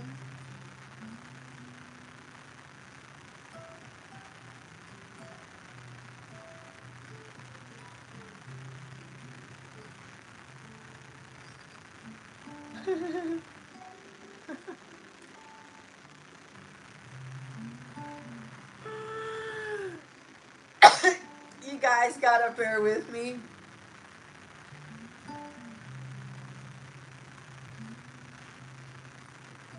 Oh my god. So I looked up the song. If you Google it, it shows the YouTube video.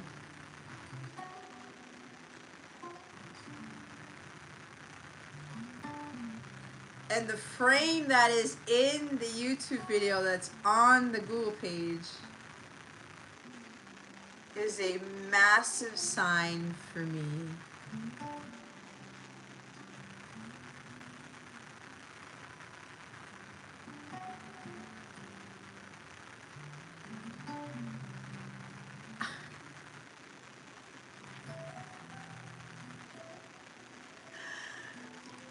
You'll be surprised by me very soon. Can I say? All I will say, I'm allowed to say, is the frame I'm looking at. I forgot the lead singer's name, but it's Chris something, right? It's the lead singer, but there's a picture of a dove in there, in the frame.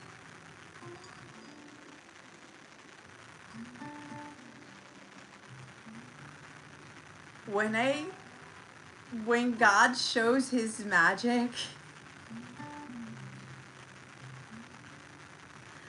he blows you away with it. Oh my God. This is beyond crazy.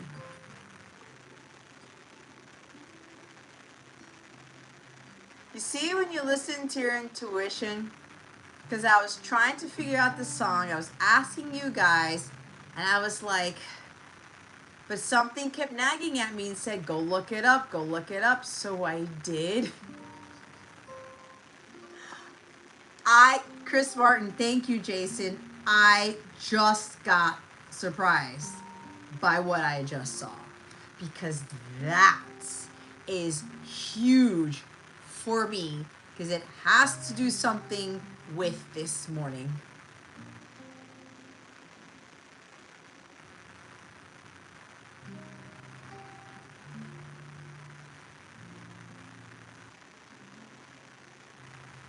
I can't. I can't. I can't.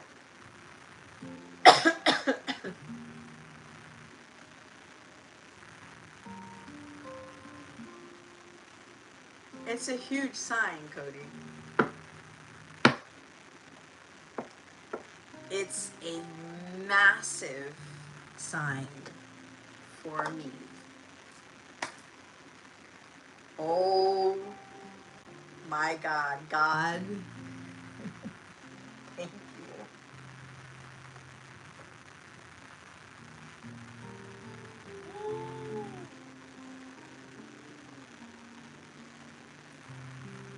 Hold on. Um, 1 second. I'm gonna get back to you, Rebecca, but I'm having a moment here because like God's telling me certain things. Let me see if I can show, because they want me to show you guys. Hold on.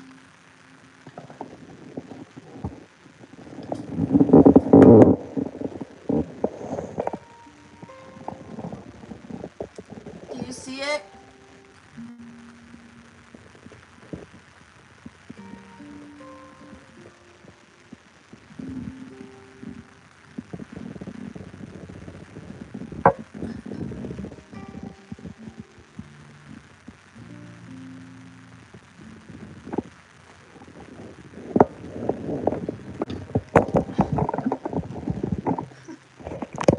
My camera's tilted.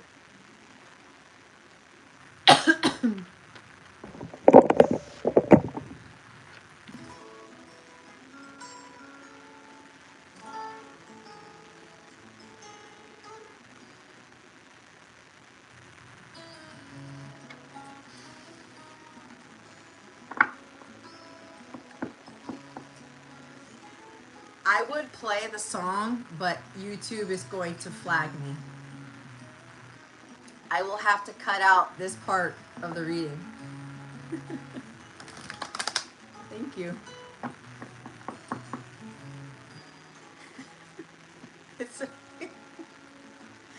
it's a huge sign. So usually, Rebecca, it's so this particular sign of a dove is something for me specifically, but for you, with that song, that these songs are coming to you to bring you peace. Okay, the dove is about a truce. It's about a peace offering. Your person wants you to be at peace with these songs that he's sending you. Okay, trust in the messages that are coming through these songs. All right, because it's pretty big. Okay, it's pretty big. Because he wants you to feel at ease. He wants you to know that everything is okay. Those doves are usually heavenly, signs from heaven. Okay? It's like extending an olive branch to you, like Rebecca. I'm extending this offer of peace to you. I want you to know that everything is okay, type of thing. But the best form of communication right now is via song.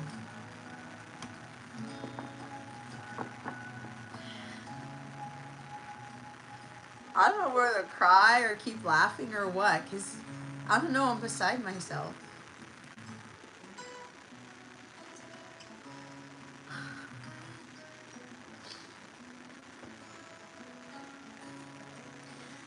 When I tell you God comes through, man, he comes through. One more shuffle for you, Rebecca. If anybody else would like a personal reading, go ahead and check out the menu below and let me know. Because I'm doing Jason's after this. I don't know. It seems a little bit early for me. I would love to do more personals, but hey.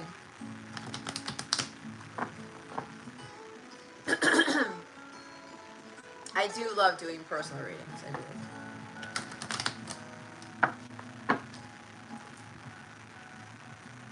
Holy Spirit, Archangels, Galactic Families, Pleiadian Sirians, please reveal to us for highest good.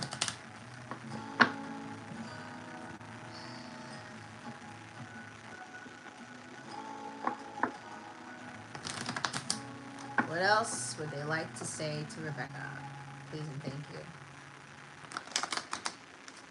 Thank you for your wisdom, your guidance, your support, your clarity. One more.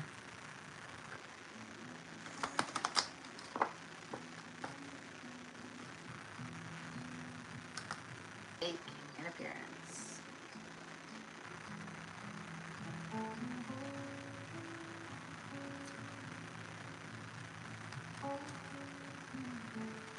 Prepare yourself.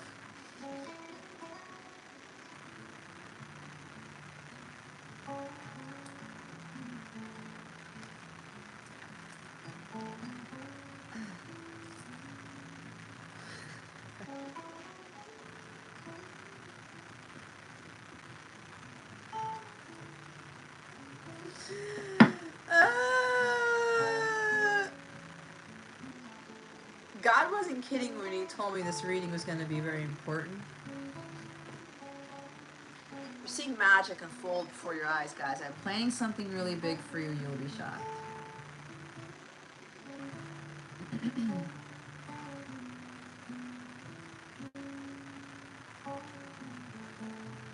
I told you about a surprise, guys.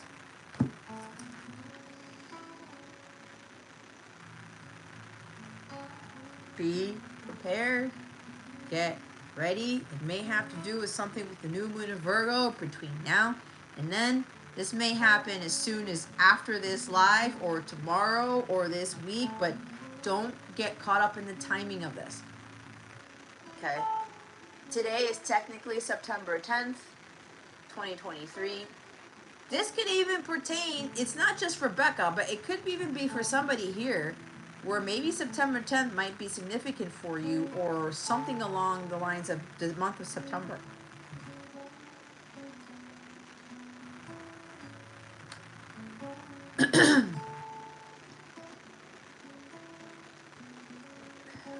I don't know what to do with myself right now.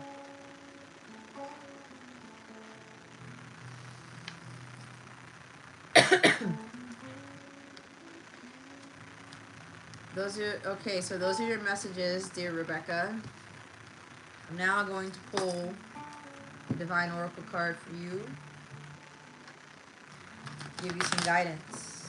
Holy Spirit, Archangels, Galactic Families, Pleiadian Sirians, please reveal to us for highest good. What guidance do we have? What other messages do we have for Rebecca? Holy Spirit, Archangels, Galactic Families, Pleiadian Sirians, please and thank you. Thank you for your wisdom, your guidance, your support, and your clarity. One more. Jason, if you get the same cards, I don't know what I'm going to do with myself. 12-12. Stay on a positive path. Right? This goes with that Seven of Swords stuff. Any negative thoughts, get them out of your head.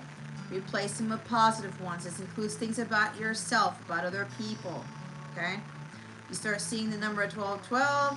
This is a reminder for you to stay on the positive path. This may show up when you're having negative thoughts about something, or you're doubting something, or you know you're kind of leaning to the darkness as opposed to the light. So just make sure that you keep your thoughts positive, okay? I know it's not easy, right? Because sometimes for me, like today, I was on this super high, and all of a sudden something was trying to lower my lower my vibration, and my thoughts are all like, and I'm strong, right? Gemini, Sun, Aquarius, Moon. That's air. Strong Virgo, ruled by Mercury. Forget it. That was a huge thing that I had to get over with my monkey mind. I have to get back on track. Positive, positive, positive, positive, positive, right? Someone's about to contact you. There's energy and communication right there.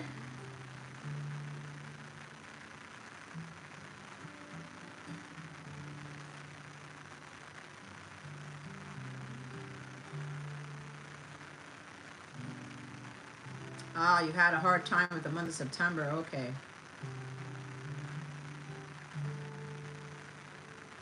Now, what do you mean, Rebecca? You didn't need this. No, no. This is supposed to be specifically. God, somebody's about to like blurt out something here. We're getting nervous. These messages are for you. Okay. They're just confirming for you. Okay?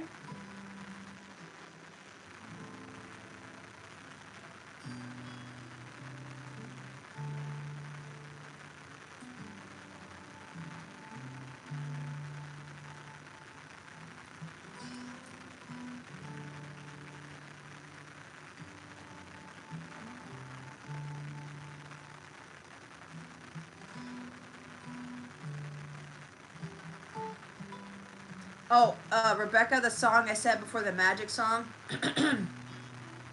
it's the Jason Mraz song, I Won't Give Up. That's the other song. Okay.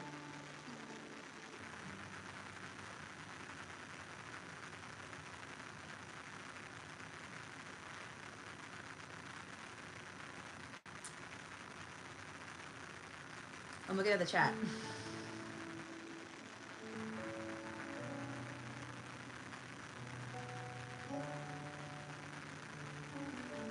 Yeah, Cody, if God's calling you to go somewhere, whatever it is, that's the Hierophant card, right?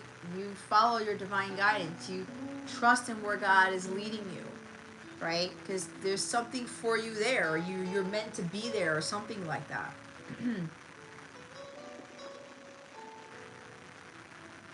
Yeah, Jason.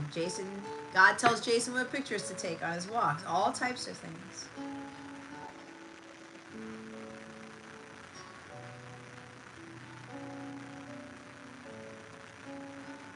Oh, wow, Rebecca. Yeah.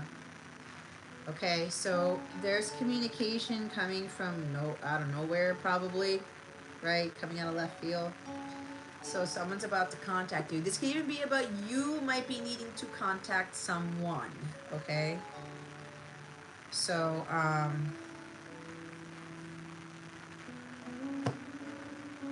excuse me. So take that how it fits. This could also be confirming that this person is contacting you via those songs, right? Or an archangel, a guardian angel, a loved one is trying to contact you, or they're about to, right? Which is why they want you to stay on the positive path. Because those negative thoughts are going to lower your vibration. It's going to block the divine communication that's trying to get through to you. All right? So it could be somebody in the physical is about to contact you. This is confirming these songs that someone is communicating to you via song.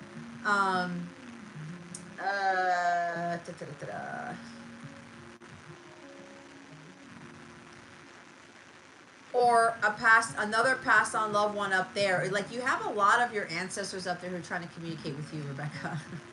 They have a lot to say to you, which is why like all those cards fell on the floor. Like, there's a lot that needs to be communicated to you, but, and no offense to you, Rebecca, it's just that your energy is not there to really receive these things, and that's okay, because we all find ourselves in a place like that where we're not able to hear God, to get clarity. Like, you have to have more of a clear mind. Your third eye and your crown chakra, chakras, they're blocked. Okay, I highly recommend for you to get some chakra healing, clearing, an aura cleansing session, something like that. But you start to work through those things that are blocking those chakras, along with blocking other things from you receiving all this other communication. And then you're gonna have more guidance. You're gonna feel more at peace with that dove, right? You're not gonna be so all up in your head and having negative thoughts about things and being triggered by memories or bad things in your life. Okay, so so that's that.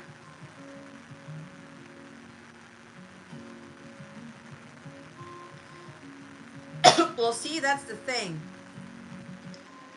with these messages. See, I was thinking about that, whether it's Jamie or somebody new.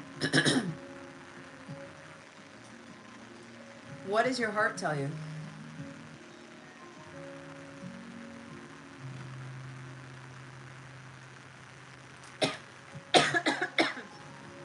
Throat chakra. Yeah, someone's about to say something to you. It might even be Ricky. He may be somehow astral projecting to you or communicating with you in some other way. I don't know. Okay.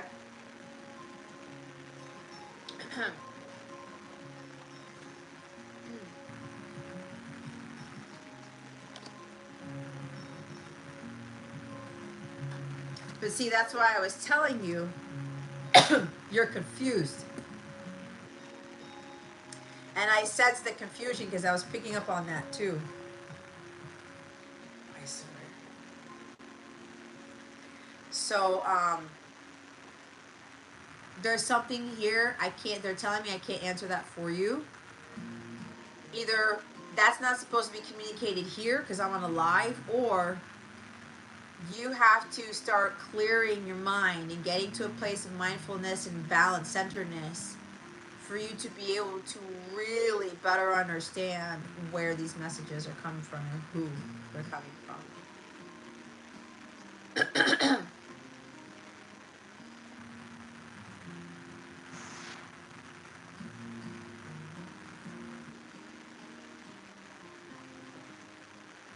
So it could be even several people communicating this to you, Rebecca.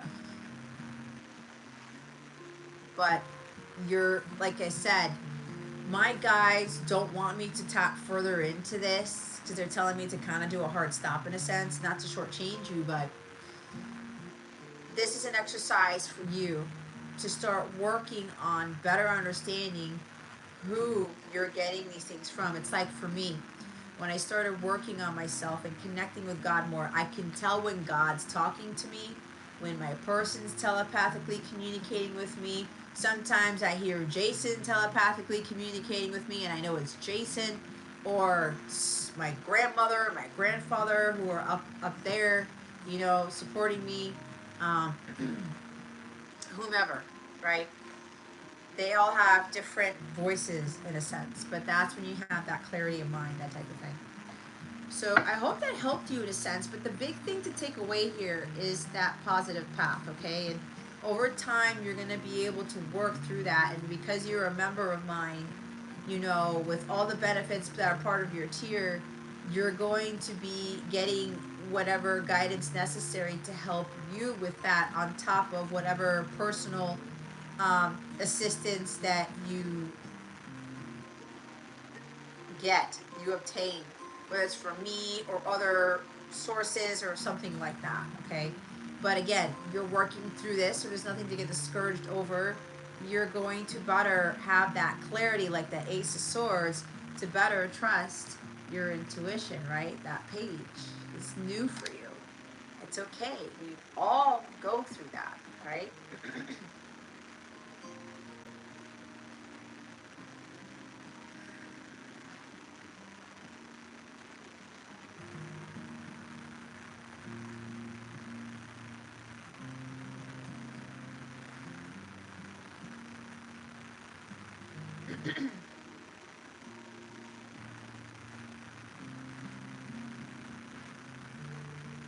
One of the biggest keys in life is by staying positive in life. The more positive we are in ourselves, that the more good things come, right?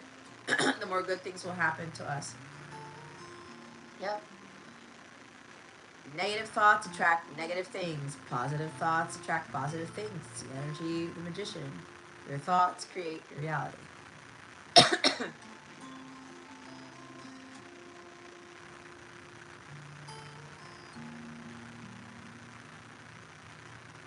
Yes, Rebecca. Yeah, going for walks is perfect too. It's part of that self-care routine to clear your mind and to talk to God, have God speak to you. Just be at peace, be with nature. It's so important to be out in nature. Okay? I'm so sad that I burned my leaf.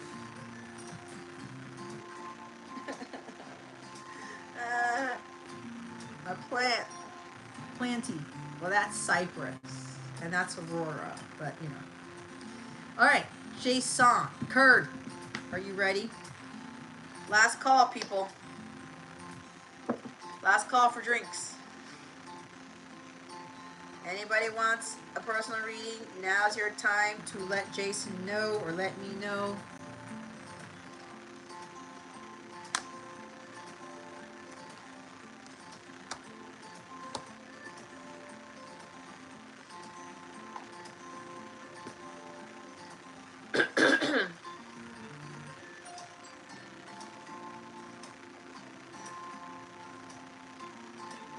Oh, closing time.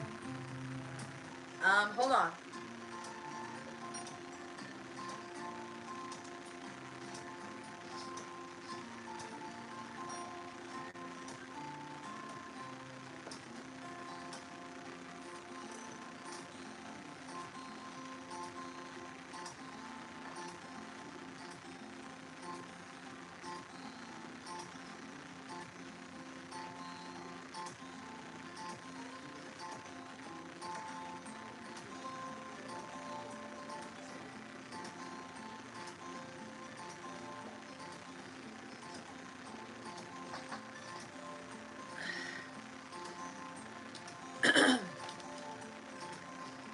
Okay, Jason. Oh, I just realized that you guys can see my orange shorts. Oh, damn. I don't normally wear this top of orange shorts. I was wearing a University of Miami t-shirt today, which is over there.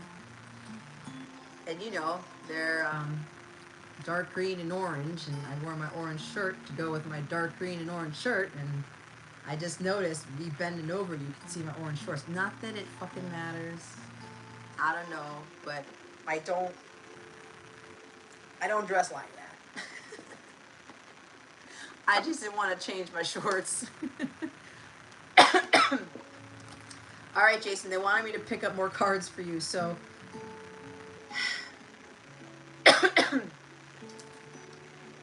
pick decks 1 through 5.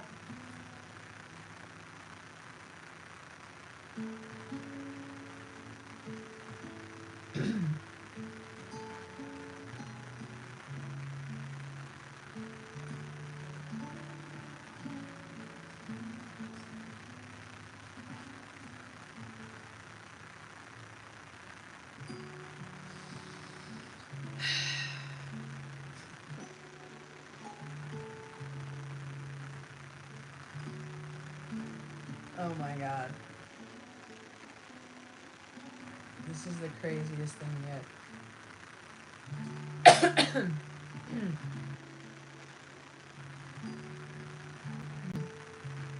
Keep doing that, Cody. Positivity will create more positivity. We have to be examples of that.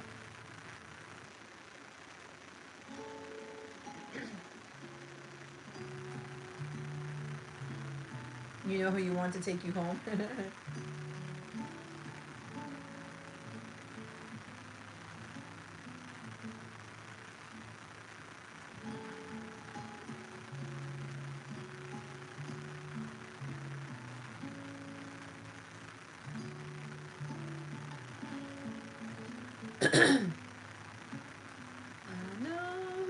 I want to take me home. 2, 4, 5. All right.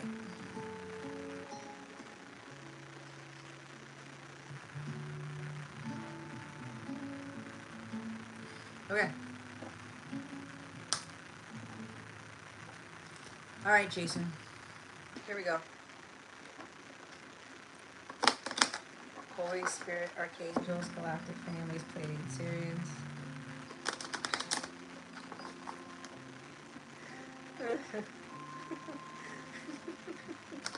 Please reveal, I'm really getting the giggles, guys. Please reveal to us for our highest good with regards to Jason's person. What does Jason's person want to tell him at this time? Please and thank you. Thank you for your wisdom, your guidance, your support, and your clarity. That's good, Cody.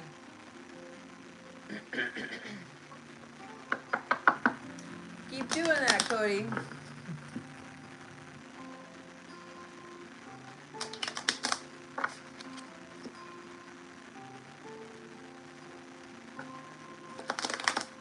Alright, Holy Spirit, Archangels, what does Jason's person want to say today? Oh, candle went out.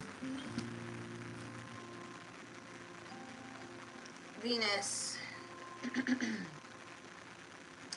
Venus rules Taurus and Libra, right? So there's something about Taurus and Libra on your chart, or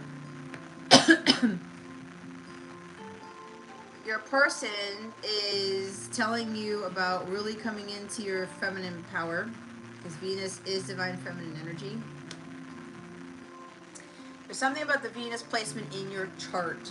There's also something about Venus retrograde could have had an impact on you with regards to you really leaning more into the light, you really focusing on what is really of value to you, being a more, believing more in yourself,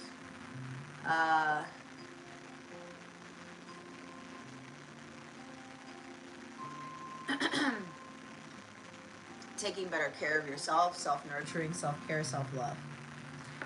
Okay? I'm also hearing, I think it's the song Venus by that 80s band. I'm also being told that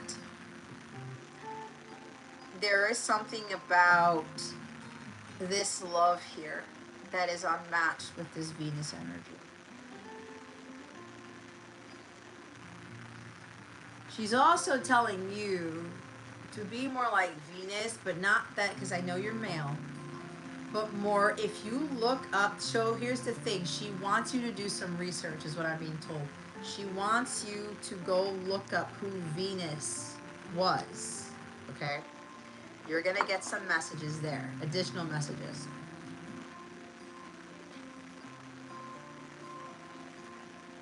There is something about your Venus placement too. There's also something about Venus now that she's direct. There could be something happening here. The bottom of the deck didn't change. I won't give up on us even if the skies get rough. And you saw me shuffle. What did I say? If I get the same cards, I don't know what I'm going to do with myself. She's not going to give up on you as long as you don't give up on her. But she's also wanting you to come into like this Venus energy, but with you really coming into your own with that feminine energy. Right?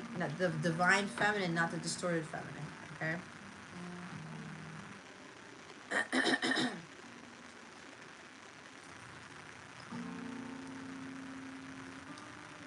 There's also this energy of Venus going direct here that while you are really, really not giving up on your journey, on this connection, you're kind of leveling up with that, and you're helping her to not give up on herself either, or to give up on the connection.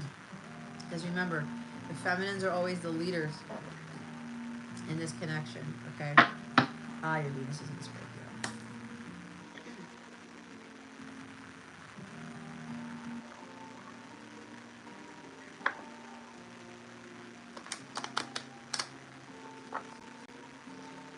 Yeah.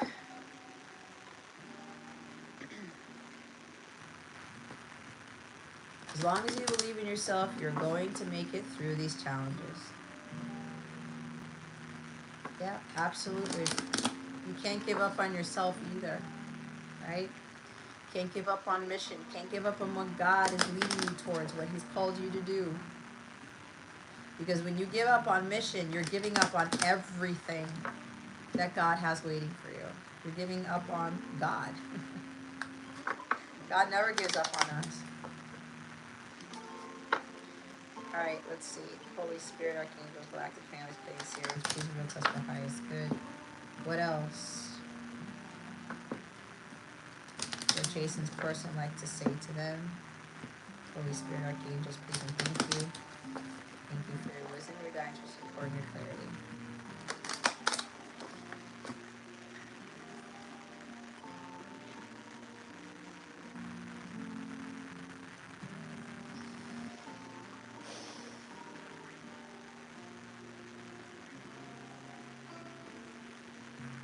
There's a reason why God is having this done on a live stream, and it's going.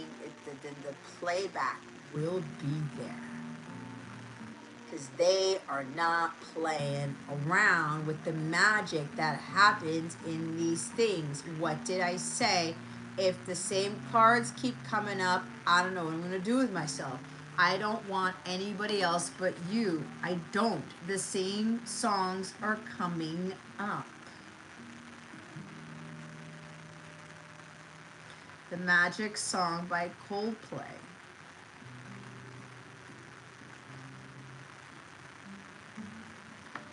Your person doesn't want anybody else. So whatever little thing in the back of your head with the karmic and all these other things, get it out of your head. Because it's still lingering in there. You don't have to confirm or deny it. God is really driving this home. This is not just for Rebecca and for Jason. For anyone else who's listening to this. Whoever watches it up to here. Your person is communicating with you via songs. That is part of their love language. I've said this before. I would prefer. I'm a huge lover of music. I've been like that since I was a child. Music means everything to me. The fact that I'm also getting these messages through all these songs that I get every day, it's very heartfelt. It means a lot to me. Okay. And there was a time years ago,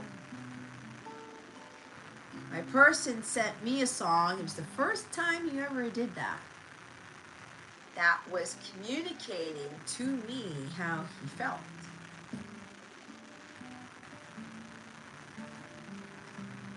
And I said something along the lines of, this is what you've been trying to tell me the whole time, right? And then like the conversation dropped off, but I didn't need any response because I knew.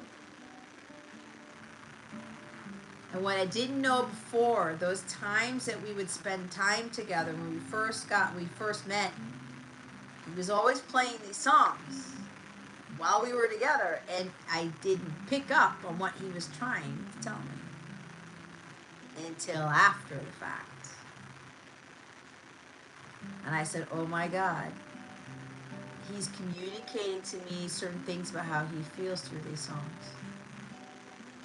I didn't get it then, but I got it a few years later. That is their form of communication. If you're a divine counterpart connection, most of the masculines are going to be doing this. They will be communicating to you through songs, through music. Okay? To me, the way the music is, the way I feel listening to the music and the lyrics that are in the song with the melodies, with the harmonies, whatever it is, it makes you feel euphoric, it makes you feel blissful. That to me, if I'm feeling the love, the sentiment from my person through that method of communication, I would prefer that than him just like verbally saying something, or even maybe like writing something down. But like I said, anybody can say I love you, but what does that mean? If you don't feel it hit you in your heart space, your heart doesn't explode, you don't feel like you're on cloud nine, then those I love you words really aren't going to have that much of an impact on you. And this is what the Mastians want you to feel beyond those three words. Okay?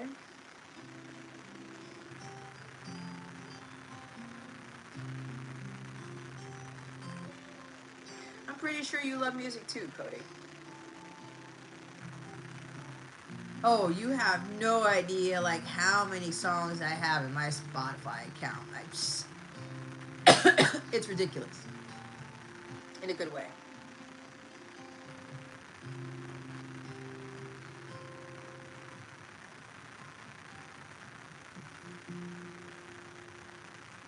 Yeah, love is a feeling. More than a feeling.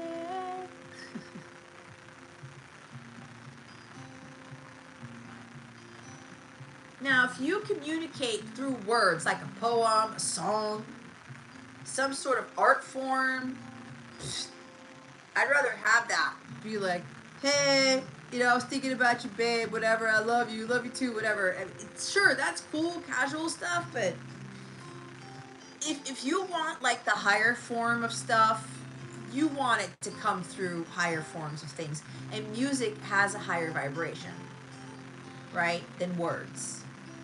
And the lyrics coupled with that music magnifies the sentiment and magnifies the frequency. Right? The freaking thing that just happened to me with that magic song and the dove, like I cannot tell you what was communicated to me, what I got this morning. Because I'm not allowed to say that yet, but if you guys knew, and I know one person here knows what that is.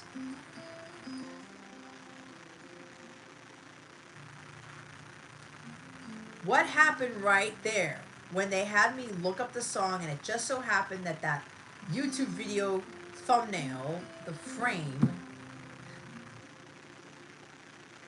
blew me out of the water with a huge message of like, that's bigger than anything I have been asking God for in the physical. And he's just showing me that magic that he does, and also the magic that comes with these connections. Lots of surprises are coming to you soon. You can't make it up.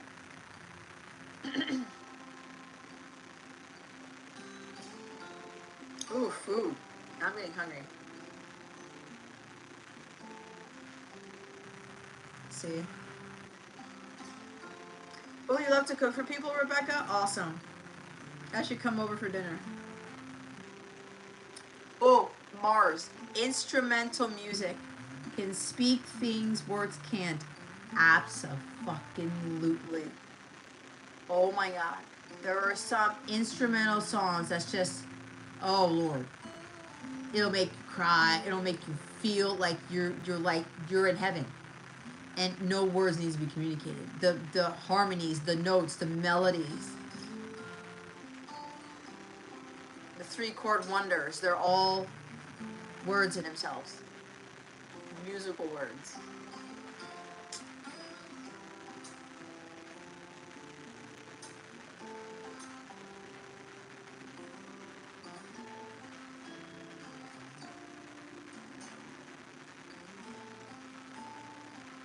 Lots of surprises, Jason. Apparently, she's going to be surprising you in more ways than one. But not in the physical. I'm getting. It's in the 5D.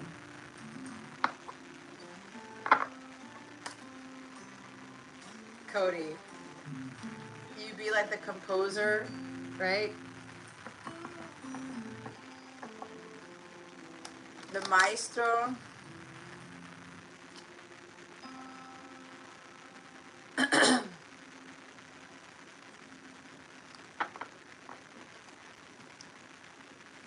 The maestro, right? I actually used to do that. During my orchestra days in high school, when I became a junior and a senior, we had to be the conductor when we were doing our practices for concerts and things, and I would go up there and conduct. I used to be the president of my orchestra when I was in high school. I know, super nerdy, but I loved it. I used to be principal violin. I beat out a senior my freshman year with only 2 years of playing the violin. That was an incredible feat in itself. And then I ended up holding that first chair the entire high school career, 9th grade to 12th grade.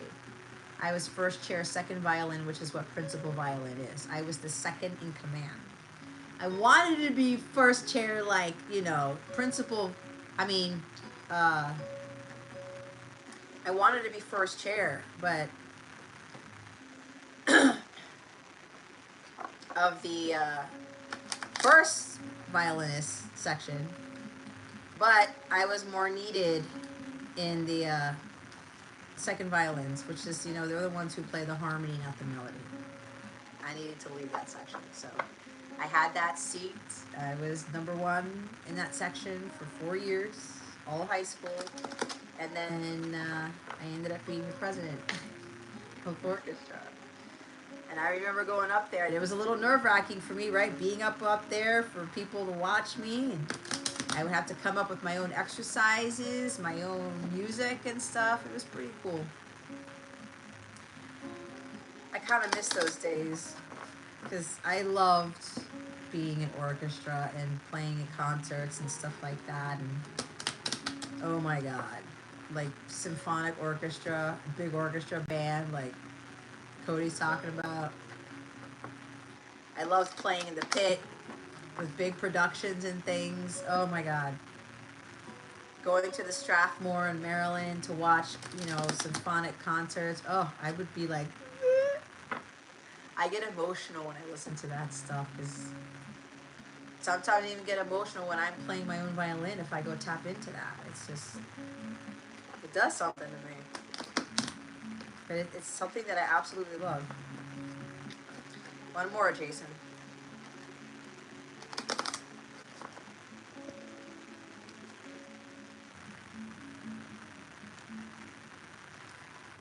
I'm taking care of the karmic person situation. I've got this on my own. You see, that's probably why I was channeling the karmic stuff. Okay?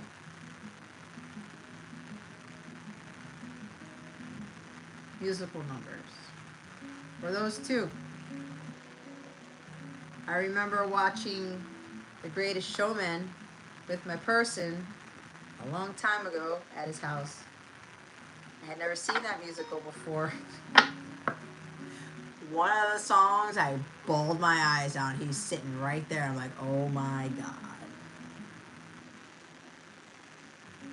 That whole musical was emotional for me.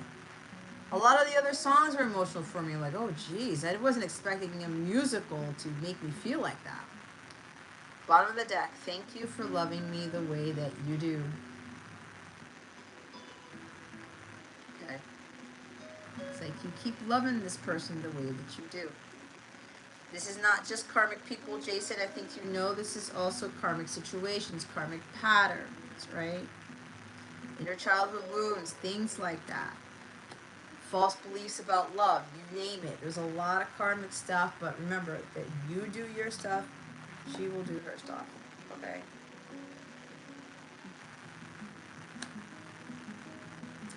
All right, let's get your Divine Oracle card.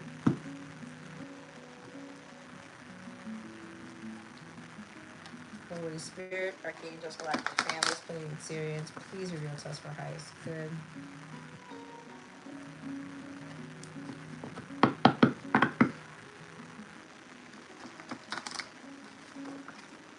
What guidance do we have for Jason at this time?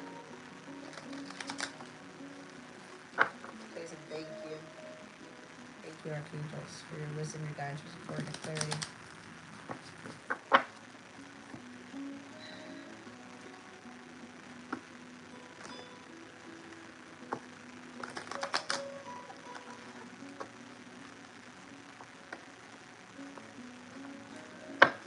One more.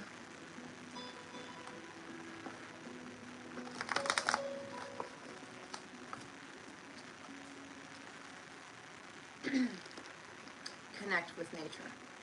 I know you do that often. Just continue to do this or connect with nature more.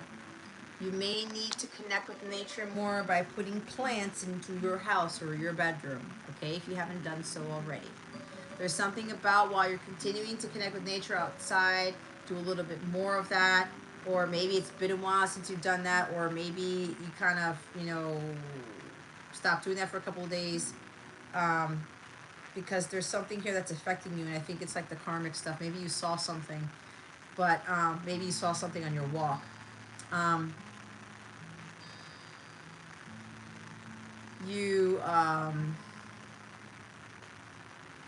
This is also connecting more with nature by putting nature inside your house. Maybe getting a little water fountain by your bed or in your living room or something like that. Like bringing nature to you, okay? So there's that.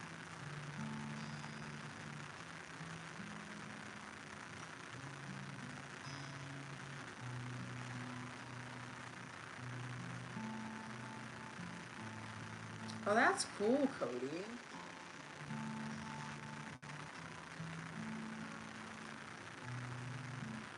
Cheesy love. I mean, but who really determines it as cheesy?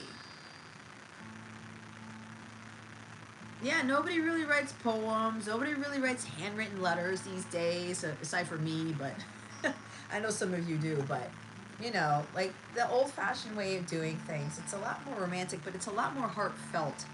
Everyone's like, again, the texting, oh, they ghosted me. Like, really, guys? Really?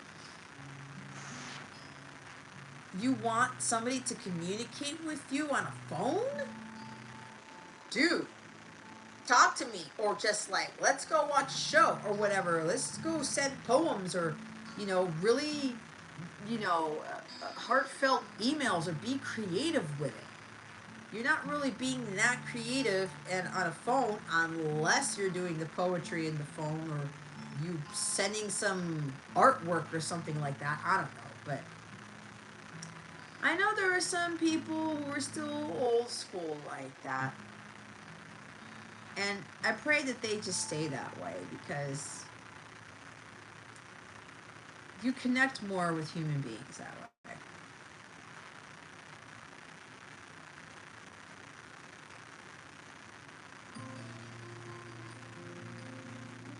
Yes, nature music, any type of music that's uplifting.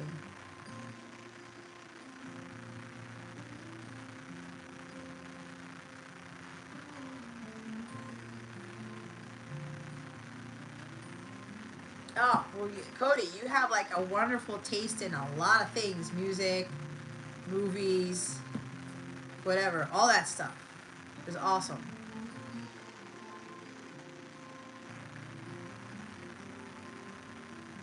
Um, yeah, I showed you your card.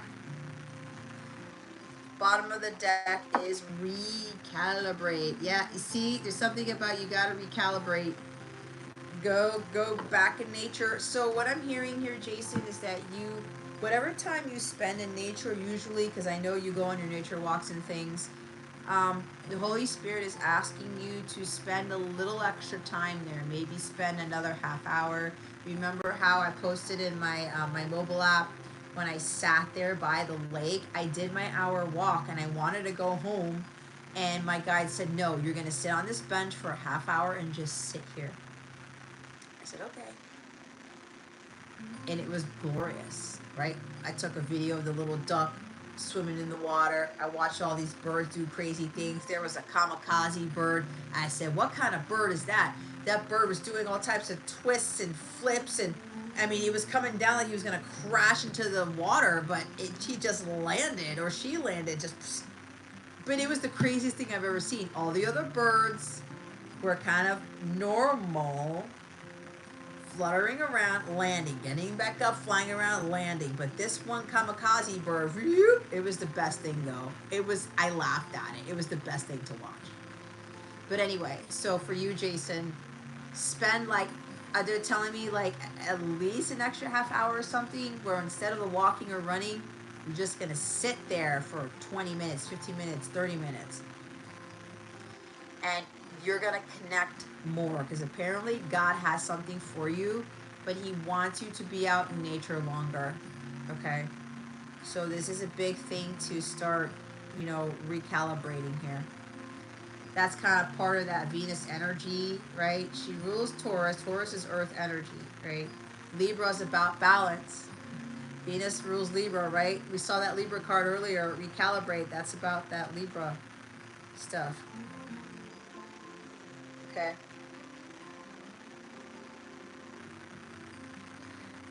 So with this surprises card, I think you were surprised by something. Maybe on your walk or whatever, or you were surprised by what your person said to you in your dreams and stuff like that. And maybe something with Pisces energy or something. Every now and again, and I know it happens to the best of us, start to doubt. Seven of Swords, started to second guess, negative thoughts. I don't know. They're telling me in the dreams, or they're telling me in the 5D, but they don't say anything in the physical. Remember, you don't need the physical communication. Not all the time. Not in these connections. God wants us to learn how to telepathically communicate, to trust in what we're feeling. Everything has to happen in the spiritual before it happens in the physical. And for some, it's going to take years to master that. Okay? It's not a bad thing, but I mean, the reward in the end is greater than anything else you could ever receive. Okay?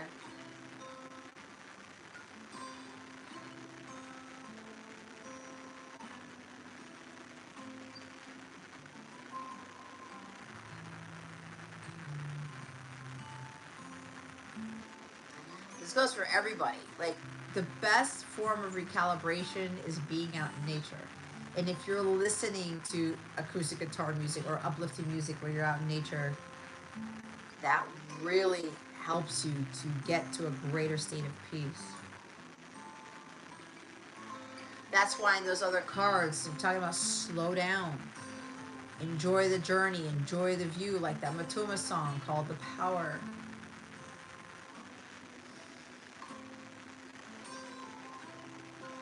You will see more magic and more miracles happen in your life when you just chill. Nature doesn't hurry, yet everything is accomplished. Lao Tzu.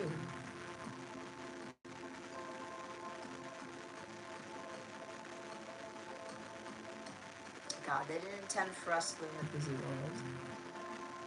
Man did that.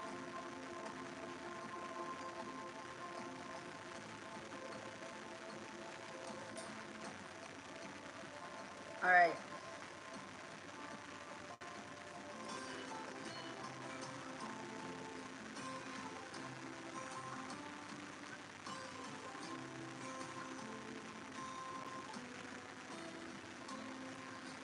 So yeah, Jason, that's your guidance for right now. But remember what I told you in the coaching. It's like over time, old stuff that was working for you before is not going to fit. Remember what I talked to the members about, the weekly guidance. Remember that long weekly angel guidance that I gave you guys? You can't put new wine into old wineskins, because the wineskin will burst. So as you're elevating, as you're ascending, things that used to work for you, right? That new stuff isn't going to fit to your old body. The old body isn't going to be able to handle the new stuff, type of thing. So you're starting to, do things differently and enhancing certain things, or spending more time being more slow. That is a thing. Being more at peace, okay? So,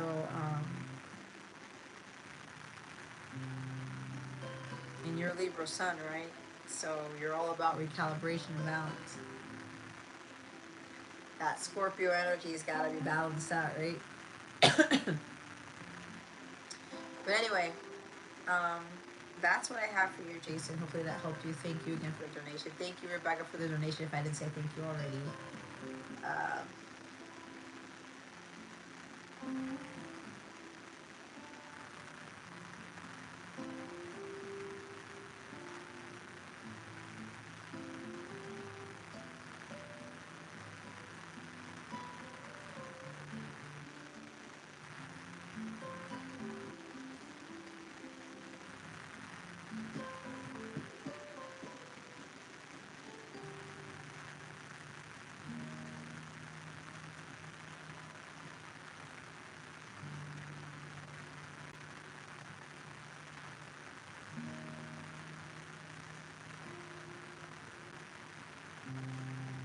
well, Cody, you got a thing on your hands, so you know, with all that stuff, like you're very artistic.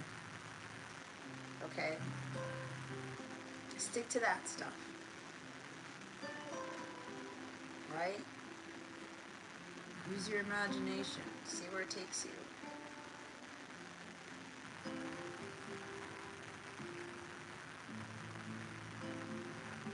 And having more plans for the future. You're excited for it. You should be excited for it. Why wouldn't you be? We're supposed to be excited every day to see what other magic God has for us, right?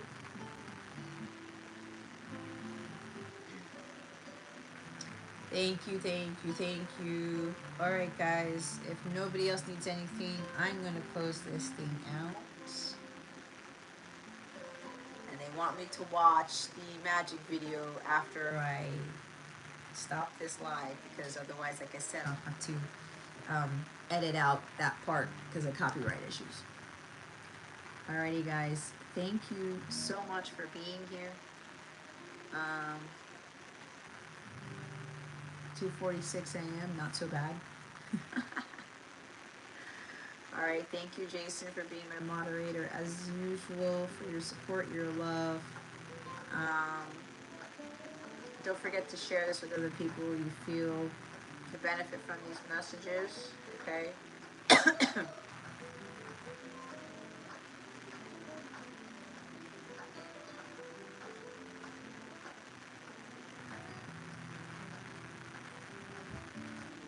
Leader of the circus.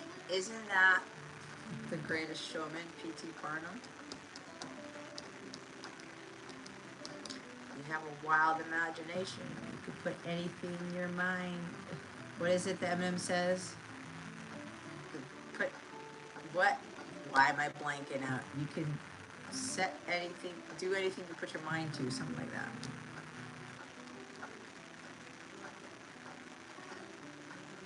Reading ended at the same time as your card picks? Are you serious? That's scary. Wow.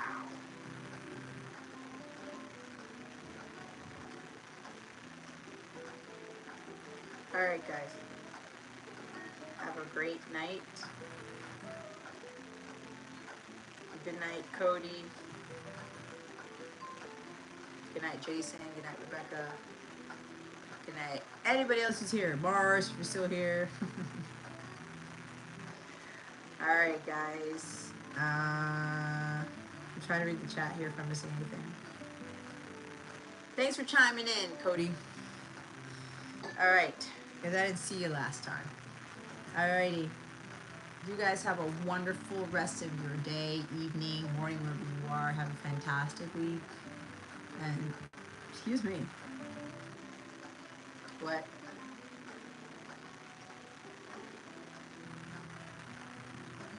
Oh, I'm so sure of that, Cody. You can see the full picture of high, good quality, big productions. Absolutely. It's like you got strong Pisces in your chart. Strong water. Or strong air, too, like Gemini.